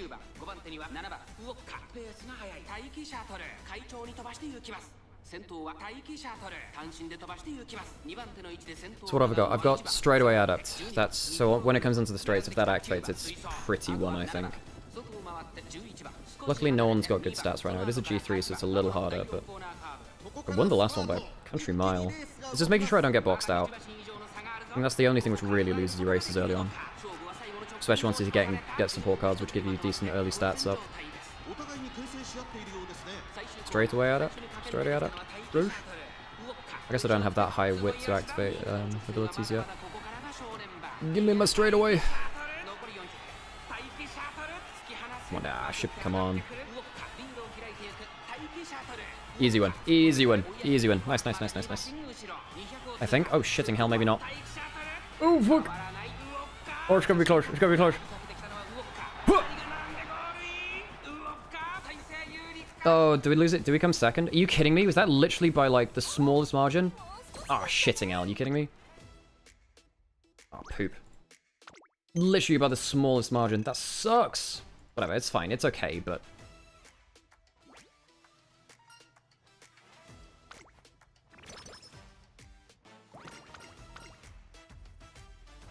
Could be worse. Could be worse. Meter went up. That's nice. Let's get some more training in. Power's decent. I need more stamina if I'm going to do that shit as well.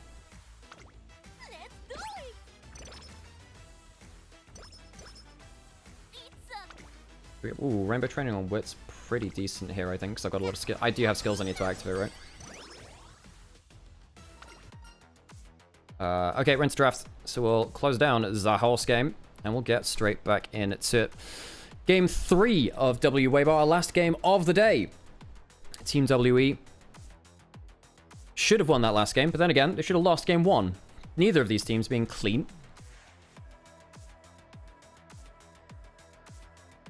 York banned away from Cube, one of his better carry picks. What have we even got up that's left up and available? Wukong springs to mind. Annie banned away there. Any bot lane as priority? Not that many. I think most of the big ones are out of the way, with Jhin and Varus both being gone. A lot of the engaged support's down too. Something like the Rakan. Xayah Rakan raises in priority now, I think, because Rakan is one of the best engaged supports left and helps you win that lane. How about playing an ARAM in between game with viewers? It's slightly too long to play an ARAM between games. And also, organizing it with viewers would probably take a little bit too long. I didn't mind Brawl. I didn't mind it, but it was okay. First pick Aurora. That was actually banned in the last game by WE. Does Xiao have any good matchups left into this now? Aurora is very hard to beat in the early game. You can pick up Orianna. Orianna's not bad into it. You can go towards Orianna comp, I suppose. But then you'd have an immobile backliner into an Aurora later on into the game, which can be rough in another way. We did say the Rakan, one of the best engaged supports left. Easy lock-in for Chris. You don't have to go towards the Xayah right now. In fact, actually, I wonder whether you go for a jungler instead, maybe? You can, because you can pick whatever you want for AD carry. You've got Ezreal and you've got Xayah. Both of them are fine. You can Sivir as well if you really want to. Yeah, I don't mind going towards the Vi. It ends up removing it from the Aurora. You can go towards the Orianna later, which wins lane versus the Aurora. I guess in second round of bans, WE might end up banning mid lane if they don't pick it on 3. The Vi I don't mind being locked in here. Okay. And WE now, what do they do? Do they pick away the Xayah from the Xayah Rakan? Double ban AD carries in the second round if they can. In terms of jungle, you can pick something like a Skarner potentially, but I guess it's a little worse with the Aurora. It's not the best 2v2. Yeah, not the easiest. I think it has to be said. There goes that Vi. So you've got yourself that kind of good engaged core there. Karis also picking up the Aurora. It's a good pick away from Xiaohu, if that's not been mentioned by the Bytes, because obviously Xiaohu's been a lot of time into that banned last game and feels very strong in general right now against the Leona. So locked in. And they've managed to get some AoE engaged and some AoE team fight damage. So something like the Wukong here probably feels pretty good. Monkey obviously a big player of that. I think in the game they... Oh, how did they do with it yesterday? I'm trying to remember. I felt like Monkey had a decent game on it. I'm struggling to remember the details off the top of my head. But such is my recollection at the very least. Yeah, it's been a big champion for him. So, Weber, what do you do? Do you lock in Orianna? Or I think you lock in Orianna because there are more AD carries you're willing to play. And I think Orianna is better against... It's one of the few winning matchups. Victor's fine too. Just something which deals well with the Aurora in lane. It's not a great combo with the Vi, but it does do fine in the laning phase. And later into the game when you have... Rod of Ages and Leandries, the Wukong can really struggle to deal with you. Yeah, and Gravity Field can really mess up Leona, can really mess up Wukong, can make Aurora's life quite difficult as well. So I think there is some value to that, especially if they are looking to keep some of their backline a little bit more safe from what is a very heavy all-in from WE right now. Out goes the Kai'Sa. I think for Taeyun would have been a big pick for him, and he is a notorious Kai'Sa player. Would have been a fairly good angle for it, at least thematically with WE's comp. Xayah banned on the other side. A disengage option for Light would have been a good pairing with the Rakan too. So obviously a solid ban on that front. Ezreal still up. Ezreal might be the ban here or the pick from Light. Honestly, Ezreal's probably not awful here for Light. Yeah, I think Ezreal's fine. I think Sivir is fine as well. Light has multiple picks he can lock in here and be happy with it. Hell, I mean, there's even a world where you go something like a Zeri, actually, which is why they ban it there, actually. It would have been nice to follow up with the Vi and the Rakan.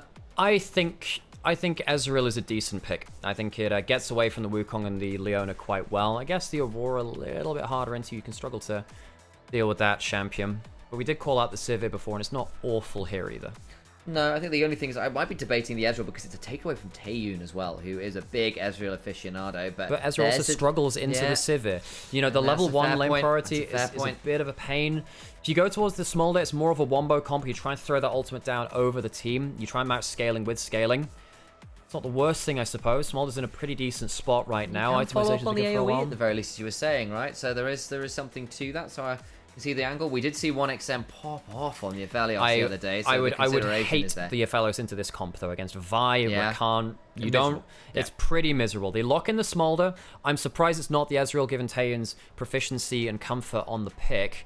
And in mid lane, they might flex the Might flick to the top lane. I mean, Ah. but if they do that, it's a blind pick Aurora top lane. The Sylas is not like super winning into the Victor or anything. I don't think it's fantastic. I suppose that you can steal the Vi ult and use it onto the Sivir, but you can't pop the spell shield of the Sivir with the smite going in the way that a jungle Vi can do. And again, there are a few very dominant Aurora tops out there. Keen's had some great showings on it, for example, over in the LCK. I know the Shy plays it here semi-regularly when it's not Rookie having it. In fact, Rookie had an incredible game on it when we saw the IG the last time out. Dating a Renekton or a Cassante, both of them can be bullied quite hard by the Aurora. I think there's some of the ones which have a better laning matchup to the Aurora, honestly, where, look, you're not going to win lane against the Aurora. No. It's more about, even if Aurora gets a 10 CS lead, does it matter? And I think locking in something like a Cassante here to punt out the Wukong from a team fight, give Sylas a Duff ult to steal. Sylas never wants to steal the Cassante ultimate. Have decent ability to follow up on engages as well with his E forward and his W into that as well. I think it's not bad here. Breathe should be able to at least hold the lane and then provide value later on. I think Weibo come away with a slightly better team comp for me. You have Victor lasers, you have the Boomerang Blade as well for decent range and poke. You have very good scaling damage. The worry is that, you know, Monkey just dunks on Tien, Karis steals away the Vi ultimate and starts going absolute man mode. That's the worry. We should see if that actually comes into fruition. Anyway, last game of the day, folks. The coach is going to do that thing with a fist bump on stage. And we'll get ourselves into our final game of the day. Heading towards the Rift. Nice little flex there at the end to get the Aurora top side and put the Sylas in, but as Al said... I think it's overcooking, personally. I think the Aurora mid lane is fine. I think you could just depict a lot of different things. It's very good for your wombo combo. You jump forward with everything, but you're missing now another piece of that kind of key front line. Now, see whether it can abuse it, because again, Aurora does have a pretty nasty matchup in the tank. You do percent max HP damage off your passive every 3 autos or every 3 skills. It's pretty nasty. Scales off your AP as well. Every 3 instances of damage, pretty much, because your Q technically counts towards 2, which is indeed. Auto Q with the pullback comes back with that. Let's hear the crowd's Gyro.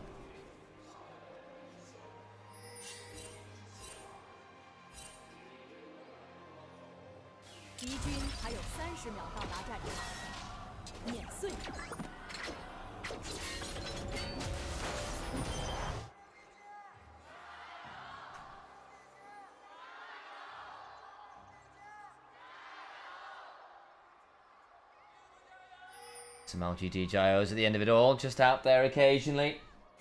Does disappear that. Laogan Jet. Not quite Laogan Ma, but you know. Almost as good. The whole story behind that. So, Sivir Rakan, gonna have very good wave control on the bot side of the map very early on. Smolder doesn't have wave clear for a very long time, really. And Sivir pretty much insta-deletes a wave at level 1. One of the annoying things about Smolder early game versus Sivir is that you can't get your Q to last hit a lot of minions because they're shoved into you so relentlessly. You're often having to last hit it for probably... Oh, I didn't realize there was the Uzi dog in the middle of the lane. Look at it on the floor. It's the puppy. Aww. Like starting with the Ricochet. We'll use that towards the end of the wave to clear through it and make sure that it sets them up well for an early level 2. Light and Crisp have diffed Taeyeon and Vampire in the 2v2 in this series. Typically something which is better for Taeyeon and Vampire, actually. But I think they've been a bit schooled on that today. Xiaohu with the Airy will be able to deal quite a lot of damage to Carrot early. There's actually some fun tech you can take against the Sylas, which is if you take Airy, sometimes Ari would used to go for this too, and then you go Oblivion Orb, because Airy is a magic damage, it instantly applies the anti-heal. Ooh, and there's Ignite for heal. Crisp, of course, now in danger, gets flashed on WE, looking for it. First blood to Vampire. Just as we were saying, the 2v2 was going very well for Weibo this series.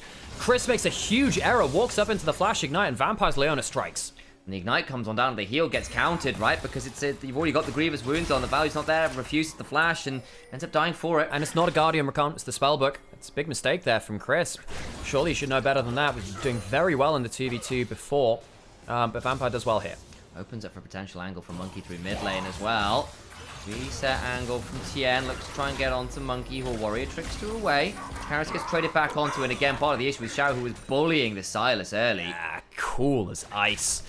Karis, a good Sylas player normally, but Xiaohu very confidently there. Crisp, don't walk up again like that. He's going to get caught by the Zenith Blade. Oh, boys, level 2 can look to grand entrance away, but ow. Remember, you lose half your HP, which is a real pain because now you can't have that same presence in lane. Light is looking over at Chris, the player who he said, I don't want to play with again. Another Zenith Blade lands. Oh, now he flashes. Grand entrance out, stays alive. There's a quick gleaming quill here, but that's about it. And yeah, you're right. We have not really chatted about that little bit of behind-the-scenes drama. Like, I did at the start of the series. Yeah, there you go, there you go. Yeah. But yeah, no, basically when Chris left the team, Light said, I don't want to play with Crisp again. It's the reason why he left. He's back now, though. Lots of problems with Weibo. And Crisp, after having such a good game in laning phase in both the first two versus WE, this is pretty shocking for him. Easy mistakes being punished. Just walking up the brush is a very squishy Rakan. You expect better from a player like Chris, but he's one of the other inconsistent members on this team. Weibo has struggled with that one. Weibo, consistently inconsistent at tag for them, and it always seems to live up to that. Does indeed. Topside, Cube having a great time under the Cassante. Got the Cassante very low, up about 10 CS. Also got both pots, getting grass proc, getting a plate as well very early on. Oh, we're doing really well. 1,000 Kites actually shining up. Of course, Flandre, big Aurora top player over here. 8 no, fine. Yeah. Keen, probably the best in the world. Yeah, I think, yeah, exactly. Flandre, really very good at that pick. Nice extra flex to have. Really. It works out. Again, we did say maybe they were overcooking with it. But at least for now in the laning phase, doing solidly enough. But if it's only the 10 CS discrepancy, you did say unlikely to be quite enough. A lot of magic damage stacking from Weibo is worth them, because even Smolder with his abilities does a decent amount of magic damage. The problem with Smolder is that he does mix damage. But in a game like this, you know, you can imagine Merc Tread's going quite a long way for Weibo. Double stacking on the magic resistance tenacity. The Negatron Cloak early for Breathe, going to be very effective for him. Negatron Cloak early. Lane swap coming out from Light. We have got Grubs in 3 minutes, so a little ways away from that one. Oh, misses the cannon just shy. Tried to get the Boomerang Blade out in time. Wasn't quite there. Unfortunate. Best stack up there. Actually, early curl here from Taylor has also gone forward to TP. Again, a quad TP angle for WE with the spell book. Because of that coming on through. Crisp can also make that a grand total of 7 overall. And you've also got On the Hunt and Vi able to jump a long distance with their ult. So the collapse times are just ridiculous at this point. They have tried to nerf teleport time after time, and it's just never going away, folks. It's just never going away. Unless you lock it like one a team. And only be able to be taken by top lane or something like that. It's just never going away. Or just have it as like you can only teleport X times a game. Yeah. Maybe. But I don't know. I feel like when it gets to this level, remember in season, I think it was season 5, where suddenly everyone started taking double TP? Yeah. That was when, I don't know, a lot of early laning became much less important because you could just and then we hit season 7, where basically it became about TPing bot lane. Yeah. Very, very aggressive. The Ardent center meta. Yep. And Huni was one of the few who wouldn't at the time. Try and get value that way. No, I find it very interesting when people look back towards that 2017 thing and kind of call out Bang and Wolf for falling off. And I really actually don't think it was ever about them. It was about their team was all about Huni playing carry top style. And the meta was the least top-centric it has ever been in League of Legends, really. So they chose the wrong strategy for the meta. They rolled the dice poorly on the Worlds meta, which, you know, sometimes happens. In fact, Beryl, famous Worlds winner, basically said, international events is just dice rolling with the mat is good for you. That's good for you. Chaos Storm drops a mid lane. A Doonby kind of Chaos Storm where you just use it for wave clear. Pushes that out nice and quickly. Doesn't have it for now. Dragon's Tien started that up. Not able to really do that much with it though. It'll reset. He's cleared out his blue side jungle and head towards Raptors and leave that one alone. We'll now go towards Monkey likely. Grubs in a minute. So might actually be our next port of call. I think Weibo are in a pretty awkward spot now actually. WE. They're getting, you know, there's a Cull on Smolder who's even in farms. Not that that laning phase has gone poorly because Light was doing well, but Chris made some big misplays. They get themselves the dragon. There's a teleport going top from Vampire, so Tane will be happily farming there. Gets that 3Q, which he's happy for. Monkey will get himself the first dragon. I mean, Weibo are not in a great spot to fight Grubs either because they're on red side versus a team that could engage onto them. They don't really want to fight with their backs against the wall. Weibo, I don't like this early game from them. I think they're in a tough spot. And let's be real, the other thing is they've got a Victor and a Civic. It's not like they can dash over the wall. You can sort of get away with it if you're like, I don't know, a Corki and Ezreal or something like an Ahri, right? You can get over that wall. Your way over that wall is flash and pray. Which often means death, really. Or poor team fights, you flash out of your damage range. So Weibo, they're just going to have to grin and bear it for a while. Hope they can get enough out of this laning phase. Vampire doing a good job of holding that wave because it'll give more stacks over towards the Smolder. Can you stop the recalls as well? Nope, spell shield. How's he so overstayed now? Chris becoming not that much mana from Lights. Chris gets the flash out of Vampire. That's a bit far. That's a bit far now, because now you don't have... They're trying to stop the recall again, using the Smolder roll, trying to stop Light from recalling and getting into a better position to fight Grubs. This actually might give up the Grub contest. Weibo, I think we're not in a great spot for this, but Tien's already taken one, hasn't got Smite, but should be able to take a second one now. Kara's coming over, they don't know. Hang on, what's going on? Surely now. Yeah, Hex flashing in, Zenith Blade lands, gets the Grub, I think. Yes, he did. Yeah. He gets the second one, comes off. And honestly, that is better than what Weibo thought. I think Tien and Vampire saw a funny angle to stop recalls. I think they over-invest into it a bit too much. Tien getting double Grubs and making sure that, importantly, the Aurora doesn't get it, who will be spulling side lanes and looking for plays, doesn't get it. We can't TP to tier 2. Light now trapped into this turret. Monkey coming up, having started up Red. No spell shield, get just on top used of him. He's got Cleanse, Flash, and on the hunt, trying to pray this one out. There is that Cleanse. Buy some time. Flash on in. Flash out from Light. Trying to run away best he can. Vampire low. The ricochets come flying. Over comes the fight for TM, but with the TPs flying, another one, of course. Decent death ray there. Sorry, Hex Tech Ray there. Adjustments have come on through. No, I'm still calling it that. Karis blowing his teleport too, though. All of this for one kill, I don't like. I think Weibo do lose the Sivir, which is annoying there. It does set them behind, but W slow to take the Grubs, use that teleport on Karis, who's behind Xiaohu as well. I think this is a bit of an overinvestment. Just the last minute or two, I feel like WE are overthinking things a little bit too much, trying to get a little bit too tricksy. Sometimes you got to take the small wins and not overutilize your resources. Weibo, they're down about 1,000 gold, but Xiaohu's in a decent spot, freezing this top wave out now too. Karis doesn't have teleport to come up and fix this wave, and Xiaohu rather can stay up here, use his teleport, and hold that over W as a threat. I think Weibo have got a safe couple of minutes of farming now. I think I will also say, of course, Light here, having Bone Flash and Cleanse, could be risky if they do decide to turn up towards the Dragon, but I think they just give it up. Look to play towards the other side of the map, steal away maybe some blue camps, get a shove into that top side, pick up a plate or two. You've got some Grubs to work with. Might well be valuable. Light will spell shield that engage there.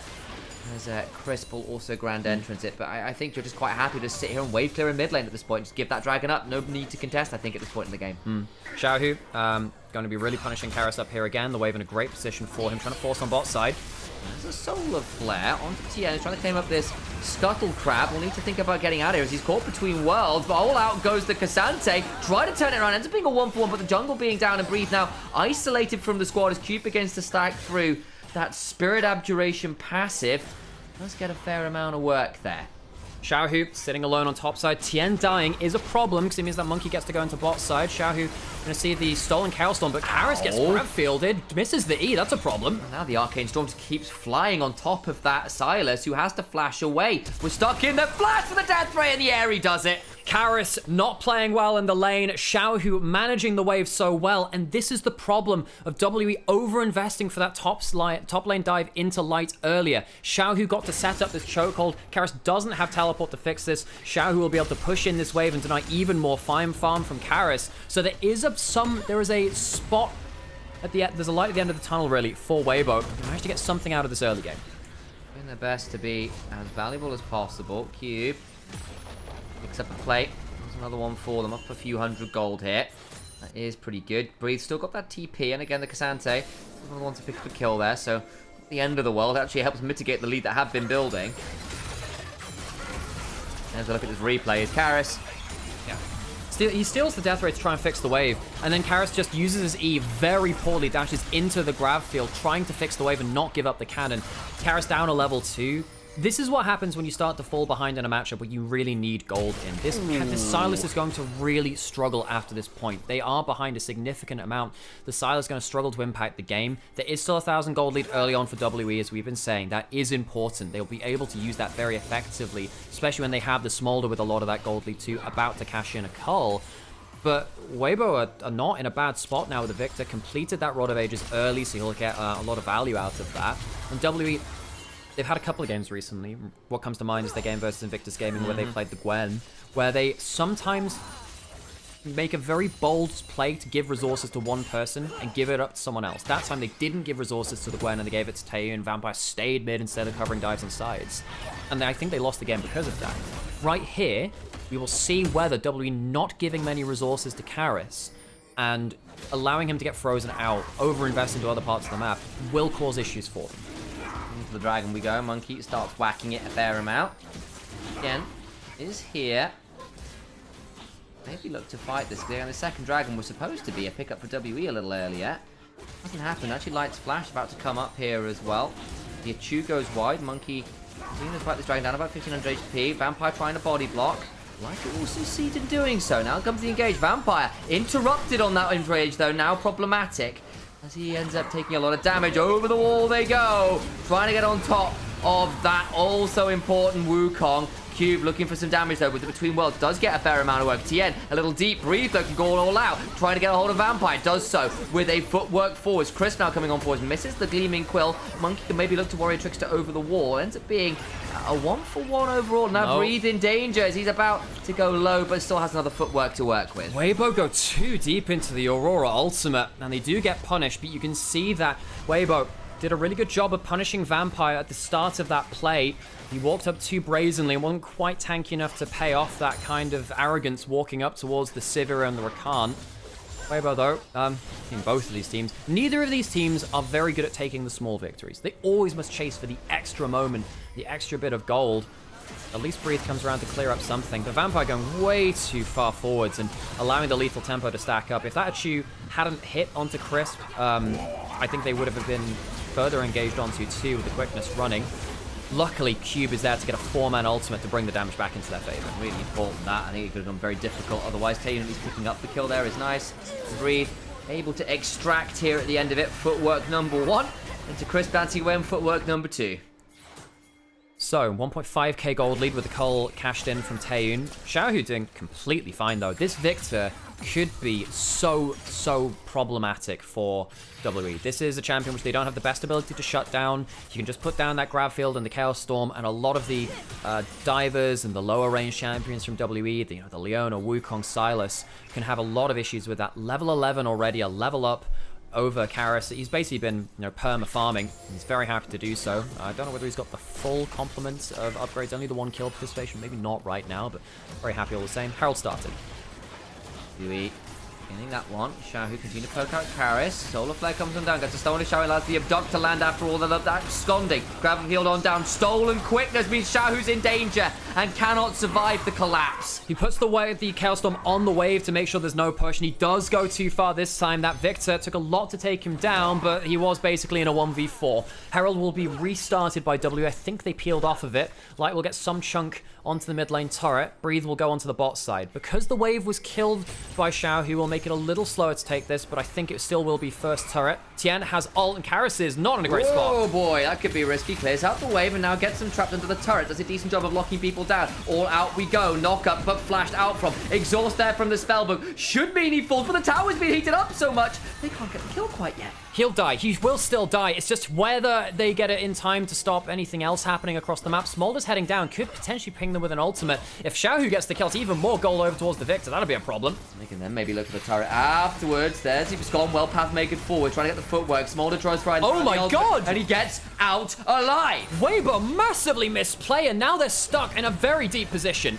They tried to give the kill to Xiao and he goes well, but the cease and desist now onto the Smolder! They'll take that prize! Breather's the one who picks up. Cyclone comes on down. Fight continues to be messy. It's a 1-for-1 as it stands. Xiao looking for more. Another Hextech Ray. But Between Worlds goes Cube. Weirding shotgun to the face. Bounces to the other side of the wall. Trying to get that kill secured for Con. Caught the gravity field! Oh no! Light gets that one. He is at the end of the tunnel. Xiao flashing for the Siphon power. In comes a Hex Flash from Vampire! But the relentless force from Tien just blows a hole in the head. Weibo somehow do it again. The Sivir lethal tempo goes absolutely nuts as Cube tries to get the turnaround, but the spell shield makes the difference. Weibo start with a misplay, but somehow take the tumble and make it into a gymnastics routine. And come out ahead. I have no idea how that ended up working out, but realistically, Weibo should have just taken the 1 kill and out. The fact that it takes so long to kill Karis ends up working in their favor. And look, it's put in the parlance of every co-streamer out there. Castle, Weibo gaming frauds. 10 seconds later, WE frauds. ... Ladies, gentlemen, and people of all descriptions, Weibo gaming, consistently inconsistent. It never changes. Karis going down so low obviously means he can't really fight after this. They do get a good kill onto Breathe pretty much after, but Smolder goes way too deep, has the flash but can't pull it in time, and the burst damage is insane, dies in the duration of the CC.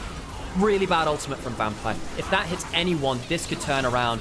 Vampire not getting that crucial CC could have been the difference between win and lose. Spell shield onto part of the combo by Light means that he's not one shot. Great grab field and the choke point from Xiaohu. The extended fight value from Sivir and Victor went through the roof. And Vampire, in fact, actually gets the entire team killed. He Hex flashes, which gives Tien an auto-attack target for the E. It's brutal. There comes that Relentless Force Breathe now, doing his best. Stacks on Smolder, 158, so a fair ways off the full overpower level, but of course it's only going to be sole point right now for WE. Normally, one of the ways you used to beat Smolder was just stack dragons into him, try and match his scaling with that perma buff for the team. Solar Flare now looking to turn that one around. The double knockup comes on through between worlds. Oh, a lot Crisp, of work, though. but Crisp with that quickness does a lot of work. Xiaohu likely going to fall, but gets a lot of work done before he does. Cease and desist, immune to the CC. Vampire flashes over the wall. Crisp doing his best to flash on now. Stays alive. Cube goes across the veil, but might just be going across it permanently as the Ricochet team flying.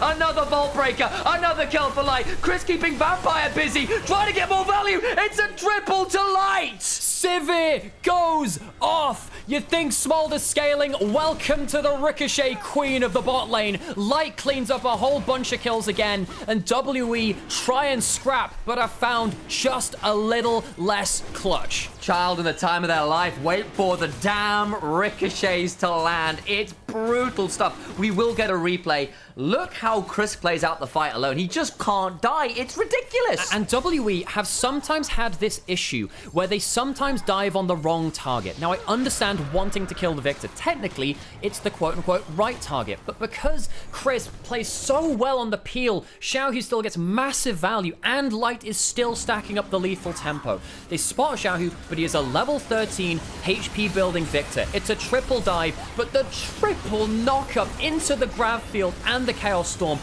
blunts the engage enough that they have to blow a fourth flash and an ultimate, and all during this, Light is stacking up the lethal tempo, getting skill shots from long range, and resetting the fight into better terrain.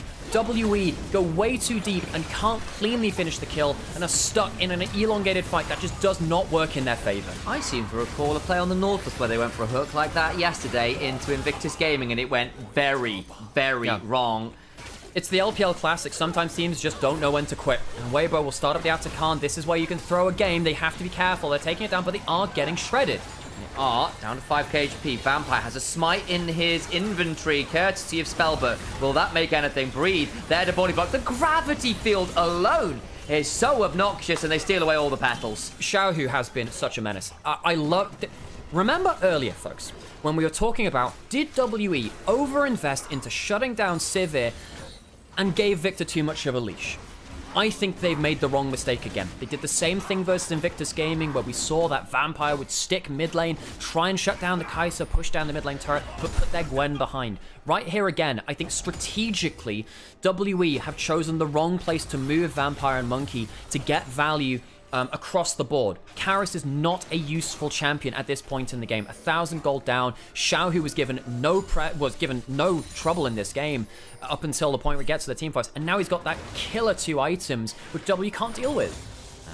I may have misspoken earlier, saying the Nautilus pick in that same location the other time. We're right, it was the Nico, wasn't it, where he overplayed for it and got outplayed. Unfortunate stuff. But hey, WE now find themselves in an unenviable position, down a couple thousand gold, and the scaling being largely matched.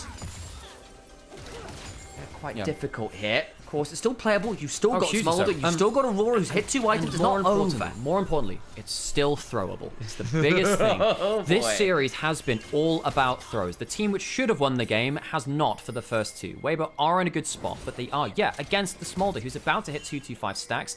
Getting a big play towards this top side now. Cube is in position to teleport Breathe Can 2. And they'll call off the play.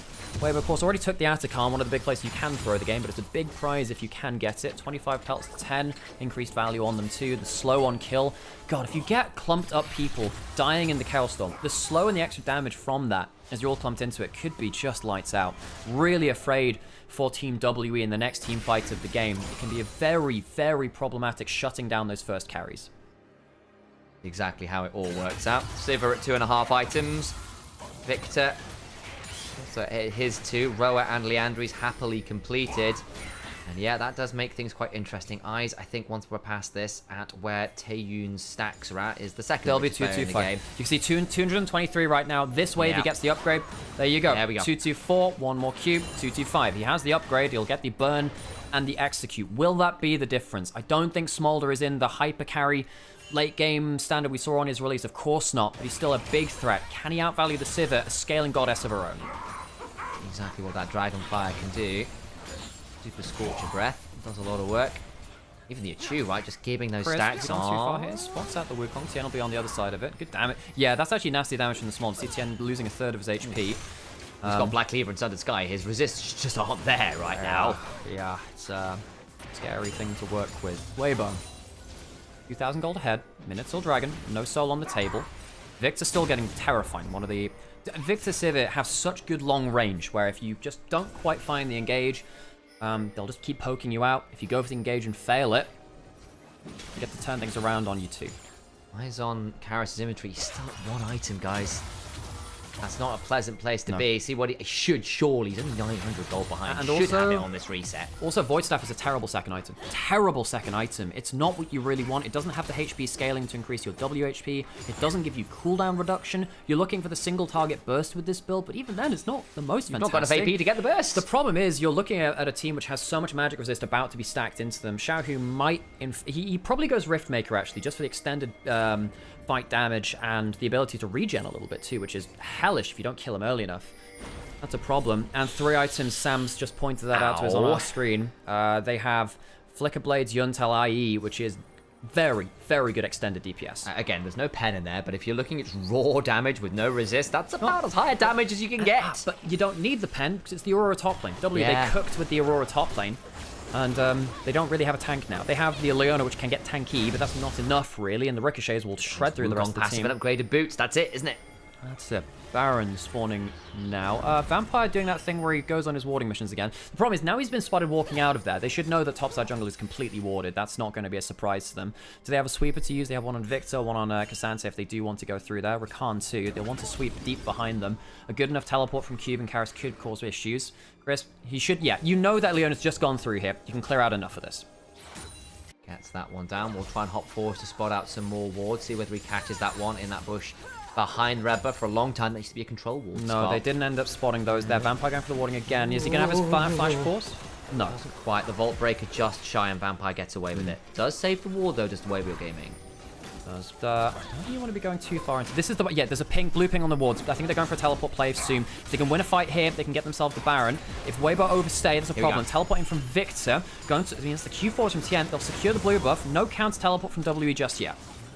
Yeah, they really want to try and get that turret bot side. Of course, because Xiaohu TP'd away, doesn't mean he's not there. Karis now pulling off that turret. They're starting up Baron. Now, can they start up the Baron? Yes, they can. And the Sivir does a hell of a lot of damage. Now, I can't remember. Pings on the minimap. Pings on the minimap. There are wards there. Do they see this coming? This is a very good Baron pit, though, for Weibo. The all-seeing Baron gives you... Oh, that's the engage instead. And, of course, the Warrior Trickster's down. Monkey's going to go into the backline as Crisp is trying to keep Taeyun out of the play. They've lost their jungler, and Taeyun gets an ult, but it's only little bits of a chunk. It's not a full thing. It's a great amount of damage from Taeyun in the spot, but it's not enough. You're right. Now they're stood on a ward. Need to be careful there. Can they start up again? They will do. There is a potential of Cube getting a mega ultimate and Karis coming into the play. He's going to recall. Weibo go to the Baron. They are insisting on taking this objective. There comes the Waiting Breathe. Pulls them back with the Untold Frost Strikes and drags the Aurora out of her ultimate. Is exhausted. Baron down to 4k. Karis looking to get in. Does Vampire have the smite in inventory off the spellbook? Engage with the stolen quickness. Hijack needs to take the Baron. Does, but Weibo's health bar so desperately no needing to escape. Look at free. They're getting ricochets everywhere you care to look. More damage coming on through. Broken bodies. Cube is squared. Taeyun needs to keep that flapping away. What about the damage onto Karis? Absconds, but there's nowhere to abduct to. No way to play for your life. The spell shield heals light. And now Taeyun, the little dragon that just couldn't do enough. Weibo, Handstiff, WE, who can't get it done in the clutch team fights. I think we'll finally have a game where the team who is in the lead finally closes it out instead of a throw. Tien is 2 levels up on Monkey. Needs some help over here, actually. Tien pulls away. Over comes Xiaohu, buying some time. Cease and desist into the Vault Breaker, into the gravity field. There aren't cooldowns anymore. And Monkey dies. Again, the 1v1 honorable enough. The 1v3 Well, it's just a dead cat monkey, isn't it? WE had a top 4 finish last split, but I think a lot of that was an underdog buff. I think a lot of teams didn't take them seriously, and I think that they were riding on momentum. They've had to start the split again. The momentum has faded, and I think teams are getting their number a little bit more now. WE, they rely on big, clutch, flashy team fights, and today and yesterday versus Invictus Gaming, they have not been good enough at that. I think that Monkey has probably been their best player, and he's been struggling in the last 2 games here versus Weibo as well. On the other side, though, light on the Sivir, a magnificent game. Every single time you look at a late team fight, just as it's all come to a part, it's got full stack lethal tempo, full HP. Right here, Monkey has to face check. You know the Baron's going down because of the mistakes made in top jungle. He goes too deep, there's no follow-up. Taeyeon gets good damage, but that's all he's got really. The shotgun needs to be reloaded, and you don't have enough time for that ultimate to come back. Right here, just watch how much value Light gets out because Breathe does God's work here, pulling the Aurora out of her own ultimates and making sure that she can't burst out the rest of the team. But watch what happens after this as Light gets engaged onto by Karis. The Silas does nothing, stacks up the lethal tempo, pops the ultimate, auto after auto, the ricochets go through, Light finds the pocket, and this is why we do have respect for this AD carry. His Sivir today has been insane. And then he just flashes for a couple more. It's another one down, and Light has been outstanding. There's the GA. Even if you get that first kill onto him, you've got to do it again. And that makes so much sense. He's doing enough damage. You have to throw out him damage core, and Weibo should be able to close the game out sooner rather than later. They have the rest of this Baron buff, and then they'll have 20 seconds up until the Baron spawn as well. They'll take 1 turret, break the inhibitor, and WE, I think they've run out of smoke a little bit here. Steam. Either way, the fire is going out. Weibo Gaming into the base. Inhibitor's down. Aurora gets a tier 2, but will need to get back to base now. What can you do? What hijacks have you got? They've gone for the Chaos Storm at this point. Xiaohu eat it, but just does nothing at this point. Well, that's a Solar Flare and a Chaos Storm, and Xiaohu's walking away with more health than he started That's it with. ridiculous! This is what happens when you give the Victor the free and puts down his own Chaos Storm. He's got a Rift Maker. He doesn't give a damn. Tien onto that next Nexus turret. 1 remaining between Weibo and the Bear base. Taeyeon, can he find some magic? Calls Mom, but I don't think all the kind words, all the parental support in the world will mean all that much. It's an 18+ game. Nothing more your parents can do to save you this time. Vampire onto the base, not quite stacked. Staked, rather. GA pop, but Breathe. Hopping around with the footwork. Karis, back to the fountain. Nexus turret still needs to go down as Weibo are playing with their food. Vampire down. Burns continue to play around. They've already killed the dragon. And Weibo Gaming, the most convincing of the series so far, make it a 20-7, 2-1 victory. Consistently inconsistent. Feels like it is still apt to this day for Weibo. And Team WE on the other side will start their split 0-2, sadly for them, in fairly convincing fashion as well. They've not been clutch in the team fights. They've been hand stiff by both Invictus Gaming and now by Weibo. They'll have to reassess how they're approaching both their drafts and their team fights. Yeah, and I think, you know, there's people to call out, but there's moments of brilliance, but the inconsistency of their own throws have been problematic. You've got to call it out. Taeyeon was fine today, but fine is not what we want from this player who actually was really dangerous last split. He's not been so far today, or at least this split, perhaps a better way of putting it, and that is continuing to be a problem, especially when you do need someone to be the bedrock carry, which Karis and Cube have largely not been. And I think strategically, this team is investing resources poorly for some games. Right here, Karis was frozen out on top side because they went for that dive onto Light. Light didn't give a shit. He carried that game. Victor became too much of an issue after that point because they went for the wrong resources across the map. We saw that against Invictus Gaming too, where Gwen got no help because Vampire wanted to stay mid lane. I also think the laning phase has been a bit more skew-if now. I think Vampire in the 2v2 this game was good, but throughout the series, it's a bit more difficult. And team fights is where it's really showing up now. The magic from WE's team fighting is not as solid as it was last split. Called that out in game. I think they had an underdog and a momentum buff from last split. I think teams are taking them more seriously now, which is great. They deserve to have that respect thrown to them. But they're not getting freebie wins. They're getting out team fought now. That's, I think, a very apt way of putting it. But I still think WE, we know what the the ceiling looks like. We know what the heights look like, and they've certainly got that skill again. But right now, there's a couple things they need to work on. Again, the LPL schedule at the start of the split for the teams that are here and haven't been international recently just means you're playing through a lot of games. It's just the reality of it. Weibo with Chris back in, it's not perfect, but I will say Weibo at least look a little bit more like themselves again. There was a point last split where they looked quite disappointing. There are still significant issues. The inconsistencies are there, but they're not just losing lanes, they're not just losing drafts. There does feel like there's danger on this team.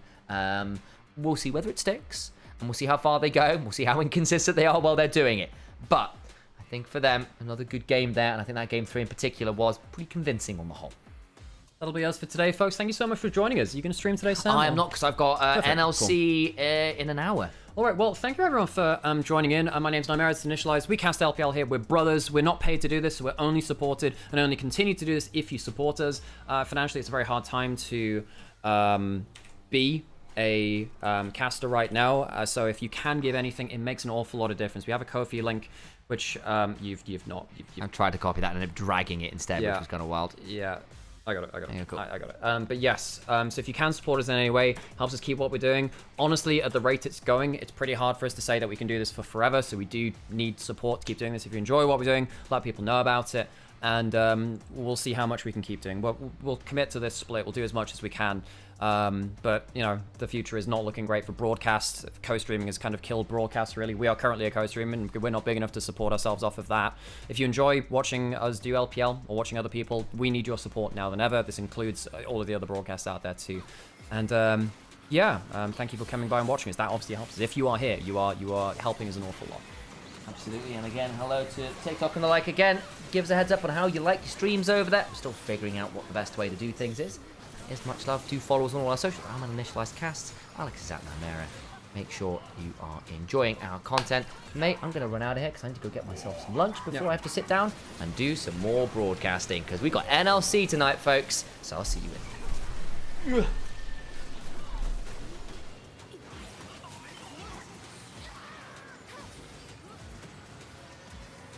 Do you want to stop the TikTok stream? Yes, please. All right, Bye, thanks, TikTok. folks. Thanks for joining us, and we will catch you around.